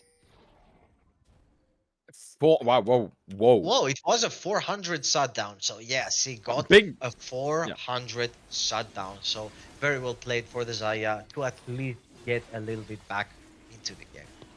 Yep, definitely incredible for Kanasi. Still, as you can see on your screens, behind, but it's I mean, it's a lot better than what it was looking like before. So really good look for Kanasi to make that outplay. Of course, did have to use the flash, but it's still a mountain to climb. Even though the gold lead might not look that big, we're 6 minutes into the game, so therefore it's massive. Exactly. So, yeah. It is pretty big right now, guys. I mean, you have around 400 difference across the board, and it's gonna be growing even bigger if the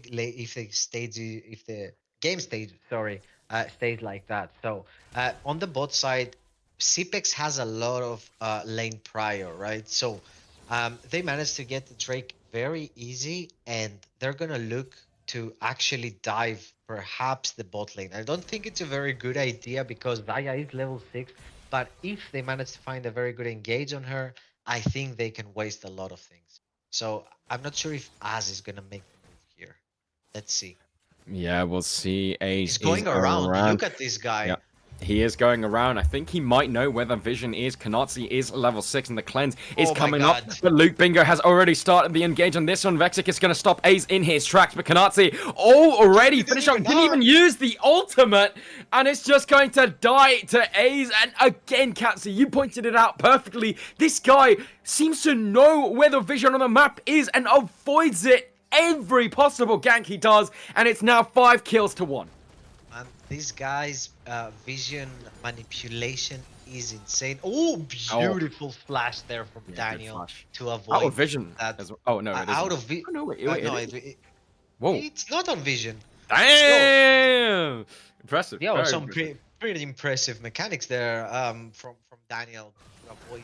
Well, I'm pretty certain that. But in any case, Polar here, he's a little bit ahead. But if your team is suffering that much, I mean, it's not very much worth if your team suffers. Yeah, I fixed it. User, can you hear me now? I am. Oh my god, in the mid lane, Wobblebomb gets hit with the Quay ultimate. Oh, has to eat a Q to the face as Capsy's fixing his microphone. Yeah, this game, really dominant so far, coming out of a good chili fries. I think we did expect a bit more of a fight coming from Arrakis. Oh, Daniel Broad already used the flash. He's going to die. He's going to land in that last kill. 6 kills to 1. Fluffy Vixen does put God of Hacks into the death run, but God of Hacks is chilling underneath the turret, so he's absolutely fine and is going to survive that little scare. I think Polo was able to secure some sort of topside objective, and the bottom side, Vexic going aggressive onto Luke Bingo because Shipex isn't there, but he's now arrived onto the scene. He's going to get stunned up. Kanatsi does get that route onto Luke. Okay.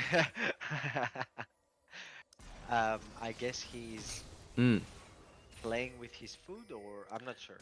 Oh my god, now that's how you land an engage, because Ace is arriving onto the bot side. Kanatsi does not have his ultimate, did survive with a slither of HP, but Luke Bingo is gonna find the kill onto Vexic, and it's 7 kills to 1. Capsy, we were talking about how dominant Good Chili Fries have started to grow into this series, but this one tops the lot.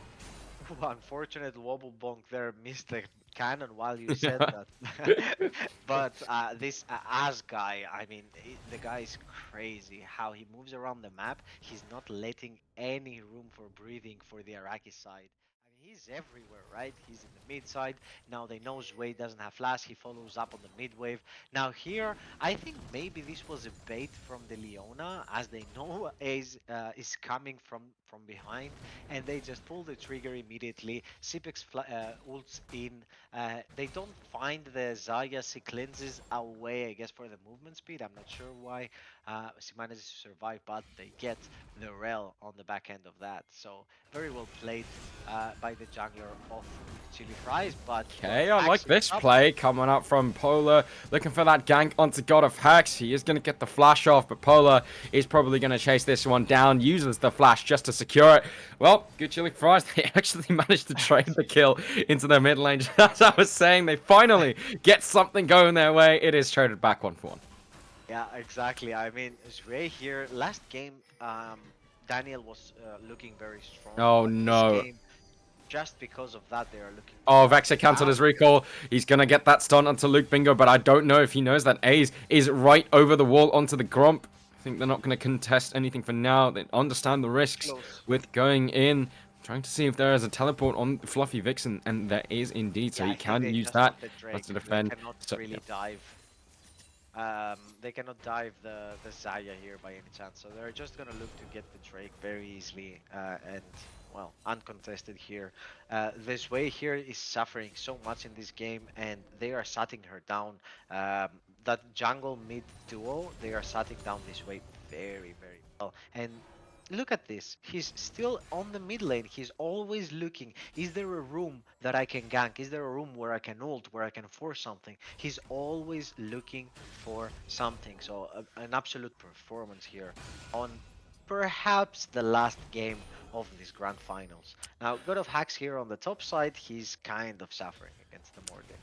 Yeah, he's suffering, but I think if you're God of Hacks, you're holding tab right now, and you're like, I don't mind losing a little bit. Daniel Brun getting ganked again. Vexic is here, though, to defend, and so Wobblebonk and Ace will just back off, and, well, Daniel Brun is so weak right now. He did no damage to Wobblebonk, but Polar trying to walk around, catching and cutting off Ace's exit route. Ace is just going to use that Q Arctic Assault back to safety. Taunt doesn't catch anyone, but at least Ace is able to get out with his life, and, well, a bit of a scare there. No one has to die. There was a lot of tools used from the side of Arrakis to get the kill, but you can see the damage from Polar is actually pretty solid onto the Sejuani, so maybe an angle for them to play with.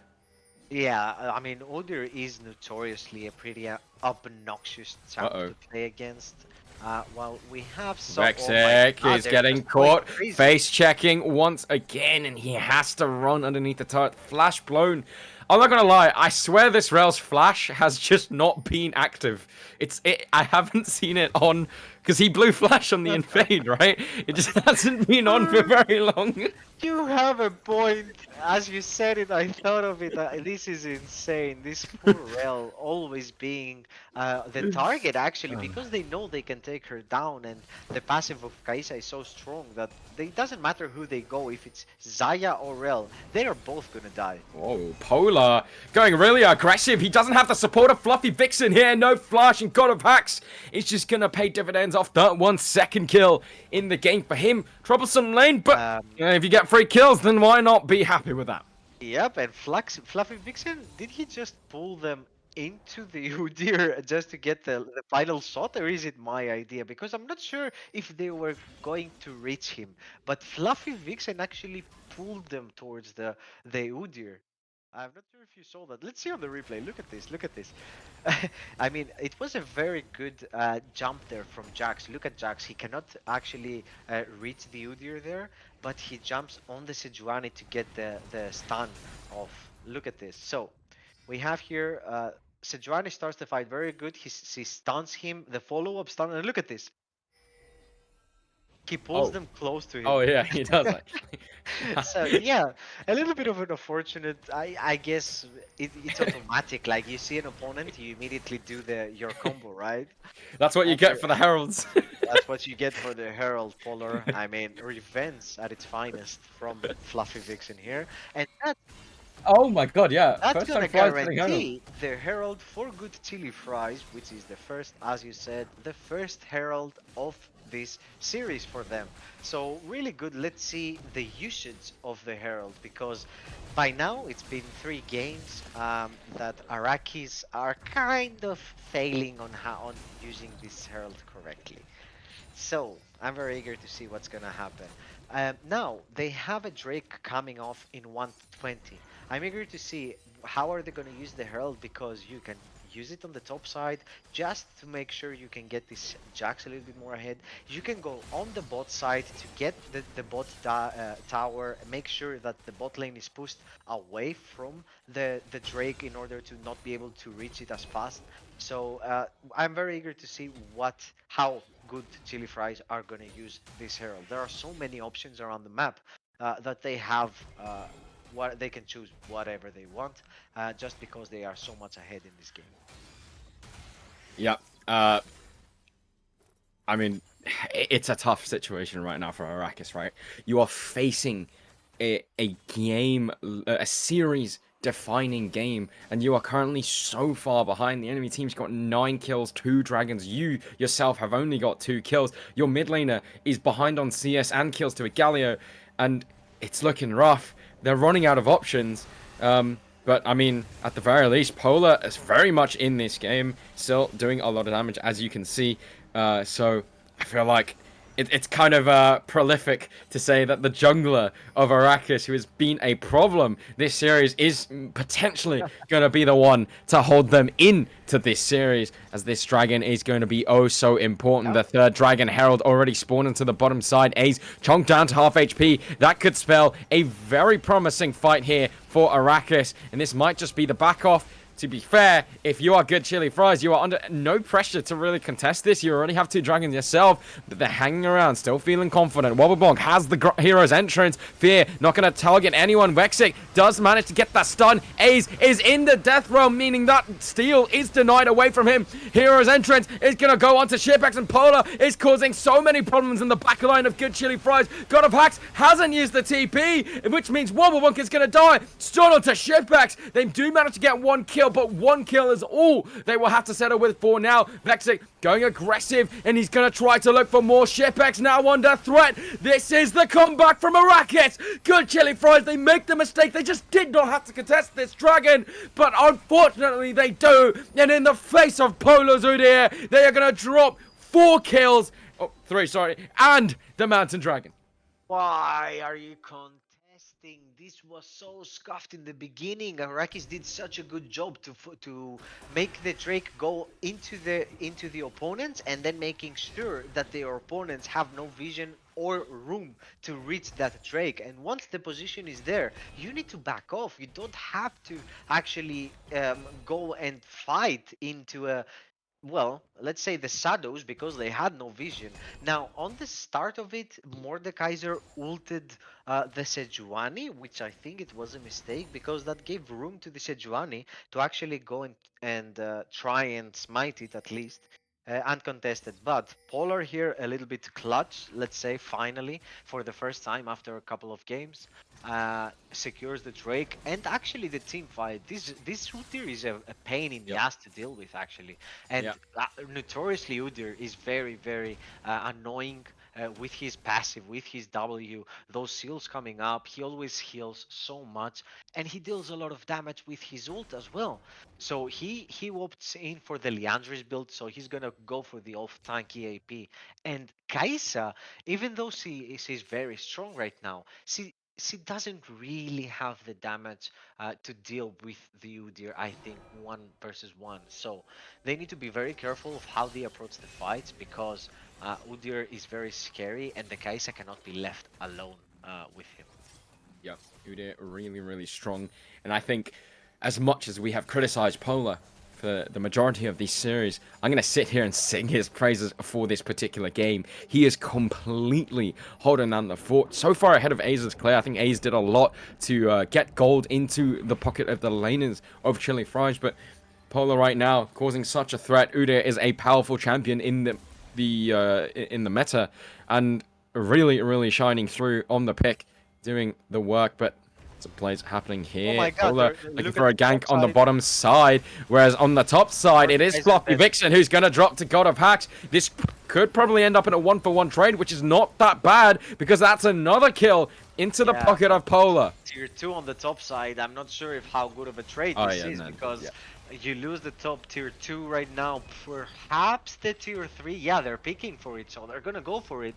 And that is not good news when the Baron is up on the 20-minute mark.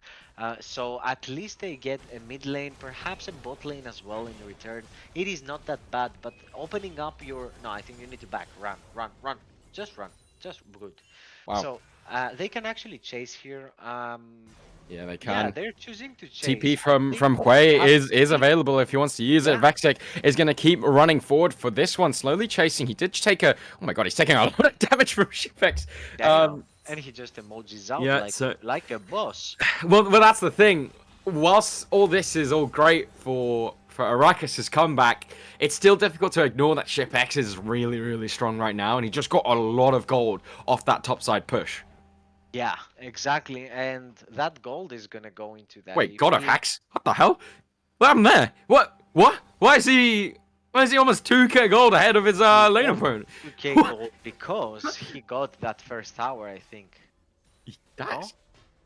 Wow. Exactly, as the producer confirmed, he got the first tower gold. That's 600 in the pocket for him. He has 3 kills and a pretty decent CS count.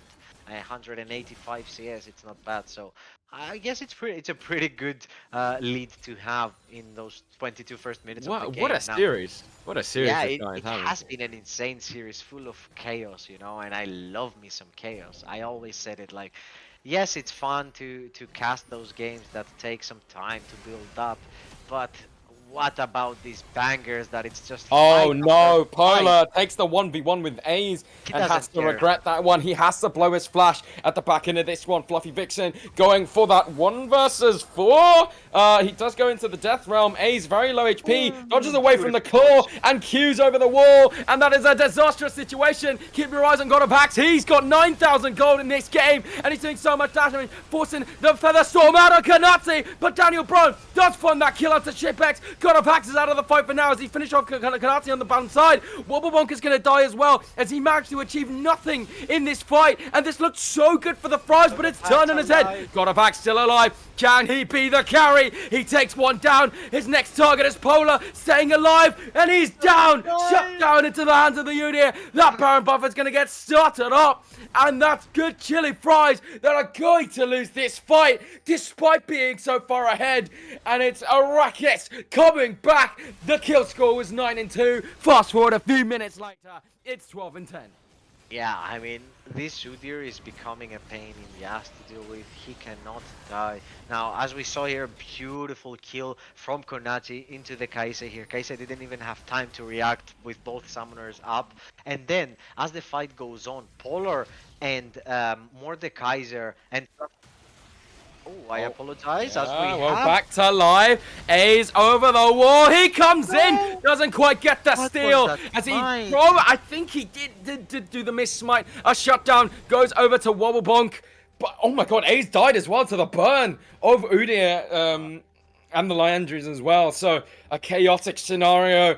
Well, it does mean that this Mountain Soul Point is going to be open for both teams. Both junglers are dead. Fluffy Vixen does have the Death Realm. It's going to pull back Luke Bingo. And Wobblebonk does get the knock up. Taunt onto 2. Luke Bingo is trying to run. God of Hacks gets the kill onto Kanatsi. Fluffy Vixen in the 1v1 up against Shipex.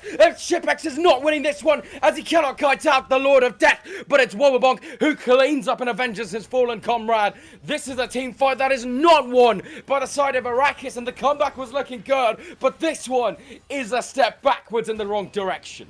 Yeah, I think Mordekaiser, even though yes, it's very good to ult the Kaisa, he's a very valuable member of his team in order to peel off as much damage as possible. So if he's not there, as you can see, your teammates are kind of more vulnerable, and when God of Hacks is just going at it and he's in your face, it's very, very hard to keep your carry safe, and that's how they all they end up losing this team fight and the Drake on the back end. So as we're gonna see again, the fight started pretty good here. They find a pick onto the Leona, they do a lot of damage, and then a beautiful ult on the Kaisa by Fluffy Vixen.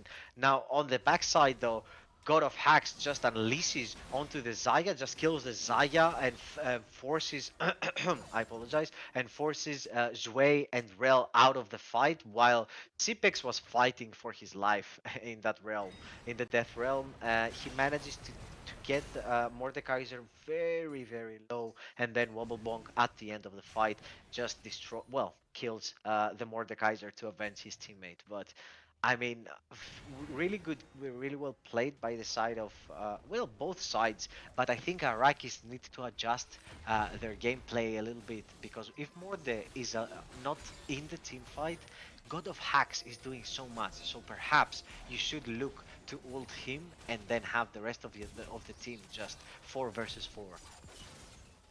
I don't know what you think. Yeah. Well, I mean, I think the problem right now is like, oh, Polar, he's kind of face checking all by himself. A's jumped over the wall with the Arctic Assault, now getting stunned up, a lot of damage down onto him as Shipex is just shredding through this Udyr. A's took a chunk himself, and Luke Bingo has engaged all by himself. Actually, Arrakis are 5 members strong with that Baron buff as well, and so they are going to finish off that kill. A's maybe going a little bit too far forward. God of Hacks still coming out of base to get the recall off, and is going to try and defend what he can, put Luke Bingo down. This is a decent look for the side of Arrakis, and well, I was about to say, I actually think Arrakis' team composition is just so much better than Good Chili Fries that is kind of why it's been difficult for Good Chili Fries to maintain their lead, is because, like, it doesn't matter how far ahead you are, you start the team fight, enemy comp is just better than yours, and so it's just really difficult to play out this game, and well, God of Hacks is going to have to be the carry. Yeah, exactly. I don't know what Kaisha can build with the on-hit build right now that she's going. I'm not sure what she can build because she went for the Witch End. I mean, there's triple AP. Yeah, you know what? I wouldn't really mind something HP based, like you either go for the Mortal Reminder here, which wouldn't be that bad, but I personally would love to see Blade of the Wind King. I'm not sure if it sounds like troll to you. Also, but I want to add. So A's has Abyssal Mask. I'm not sure if he's read the patch notes, because the passive of Abyssal Mask that gives extra magic pen has been removed. So that's not a thing anymore. Oh no, that's unfortunate. I'm not sure why then he built it. I guess there's a lot of AP on the other side.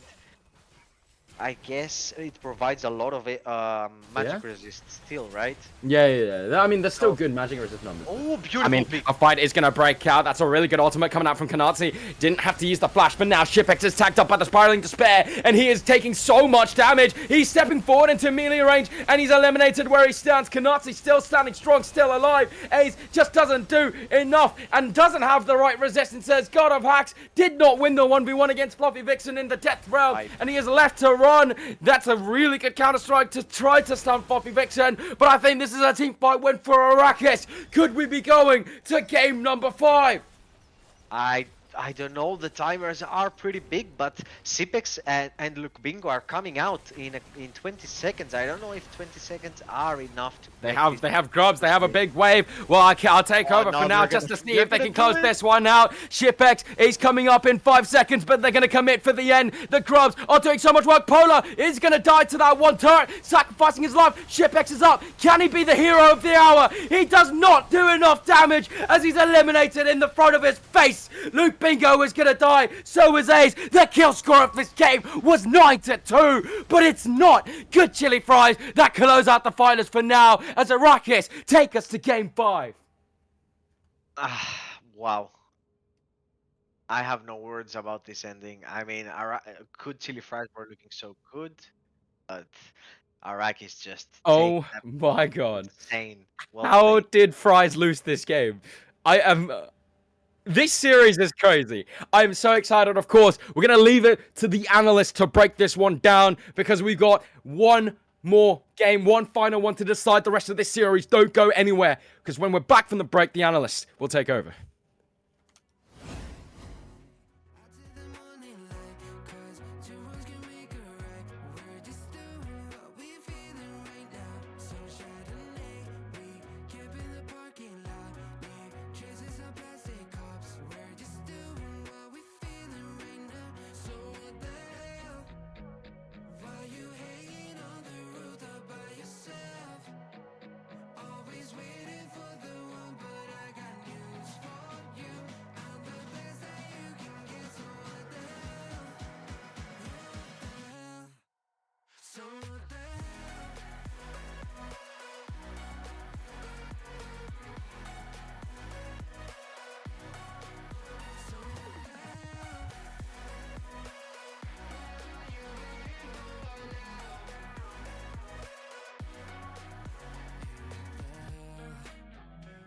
Pretending that you like somebody else, like you got boys waiting in line to take you home. But tell the truth, you spend the night alone.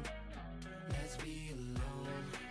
So why don't we stay out to the morning light? 'Cause two wrongs can make a right. We're just doing what we feeling right now. So what the hell?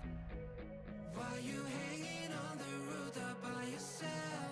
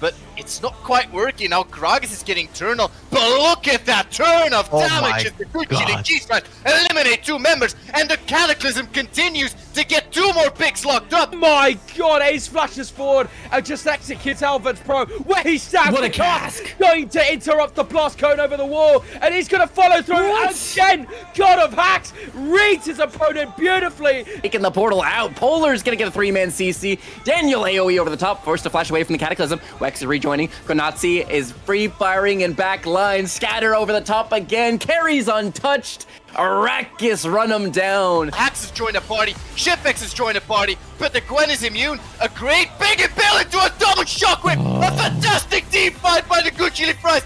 And the target is going to be the Jinx, and the bullet time is catching absolutely everybody. And despite the gold deficit, Ace has made the play for his team. But now Fluffy Vixen has arrived. They've stalled long enough, and the needlework will just cut through all the members of Good Chili Fries. Get a double kill. The Sind right here gets hit, tagged up by the fear. Heimdall teleports in the fight, but it's just a little bit too late. Unleash power, gonna bring him down to low HP, and it's a straight on pentakill. Locked in for Fluffy Vixen on the Camille.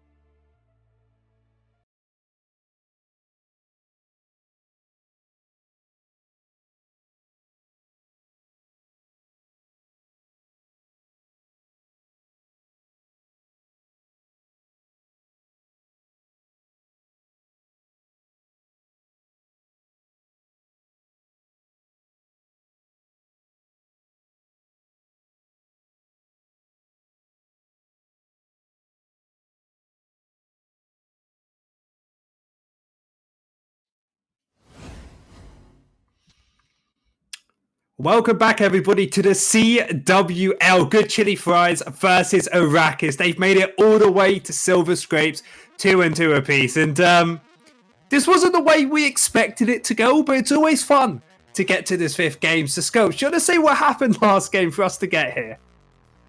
That is a difficult question, right? Because at least at the beginning, it didn't look like it will go that far. But yeah, I would say Polar, like, I don't know, maybe the transaction declined or something. His bank got like a message that like the payment didn't go through, and now he just decided like, let's win the series, you know.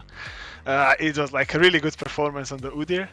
I feel like Mordekaiser counter pick top lane actually did a lot as well, right? Like in the team fights, he actually bought a lot of time. Yeah, I would say the main thing in this game though was I feel like Good Chili Fries got kinda too ambitious, right? Because they got the early game lead, they were ahead, and then on the, I believe it was the 3rd Drake, I don't think they should contest it because they 100% threw so much of their lead on that play. Like God of Hack, just like he was getting top turret, there is absolute no need to go for that Drake. Ace decides to go in, he gets Mordekaiser ulted, like. And in the extended play, basically, Apex dies, I think Ace dies, and probably Luke Bingo dies as well, right? Or maybe it was like Galio. I'm not 100% certain, but it like they threw it really hard on that. That's one momentum swift, and then basically Udyr farmed up really well, and they kinda start lacking the damage because Kai'Sa alone was not able to just out damage the enemies. I don't even think that it was the damage. I think it was just the draft differential. We talked about Desire and how crucial this champion can be when the enemy wants to dive in your face. You have that ultimate for defense. You have the flash, even the cleanse on top of that. And I felt like that last major team fight where they lost, the only reason that happened is they found the engage on Desire. Desire just ulted up to safety, and then everything else tried to come through to kill her, but flashing out to safety afterwards just gave the amount of space for the rest of the team to carry there. So Good Chili Fries felt like they got a little bit outdrafted. But coming towards this 5th and final game, is there anything you particularly want to see from both these teams? Because for me personally, I think scaling is the way to go, because both teams have gotten a lead, but they do not know how to finish the game, it feels. Yeah, I would 100% agree with it. So I think that, again, the games got a lot slower than they were at the beginning, right? Game 1 was very messy, very bloody. It was really fast, right? Even though it get like long, right? There was like so much gold in the game. Second game as well. But then third, fourth game, right, we are starting to kind of slow down in the early game, right? So I would say the fifth game, right, there is a lot of pressure, right? There is no mistakes for any team now, because if you lose, you're basically out, right? And that goes for both sides. So I think the game will be long. I think the game will not get messy. I think everyone will play safe. Everyone not want to be the reason that their team loses, right? So I think scaling in this game is 100% way it will go. And I also kind of like the way that Good Chili Fries decided to take the red side, right? Arrakis, they made a really good counter pick with the Mordekaiser this game, right? So Good Chili Fries just decided to go red side, which I think should help them in getting like better draft, a better adaptation for the last game.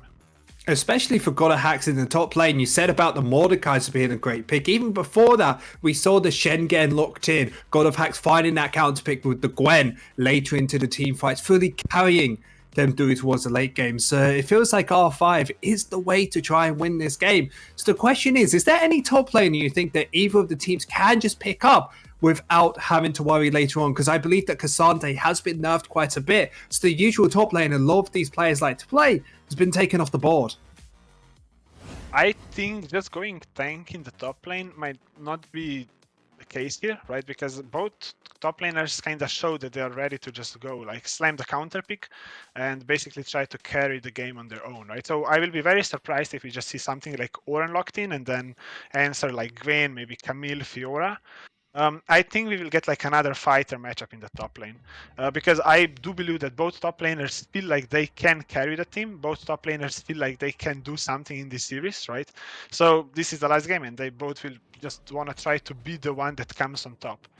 I think the bot lane, right, as we saw it, I will be surprised if Kai'Sa is left open again, because it does quite a lot of like it was like a big pain in the ass if you look the laning phases, right? She got out, she gets like 3, 4, 5 kills, right? It makes a lot of problems. So I would be surprised if she's left open. But at the same time, I think the Konatsi's Xayah was really good, right? So I would say that if Chili Fries decides to go like something like Rail, maybe Leona with Sejuani, they will 100% ban that champion, because Konatsi was pretty clean on it. Right? As you said, the last engage in the mid lane, Konatsi basically solo won the game because he managed to dash out of the engage. I'm still so scared because both of these teams are fantastic. They've shown it the whole entire run through. Arrakis hasn't dropped a single series to get here, while Good Chili Fries only stopped at one series. Both coming from their Group B, clearly the best group. Even the third seeded team is from that Group B. But coming into this, I want them to play for the early game because I know they can do it. I've played with some of the Chili Fries members, some of the Arrakis members. They're all fantastic. But today it just felt like, because it's the finals, the confidence just hasn't been there. But we need that from the final games. We have to see if they will go scaling, like you said, or be more for this early game, as all the picks and bans seem to be the same. Sejuani, high priority for both of these teams. Will Arrakis pick it up, or instead get that Udyr? Seemed to be very strong as bipolar, or Polar himself, felt very different on these unique champions. I'm not surprised to see the Skarner ban again, because I feel like both teams value it really much, and Good Chili Fry just doesn't really know if Arrakis will actually take it on the blue side, right?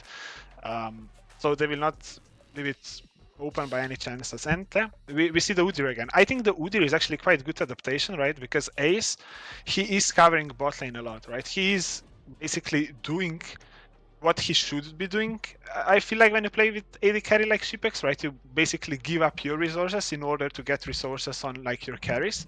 But at the same time, right, then Udyr becomes unchecked because he can just basically clear his jungle on repeat, maybe invade you sometimes, and he gets in a really good spot like we saw the previous game. Oh, but you actually see the Lilia now, yeah?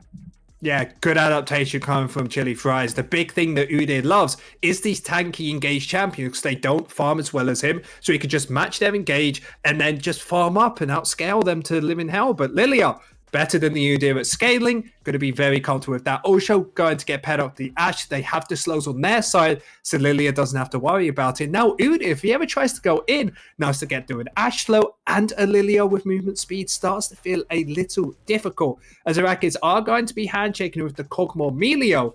And the question I have now is, why have the Melio over the Lulu? Yes, it can maybe stop the Ashe ult, but do you think it's better? I do think it's better in that case because there is no more option for Jarvan, right? They already banned him anyway. So I would say in the bot lane, like it probably feels better. Like it gives you like the extra attack range, right? And then again, I would say it's better into like hard engage like Leona. I would assume that Rail gets banned here, right? But as we see, both teams already opted into scaling pretty much, right? The gank potential is not as big as in the games earlier, right? Victor, like I guess we will see probably something like Ari, maybe just Hwei again. Okay, Hwei is banned. I will be surprised actually if Araki just opts into some really assassin in the mid lane. I think just go scaling this time because like the game will go long. Like Ashe can't really force the lane as much as Kai'Sa, for example. We'll probably get like blind gate support here anyway. I doubt they will actually go double ranged into this Milia to kind of try and abuse him. Maybe we can see something like Blitzcrank, right? But that's It's difficult with Blitzcrank because you it's do have the difficult. Ashe slows. Is going to be able to cover with that if you find a Lily asleep, pairing up. But you started to see how it's difficult to try and make that work. So unless you're very confident Blitzcrank, not going to be the situation for it. I don't think going a tank support with engage is the best for the good chili fries. But then again, then their top laner has to be the main engage source. Malphite's a possibility on as well, something that we don't want either of the top laners to pick. So really good adaptation from Iraq is forcing good chili fries in towards a tank bot laner that they don't even want to pick. Yeah, but I think they still need it because otherwise, like Lilia ult value is nothing into Milio, right? He will just completely neglect it. The same thing kind of goes for the Ashe, right? I feel they just need to overpower on the engage now to kind of deal with this Milio pick. Maybe even if it doesn't make that much sense, like because otherwise. Yeah, Nautilus, like you just need to go more and more engaged to actually deny the Milio, right? So he can't cleanse you out of everything. Like just overdo He could it. get Mikhail's. Imagine you get the cleanse, plus the Mikhail's, plus the Melio ult. Maybe a little bit of overkill, but you're starting to see the idea. There could be a way for Arrakis to be surviving the amount of engage. So now Arrakis still in the similar position. Do you think they need engage, or should they just be sticking with the front to back? I feel they should just go for the disengage, probably. I actually think in this situation here, Poppy could maybe be even okay in the top lane. I don't think there is too many counter picks for her, actually. Sate I actually like as well, right? You just basically ice space. Ari I'm not the biggest fan of, right? Because I think that matchup in itself, Ari versus Victor with Udyr jungle, right? I don't think that Victor is actually that much pressured in the mid lane, right? And as we saw, Wobblebonk already played this matchup, right? The Victor felt pretty okay. Ari gets the roam position, right? She can actually roam, but there's actually nothing to really roam out at the moment, right? You can't really go bot, there is no real setup, right? You can probably play for the Drakes, but then again, just pick a champion that actually just buys you position. Okay, Camille. Yep, Camille very strong in towards the set later into the game, so going to be super excited to see how that matchup has been going. But now that we've got all both on our sides, seeming like both teams have gone for a front-to-back team fighting comp. Lilia, interesting to see if she can find a good ultimate hard against that Melio as well. So if you have to come to this fifth and final game, who are you putting out on top here? I would actually go with Arrakis. I think their team comp is a lot easier to play, you know? Like, say it very straightforward in the top lane how you play it, right? In the team fight, again, very like you're just in front of the team. If anyone comes in, you ult them away, buy space for the Kog'Maw. Ari, very mobile, like it's actually hard to lock down. So I don't know, like Udyr, like we saw it last game, right? It's very tanky, very hard to kill, and we will see. I think God of Hex again, like it basically comes down to him to get an angle to get on top of this Kog'Maw because I don't see anyone else actually doing it, right? So if he is not in the game, we said that he is kind of negator, right? But he actually will have to be the carry this game to actually make something happen in these team fights. I mean, say with the Ahri as well. Camille ultimate on top of the Ahri. You say about the amount of dashes.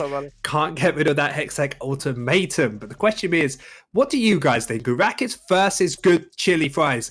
Guys, it's the CWL finals. Make sure to use all your channel points and tell us who you think is going to be winning, because we all know who Scopes is going to win. He thinks good chili fries. We have a few others who are good chili fries fans. But Arrakis played fantastic, got themselves back into the series, winning the first one, losing two, and then winning the next one on the bounce. It's going to be a close one. We have to talk about team comps.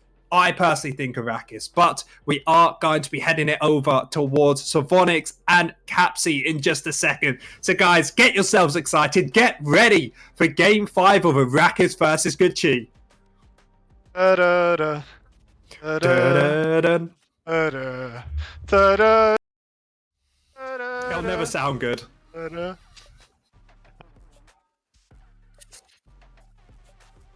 Yeah, not doing that. But yes, okay. So, game 5. Be woo woo. Drafts are in Udyr on the other side this time around, but I'm glad to see no Volibear locked in. It is actually quite similar to the first game draft, except some different champions are here and there. I will say Camille really strong off the back of the new changes. I think a lot of Bruce's fell off in power, but Camille is still a tank killer, so really nice to see that locked in.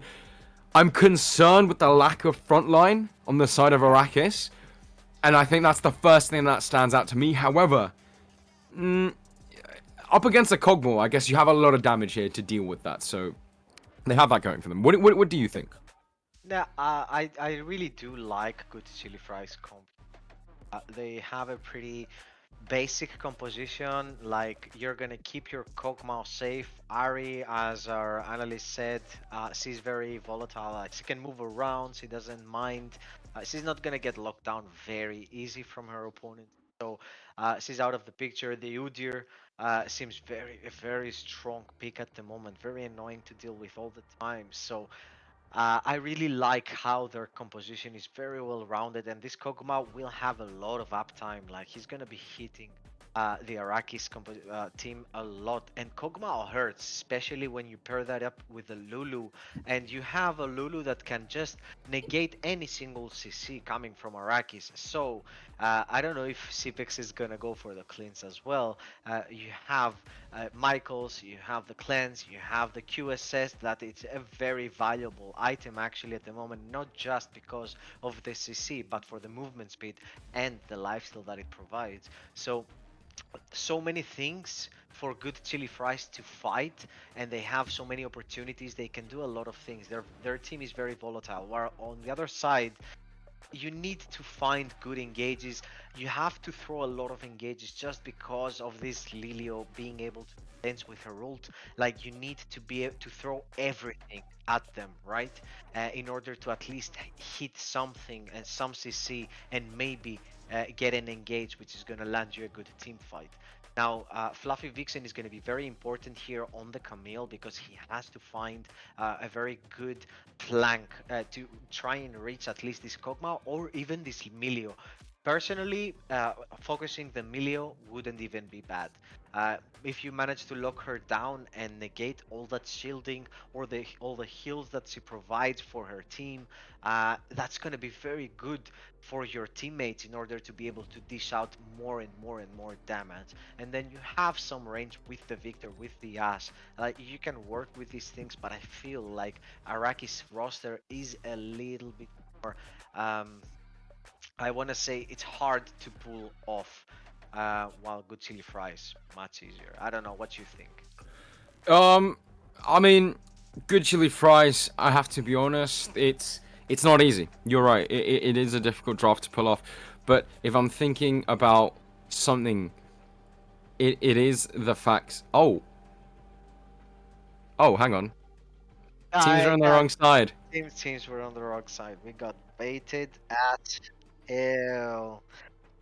So whatever we discussed, but please take the name tags off. What a bait. Please report. What a bait. Thank What a you. bait. Report, report Logic. He's still the best producer and the best league admin in the world. Significantly better than anyone else that I can think of. But I mean, that kind of changes the conversation, because I was literally about to say, A's on Udyr and Shipix on Cogmore. It's like the players have their champions, but it's a very different look now. I will say, God of Hacks on Camille is he's a really good Camille. I think whilst Chili Fries' composition, as you kind of touched on, is a bit easier to pull off, I do have to say Arrakis' champions, if those champions were being played by the players of Chili Fries, I'd say like game's over in draft. But, well, I mean, now that it turns out that they're swapped around, it's a very different conversation. Yeah, it is quite a different composition. Now, the Kog'Maw still with this team, like Konatsu, if I'm not mistaken, Kog'Maw is one of his signature champs. So Kog'Maw is in good hands too. Now, with the Milio as well, having the Kog'Maw on a very good player and with Emilio behind him, that's a very good news for your team. Now, their composition, so I'm gonna go for Arrakis. A little bit of biased, I would vote for Good Chili Fries. I'm sorry, but unfortunately, Araki's team looks very well rounded. The Udyr is very strong. Polar seemed to be doing very good on that champ. When once you take him off Volibear, he's a completely different player, and he just took over everything. And he never died, which was even more annoying. Now, Fluffy Vixen knows exactly what to do for his team. He's one of, if not the best top laner in the league, and he knows how to be useful for his squad. He knows when to give his life for his team. So when he goes on this set, he's gonna know when he needs to just ult away a Camille going on to you, the Lilia trying to get a sleep. All these things that might hurt your Kog'Maw. Ari, as we said, she doesn't need a lot of, well, she doesn't need anything because she can move around very quickly, and she's very hard to lock down. So I think their roster looks pretty good. Now on the other side, I don't enjoy Good Chili Fries composition, but I really hope that it can't be pulled off. So, yes. Yep. Well, that's a really good prediction. I won't say mine because otherwise people will complain that I'm biased. So, we will go for a teaser for Game 5, and then we'll go for a break.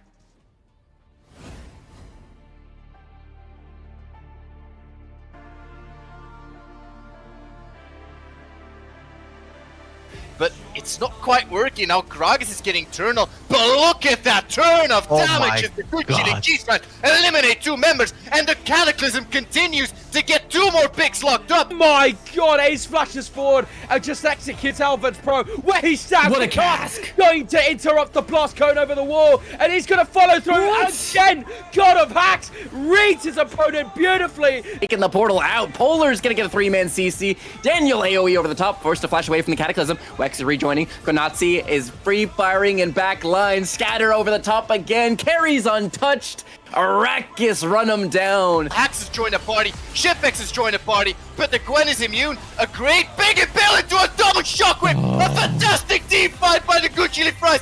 And the target is going to be the Jinx, and the bullet time is catching absolutely everybody. And despite the gold deficit, Ace has made the play for his team. But now Fluffy Vixen has arrived, they've stalled long enough, and the needlework will just cut through all the members of good Chili Fries. Get a double kill. The Sind right here gets hit, tagged up by the fear. Heimdall teleports in the fight, but it's just a little bit too late. Unleash power, gonna bring him down to low HP, and it's a straight on pentakill. Locked in for Fluffy Vixen on the Camille.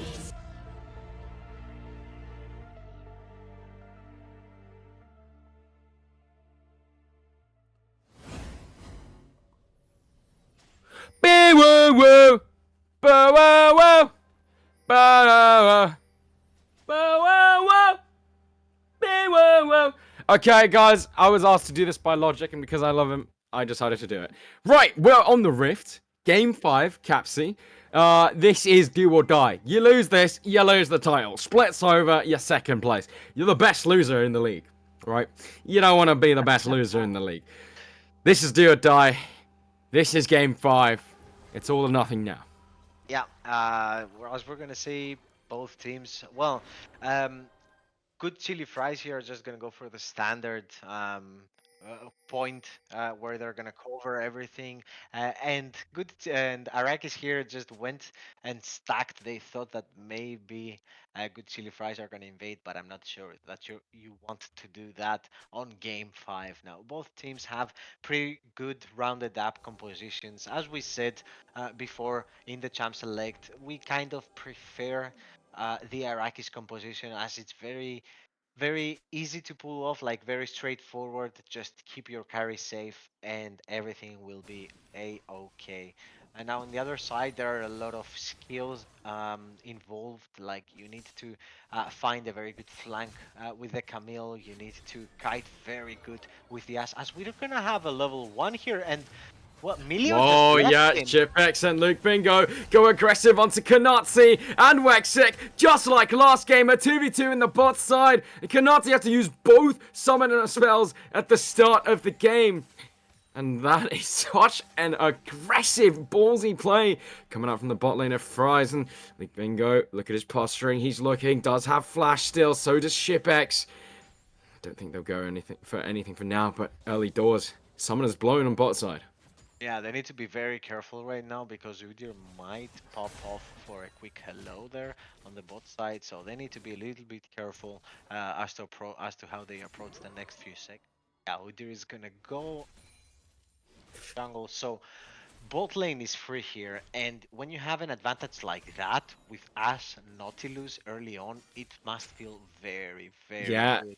Because look, wait. Sorry, look at what Luke Finger and Shipix are trying to do. I'm trying to see if they might go for a tower dive here. They are stacking that wave. If Kanatsu loses this wave, it is sort of GG, but also very, very risky considering no barrier.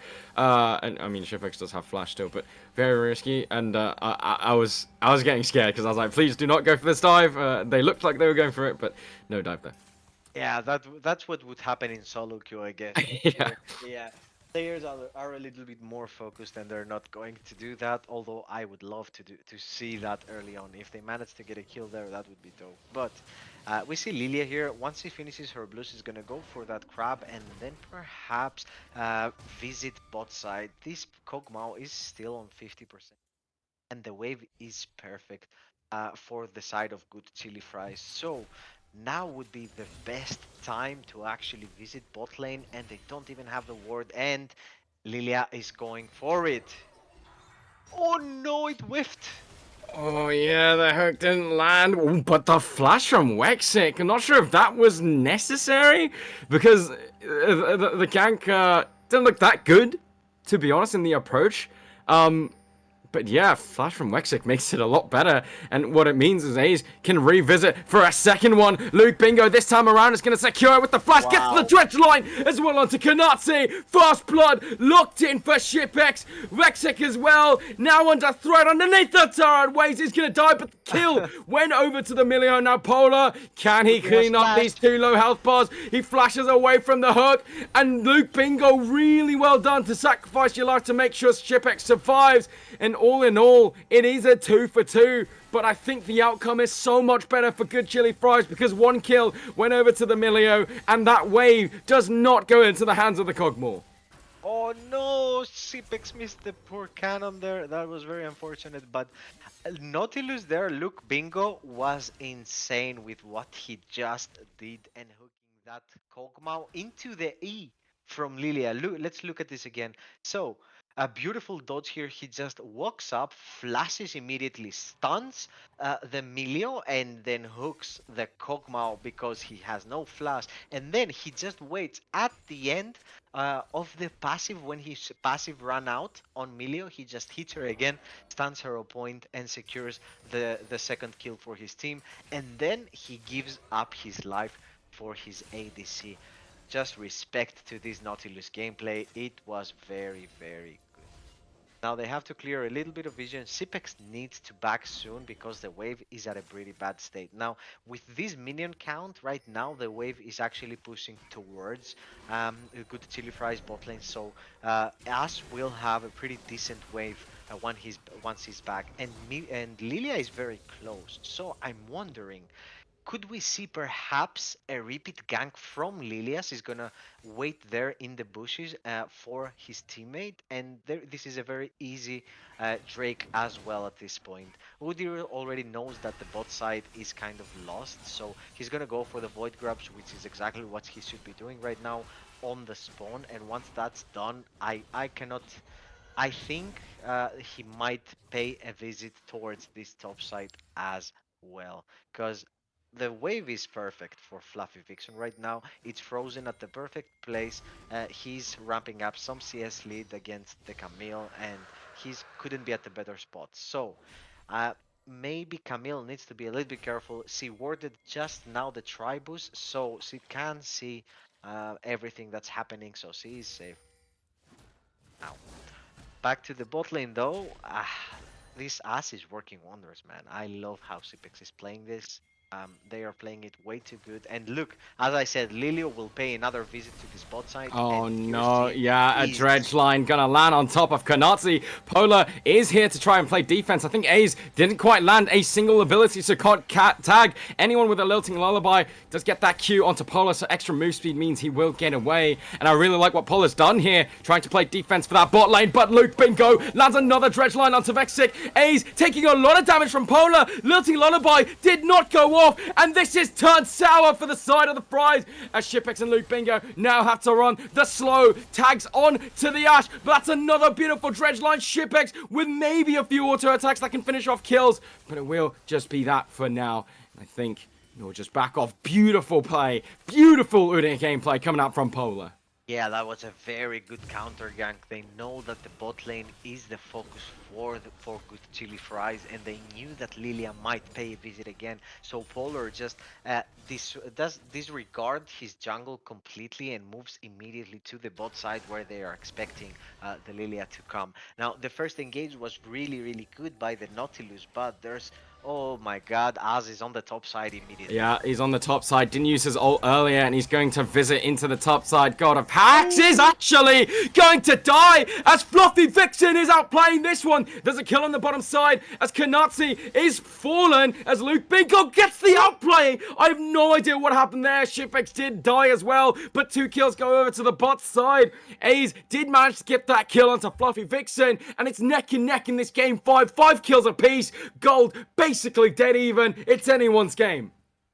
Anyone's game indeed. We are in for a banger, like 5-5 score, gold almost dead even. I'm not sure what happened to the bot lane, but look, Bingo actually played it extremely well at the end there to just get the second kill onto the Lilia. So both teams are a little bit aggressive. They're fighting here and there, but there are no extreme things. Like you see the 2 versus 2 going down on the bot side.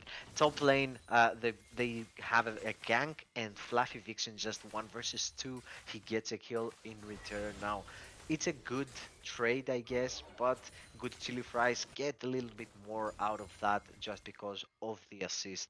Now, the wave, God of Hacks, is always having a very bad wave, frozen, and he cannot really push it in. So Fluffy Vixen always has a very good setup, and Camille needs to always ward and stay safe.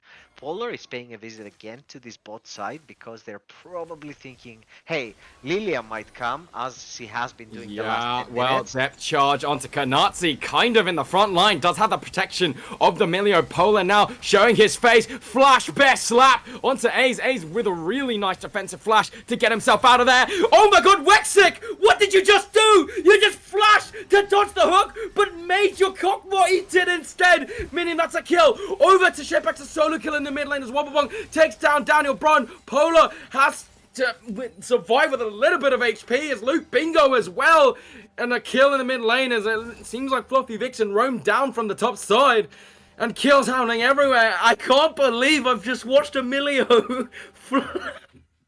That's quite insane. funny. Yeah, I mean, I guess it's the reflexes that you have when you see a spell coming onto you and say, "Oh, I have to dodge this." But brother, in your case, you're the support, full Yeah. HP. Please take it for me. And Oh, oh, he even oh my, flashed away from it. oh That my was so god. sad. So a little bit of a noopsie there from Vexic there, and a very good kill for the side of good chili fries. And then Fluffy Vixen, that roam to the mid lane was actually crazy to get the 1-for-1. Even though Victor, I'm not sure how he managed to kill the Ari, because that should be a dead even mid lane, right? You should be 0-0-0 in the mid lane. Not sure how. So we have 6 grubs as well secured for the side of Arrakis. I mean, their team is on a very good path right now. Six grubbies, Yeah. you have a very good pushing power on the top side. Fluffy Vixen is actually running it because Camille cannot really do much at this point of the game. On the oh my god, look at this trade! Boom, Oh, like it's he's very a very strong pick, and the lower he gets, the stronger he is for some reason. So yeah, Camille needs to be very careful here. The game is going to be very chill for the next few minutes. We have a Drake here up, and good Silly Fries do have the boost always on the bot side, so they're going to be first on the play. But this can be very easily contested by the side of Arrakis. They have nothing to lose. Their team is strong, so they can actually face them on head to yeah. head. And Polar is going to blast Cone over the wall, gets the stun onto Ace immediately, but that's a beautiful dredge line onto the perfect target. Dragon secured by Ace. Kanatsi is removed from the rift, and the shutdown goes over to the Lilia as well. The passive is able to take down the support, but that's all you're going to get because the Dragon secured, 2 kills locked in for the Fries, and a great skirmish turns out beautifully. And Daniel Brun trying to do what he can. Barrier for Shepek staying alive for now. What a play coming out from the Ari as he's able to trade another one back, at least making it a 2 for 2. Still, I feel benefiting them Fries because of the Dragon. Ace needs to make sure he doesn't drop to Daniel Brun here. So he's just going to get himself out of there. Very quick little deer there. So kind of pressuring the recalls. But, yep, really nice play coming out from Daniel Brun to equalize the kill score. yeah, but I love that everything that is happening, they're fighting here and there, and the gold is almost like 500 gold difference. Once for good chili fries, once for Arakis. Like everything is dead even. So I love how the game state is going right now. Both teams are fighting so well and fair and respective of one another. So they do not overextend. They don't give more than they should. And as you can see, like the goal differences are kind of even. 400 difference on the top side, 400 difference for the bot side of good chili fries. So everything is like very stable. Oh, We yeah. have Well, a dredge hook here, line and onto Bill Daniel doesn't have the Brun. ult. Yeah, well, I think it has just come up, so Just if yeah. anything was to break out, well, speaking of breaking out, Fluffy Vixen is going to get Wobblebonk and Ace caught here. Godavact trying to arrive to supply some support, but Wobblebonk actually doing a lot of damage to Fluffy Vixen. It's a 1-for-1 for now. Godavact decided to go in. It's a 1 versus 3 as Ace does step forward to do a lot of damage. 1-for-1 for now, but this is a 4 versus 3. Oh, Daniel Brun died on the bot side. Didn't see what happened there. So actually, it's going to be Chili Fries that come out of this with more kills than Arrakis.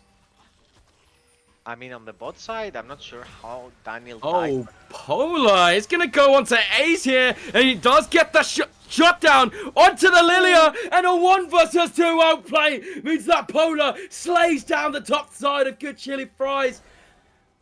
Oh my god, what a performance Polar is having in the last 2 games of this series. How can you int so much on Volibear and carry that much on Udyr? Can you explain to me? I mean, I thought Volibear was a pretty straightforward champ and Udyr was hard. Like, damn. I mean, he's showcasing a lot of skills on this Volibear. Let's all agree on that he's on Udyr. He's very clean on the champ. I mean, I feel like he's just locked in. He just decided Exactly. enough is enough. I'm going to win this series. And look at the scoreboards, right? Not that Fluffy Vixen has not done well. Done a very good job this game. But this is the first game out of the entire series where I'd say Daniel Brun and Kanatsi both not performing. And the man who is Polar on the Udyr. Yeah, exactly. I mean, let's see. Bot lane is a little bit difficult to. Oh my god, almost. And Ari might die here. Oh yeah, Wobblebonk has flash. Oh, that's the second solo kill of the game locked in for Wobblebonk against the Ari. Really good performance from him. You're getting the Ari just because of her safety, of her mobility. She can run around. You shouldn't be tying to the 1 versus 1. That is very unfortunate for the side of Araki. So Daniel needs to lock in a little bit better. He has the Malignants already completed, so he has the ult, the Spirit Rush on cooldown almost always. So he should be giving those kills. Now the Victor again, Wobblebonk has showcased a very good Victor the last time he picked it, and right now giving him kills is not the way to go. And he's probably going either for the Shadow Flame, I hope, or the Death Cap. this time. So that is much better itemization as well. And if you have good items on Victor, you can just take over the game. So both of the carries from the side of Good Chili Fries just playing a very solid, having a very solid game here. While on the other side, Udyr, I mean, he's rolling everyone up. Now we're gonna have a Drake very soon, in the next 30 seconds. Ari needs to be very careful not to die or spend her ult before that Drake up because he's gonna be useless for the Drake. Now, both teams are looking. Oh my Oh god. no. Oh Oh, my god. okay.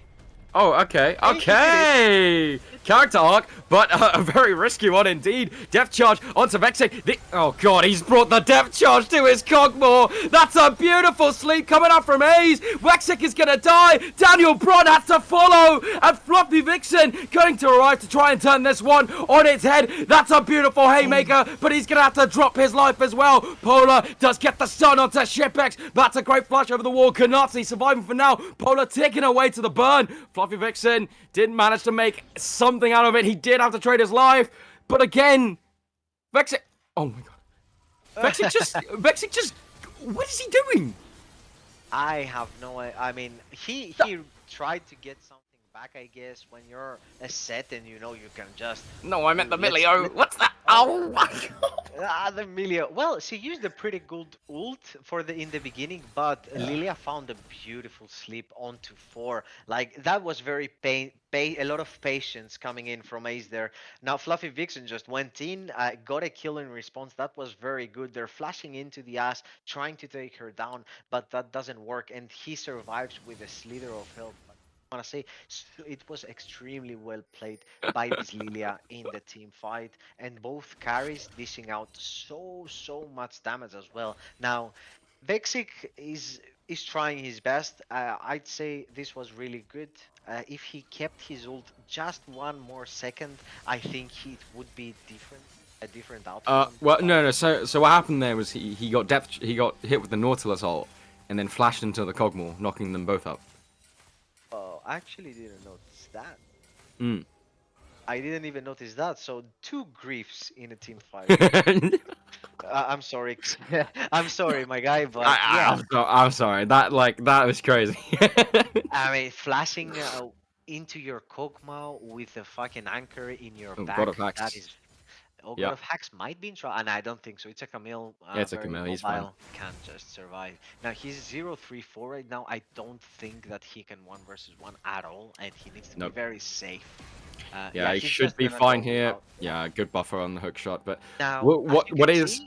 On the other side, though, look at them. Everyone is on the other side. They're trying to take the top tower down. Daniel cannot defend that. And wait, hang on. God of Hacks though could get dove underneath the bot side turret. Wave not very strong. God of Hacks still has the Hextech ultimatum. Actually, Fluffy Vixen is the one who's dropping below half HP. Even after using the Haymaker, Wobble Bonk secured that top lane turret. Mid lane turret is going to be easy to break down as well. So they went for the bot lane dive, but having to give up both mid and top lane to make that happen. I mean, that was very good from God of Hacks. I'm not sure if you saw that beautiful little E that he did to avoid the stun from the set. I mean, that was really good. So that allowed his team the space to just get the top lane and the mid lane tower down as they had more people towards the top side of the map. So a good macro from the team and very good avoid of death, let's say, from God of Hacks. Now, Arakis here, they need to pay a little bit attention on how they approach these team fights, and Vexic needs to be on point with his ult. Your Kog'Maw is the one that this is so much damage right now, especially once he completes the next item.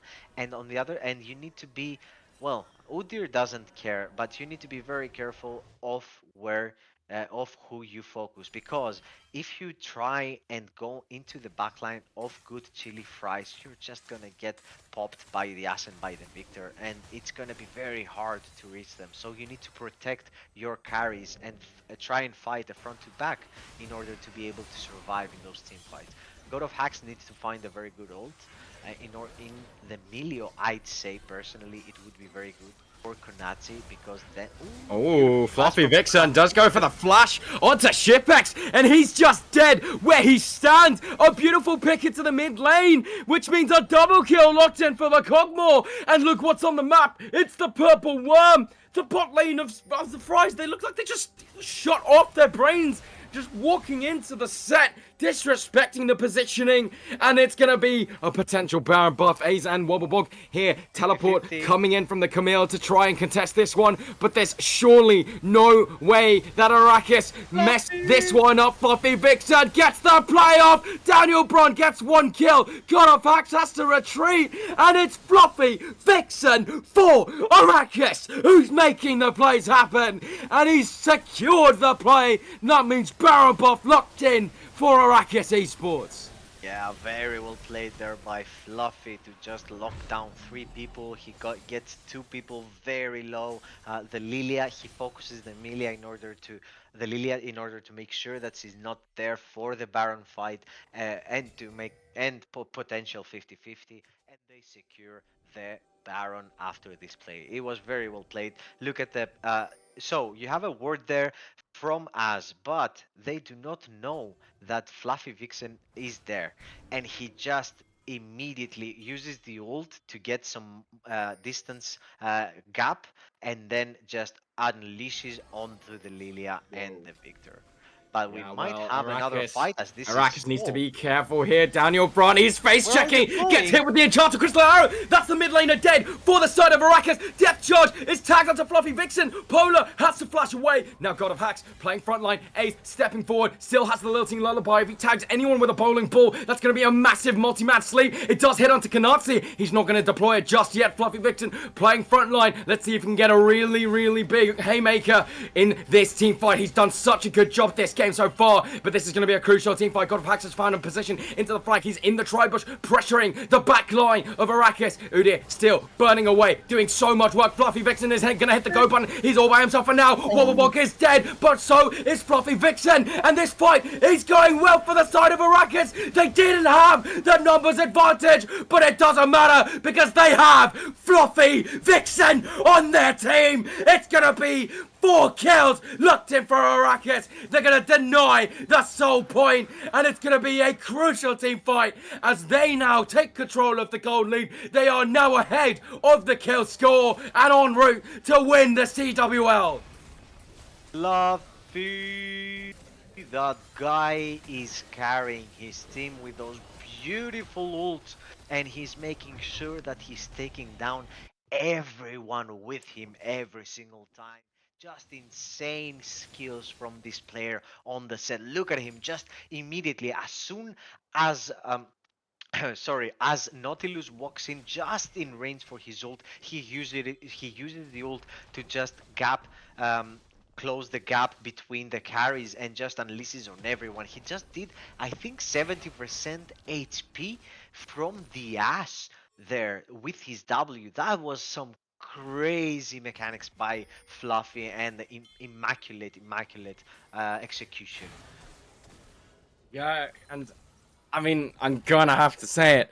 This top laner, his score doesn't look that great, but he really is carrying the team. Wobblebonk all alone. He's been confident this whole game, but in the face of 4 members of Arrakis, not looking too confident now. They are in the driver's seat. Baron buff still in their pocket for a decent duration of time. Polar is getting caught in the jungle though, but he's going to get the backup of the rest of his team. Shipex does a lot of damage, but so does Kanazi. He's starting to step forward. Charm landed onto A's. He doesn't have the lilting lullaby right now. He's going to land a bowling ball onto Vexic, but that's it for now. That's the end of the fight, and it's gone the way of Arrakis. The Baron buff has timed out for now, but I mean, the damage is done. They're going to be able to push through this side lane turret, and Arrakis, what a comeback into this game. Yeah, I mean, they are ahead in gold right now. They got like a 3k gold lead out of this Baron, and they played it insanely well. Fluffy Vixen is just on point, and the Udyr doesn't seem to be dying. Like, you can see Cipex just hitting and hitting and hitting the Udyr, and it seems like he just tickles him. And I just see, because when you have a hurricane as a second item, it is very hard to deal any damage with people with HP and a little bit of an armor. So I think they need to be aware of what items they pick next. Oh no, A's getting caught. I have no idea what he thinks he's doing in this position. Kanatsi is going to go godlike. I think the scaling has come through. Good chili fries. You are in the face of Arrakis. And this game has potentially reached its conclusion as A's find himself getting caught in the opposite side of the jungle. Shipex gets caught in the mid lane. And we are maybe close to the end of this one.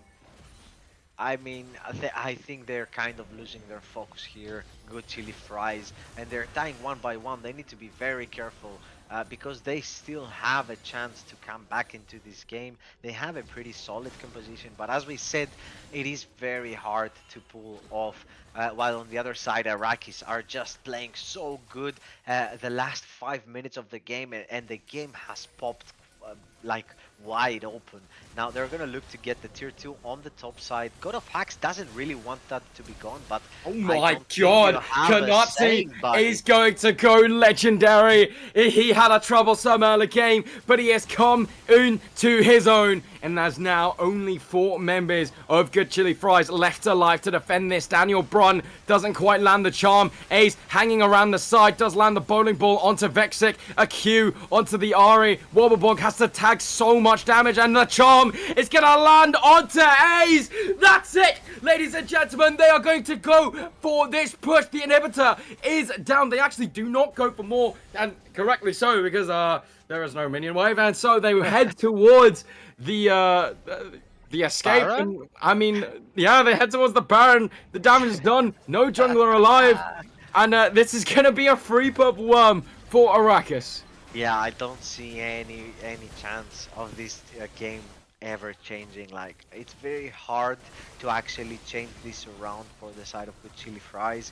If they manage to get like 4 items on the Ass and on the Victor perhaps, if the Camille gets a little bit gold on her back, but right now it seems like they're falling apart, man.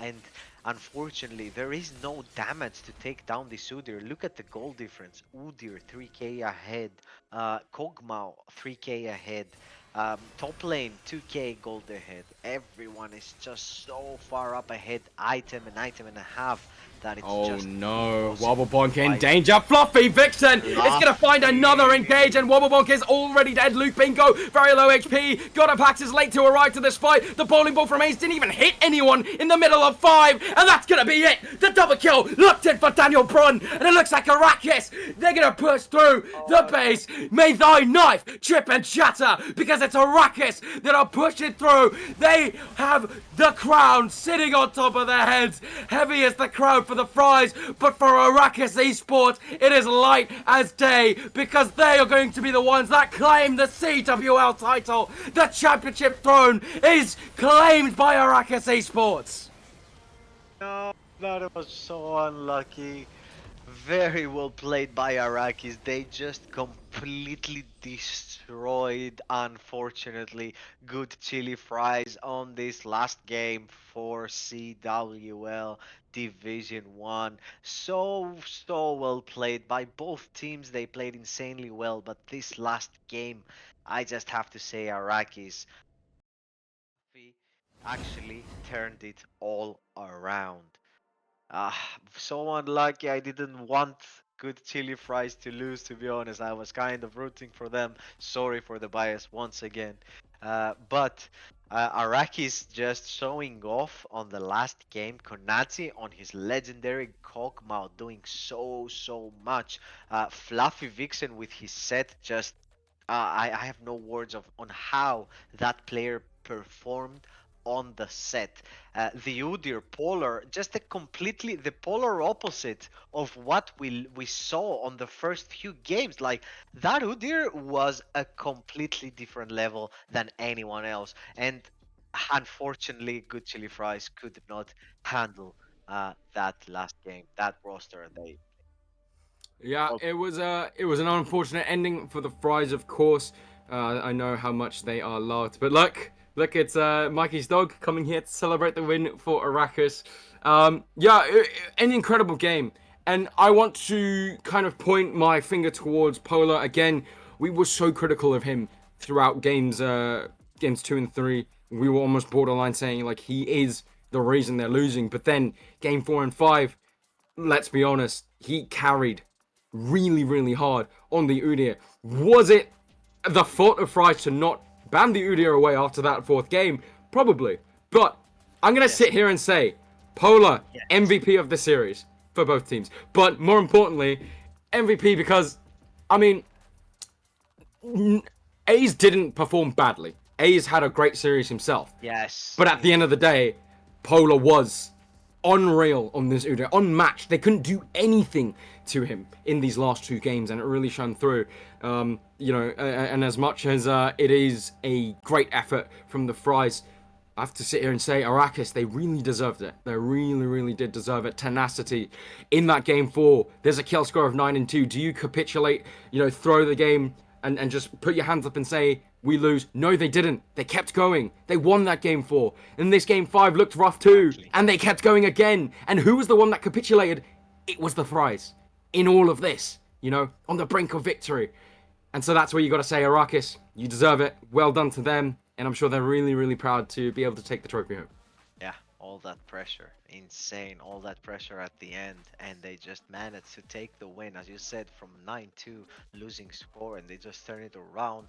You cannot imagine the pressure that the players have in a big final like this, and they managed to find the strength and do it, and just every single player outperforming themselves and managing to take the victory on that game and the victory on this and the last game as well. So, Paul, I wouldn't agree with you on the MVP because I do think on the last game, Fluffy Vixen kind of turned everything around. The game was dead even, right? The gold was like ticking towards like 200, 500, one side, the other side.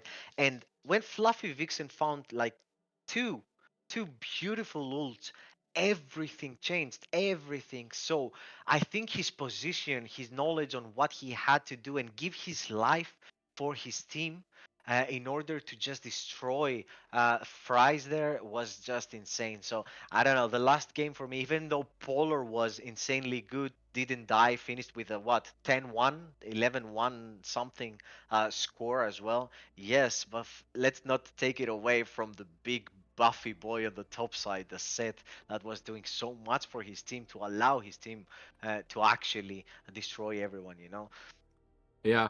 I'm going to stick by my answer, though. I just think the character arc throughout the series, like, The I mean, character arc, I love maybe that. it's a bit unfair because I'm just like punishing people for being consistent throughout the series because Fluffy Vixen kind of probably Yeah. was the most consistent performer, right? But at the same time, like the storyline, you're like, as you're watching the series, you're seeing Polar, like, I know maybe 90% of junglers I know would just capitulate in that moment and just be like, it's not my day, I've messed up, it's over. But then he just drops these last 2 Udyr games, just completely carrying. Like, yes, it was a rough series, but yeah. Shout out to Paul. Also, big shout outs to Daniel Brun. I think he's my honorary mention. Kanatsi as well. I think Vexic, dicey series, but did his job in the end. So yeah, well done to them. I don't know what Definitely. I don't Konati on know the what god the power. run of show is at the moment. Is there? I'll wait for producer. Is there an interview break? All right, we'll throw it to a break and we'll come back with an interview.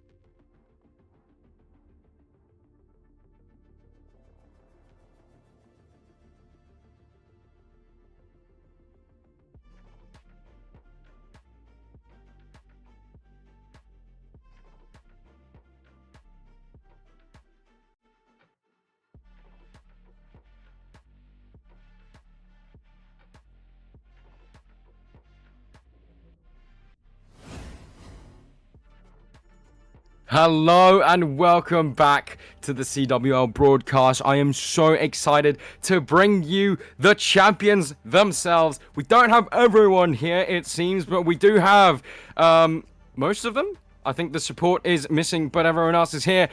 Guys, I want to just say quickly a massive congratulations to claiming the title.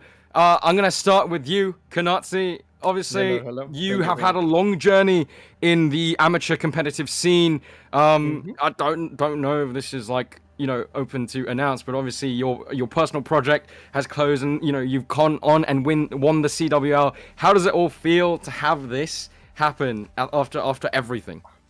I mean, yeah, as you mentioned, my personal project, my organization, Verzik, closed down recently due to IRL responsibilities. And I wanted to give in more time to this team as well, because it's really lovely playing with those people. They're all great guys, even the support that is not here. And I wanted to give it my all to basically win the split. And obviously, we proved that we could do it. And it was an amazing experience in general. I don't regret anything that we've been through. And it was lovely playing with those guys. Awesome. That's lovely to hear. I want to fire a question to Polar straight away. So game 2 and 3, we were quite critical of those games on the cast here. And then for some reason, you just turned into Prime Canyon in games 4 and 5. Talk to me about your mentality and how you shifted into those rough performances straight into a borderline 1v9 games. Actually, after game 3, I completely mental boomed. Because Volibear for me has been a champ that's been working for me for 2 years straight. It's been like situations, I need to win game, I go Volibear. And it wasn't winning. It lost games 1, 2, and 3. And I mental boomed. I was like, oh my god, what do I do now? So I googled what's the strongest champ. Well, it was Skarner. Skarner was banned. What's the second best? Okay, it's Udyr. Well, Udyr has Volibear form. Maybe I can do it. And I just fucking slammed. Oh, sorry. I slammed the Udyr. And I became the Prime Canyon.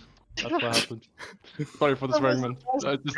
There's no way you would just won a grand finals because you googled what's strong jungle champion and then you picked it. I mean, that was the top 2. I cannot lie. Go Google it. I'm dead, man. Okay, that's hilarious. All right, I have a question for Daniel Brun. Ari seemed to be your comfort pick here. What would you say is like your tip on playing Ari in this current meta? Because I think right now it's a durability patch. Ari's never necessarily been seen as like the best tank killer. So you looked really good on the Ari across the whole series. How do you think Ari fits into the current moment in time? So like we usually just play for the early game. So I want to play with like Polar since we like have the good synergy, and then we just play with the Ari because we have a lot of mobility and we can do the CC and we can burst early game, and then we get ahead and we try to win through like the lead there.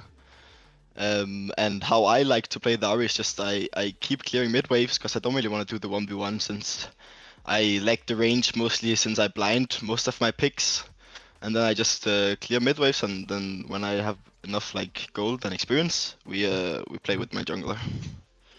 Awesome. Yeah, I know. Really liked your gameplay. And my last question as I go through everyone. Fluffy Vixen, I think it was general consensus amongst the broadcast team that you were kind of the hero of that last game, making so many engages happen.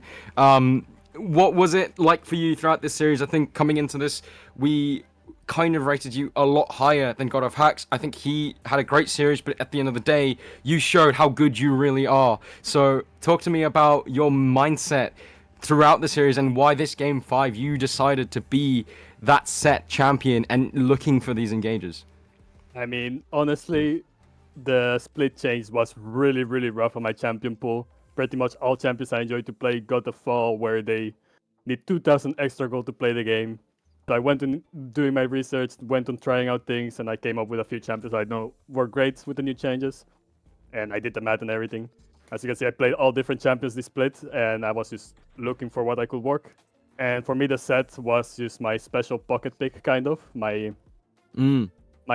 ace under my sleeve. purely because I know he's so good in so many things. He's good at fighting depending on what the enemy picks, good at 1v1s, good at split pushing, disengage or engage. He's just an all-rounder that I know I can make things happen all the time with this team, no matter what the enemy does. That's why I also was one of my blue side champions. Awesome. I love the confidence as well. You really clearly showed in the gameplay. Kelsey, you got anything to ask the round table here? First of all, guys, I just want to say congratulations. This performance was insane, especially on the last 2 games. It was like showing off. I just wanted to ask about the polar bear in those 2 games as well. Like I cannot imagine what those how the communication was between you guys, but in those 2 games it seems like kind of a lot of miscommunications between the support as well. That I wanted to actually ask a few things, but unfortunately he's not here. So I wanted to check on those 2 games. There were a lot of mishaps. You were getting caught. I'm not flaming right now. You were getting caught quite a lot with your support. And how did that come to arise in those situations? Because we saw in in game one. Well, game one was a pretty much a banger, full of chaos, always team fighting, but it was everyone together. In game two and game three, something happened. What happened and everything changed? I mean, I can give the jungler's point of view there. I think, like, personally, it felt like it's mainly on the Volibear pick, because how we used to play the game with the support is I create chaos, and then he follows up. And now when the patch changed, the Volibear kind of changed into the tank build, and I felt really uncomfortable. And the whole dynamic changed where I'm not the one going in, and it was Wexic going in, so it kind of crumbled that way, I think. And going into those champ selects, like how did you draft? How was your drafting mindset? Like how were you going into those drafts? I wanted to ask, like, did you decide like beforehand we're gonna play these 5 champs, whatever happens? We know that they're gonna ban that, so we're gonna go for this, or it was just spontaneous picks? Renat, you wanna go? Yeah, I'll take that one, I guess. I mean, in general, how we draft is kind of a collective way of drafting led by Polar, because he's really good in general at analyzing stuff, Googling, yes, and adapting as well. Obviously, we didn't have much time to play in the new season due to work, etc. So we had to Google in a few things. I think at some point when we saw that the things that we wanted to try weren't working, we were like, okay, this is a BO5. We need to adapt. Just slam this and this. So we were like, okay, we're playing Udyr. When he Googled Udyr, for example, I'm like, okay, guys, do you trust me? We're playing Xayah here. We've never scrimmed it. Never scrimmed Udyr, never scrimmed Xayah. But we were like, we have to make this happen in order to make a comeback. It was kind of a spur of a moment. Usually we're more controlled when it comes down to drafting. We search up our opponents, etc. But when it came down to those games, we went based on our emotions and based on that we were confident we could make it work. Of that answer, because that Xayah pick was really clutch actually on that game.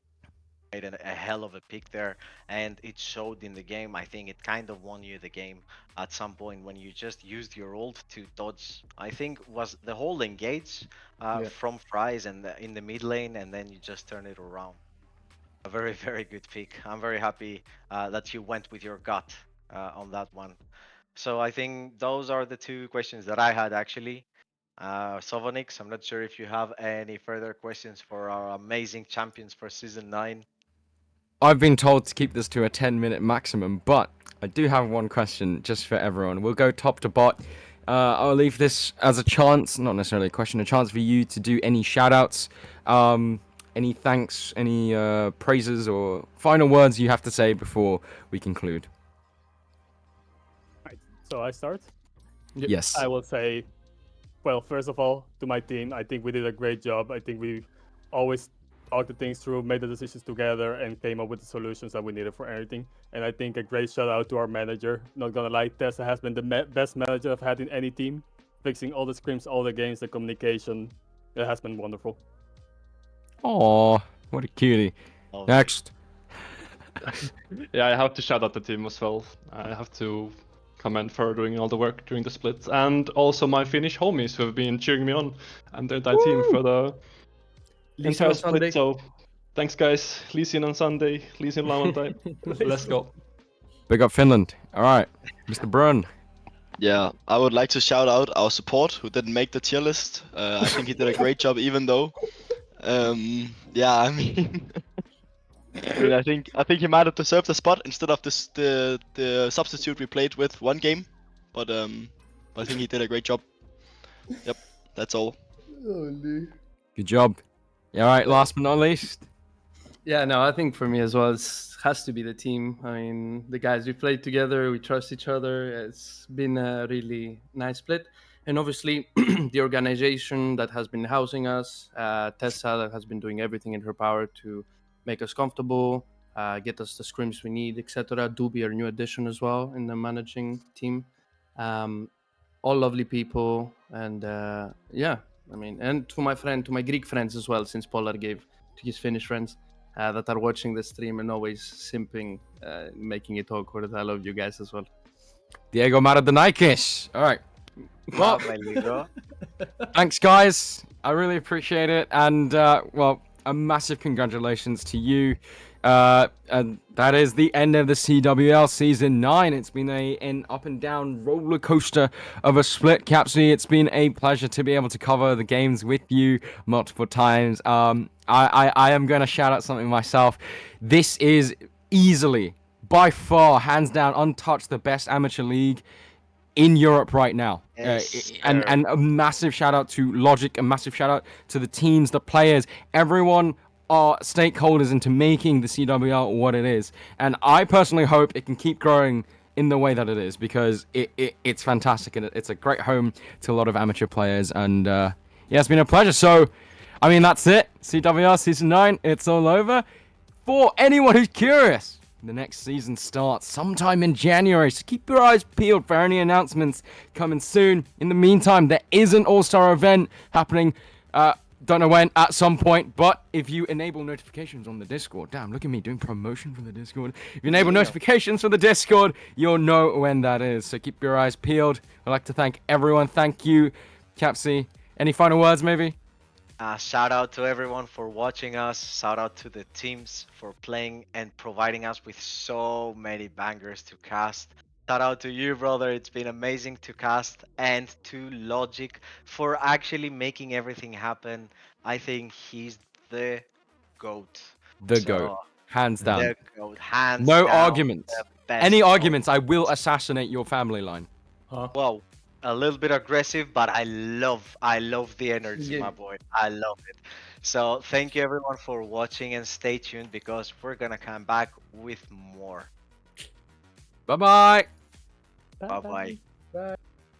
Getting delayed on getting anything done so far. Great job here for Chili Fries. Yeah, I actually really like that play, because typically what you will see at this mark where Caitlyn takes first turret is they will actually shift mid, but because Wobblebunk is actually just... Oh, another shockwave in the mid lane. Sorry to interrupt you there, but that Fate Sealed will not get a kill. He's already executed before here, and that is Ace also scaring away Polar here. That is a Paranoia. Use the 90 caliber net to create some distance, and Ace is there to help. They won't be able to quite kill him, as now their teammates have arrived here, and Konatsi wants himself a piece of this because these health bars are quite low. He doesn't have the Super Mega Death Rocket, but he will get Shockwave almost. It's flashed away from Bipolar, but now there is coming in the Vixen. Like the needlework picking up Shipex here. Another TP coming down here, and Hax is a little bit out of position, but he can just drift over the wall, and he will be out. But once we start to see that come through, is yeah, it's going to be, you can already see it's going to be that Rabadon's coming through. She is online, ready to go, and this is just a dead Orianna. Faint Sealed will not connect, but the Paranoia does. The Fear now lands, coming out of Zonia's all afraid, but a Shockwave will connect the two people, and that is an isolated Zane, and they will just let him die to the ace in hole from Shipex, picking himself up the second kill. And that is a fight started by Arrakis Bale that will get dodged away from, and now they're pulling the trigger here, and that is answered with a Bob Blossom will lock down two people, and the Soul Unbound from this. No! it will Oh.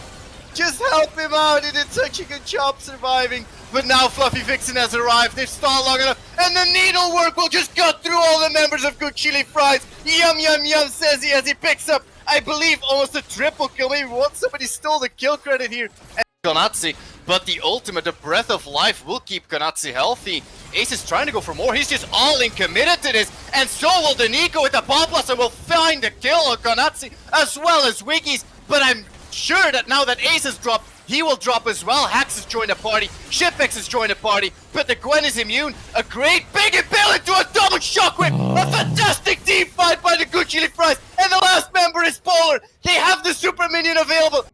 It does favor Shipex, I believe, with the long range. Although he does take a decent chunk of health damage as well.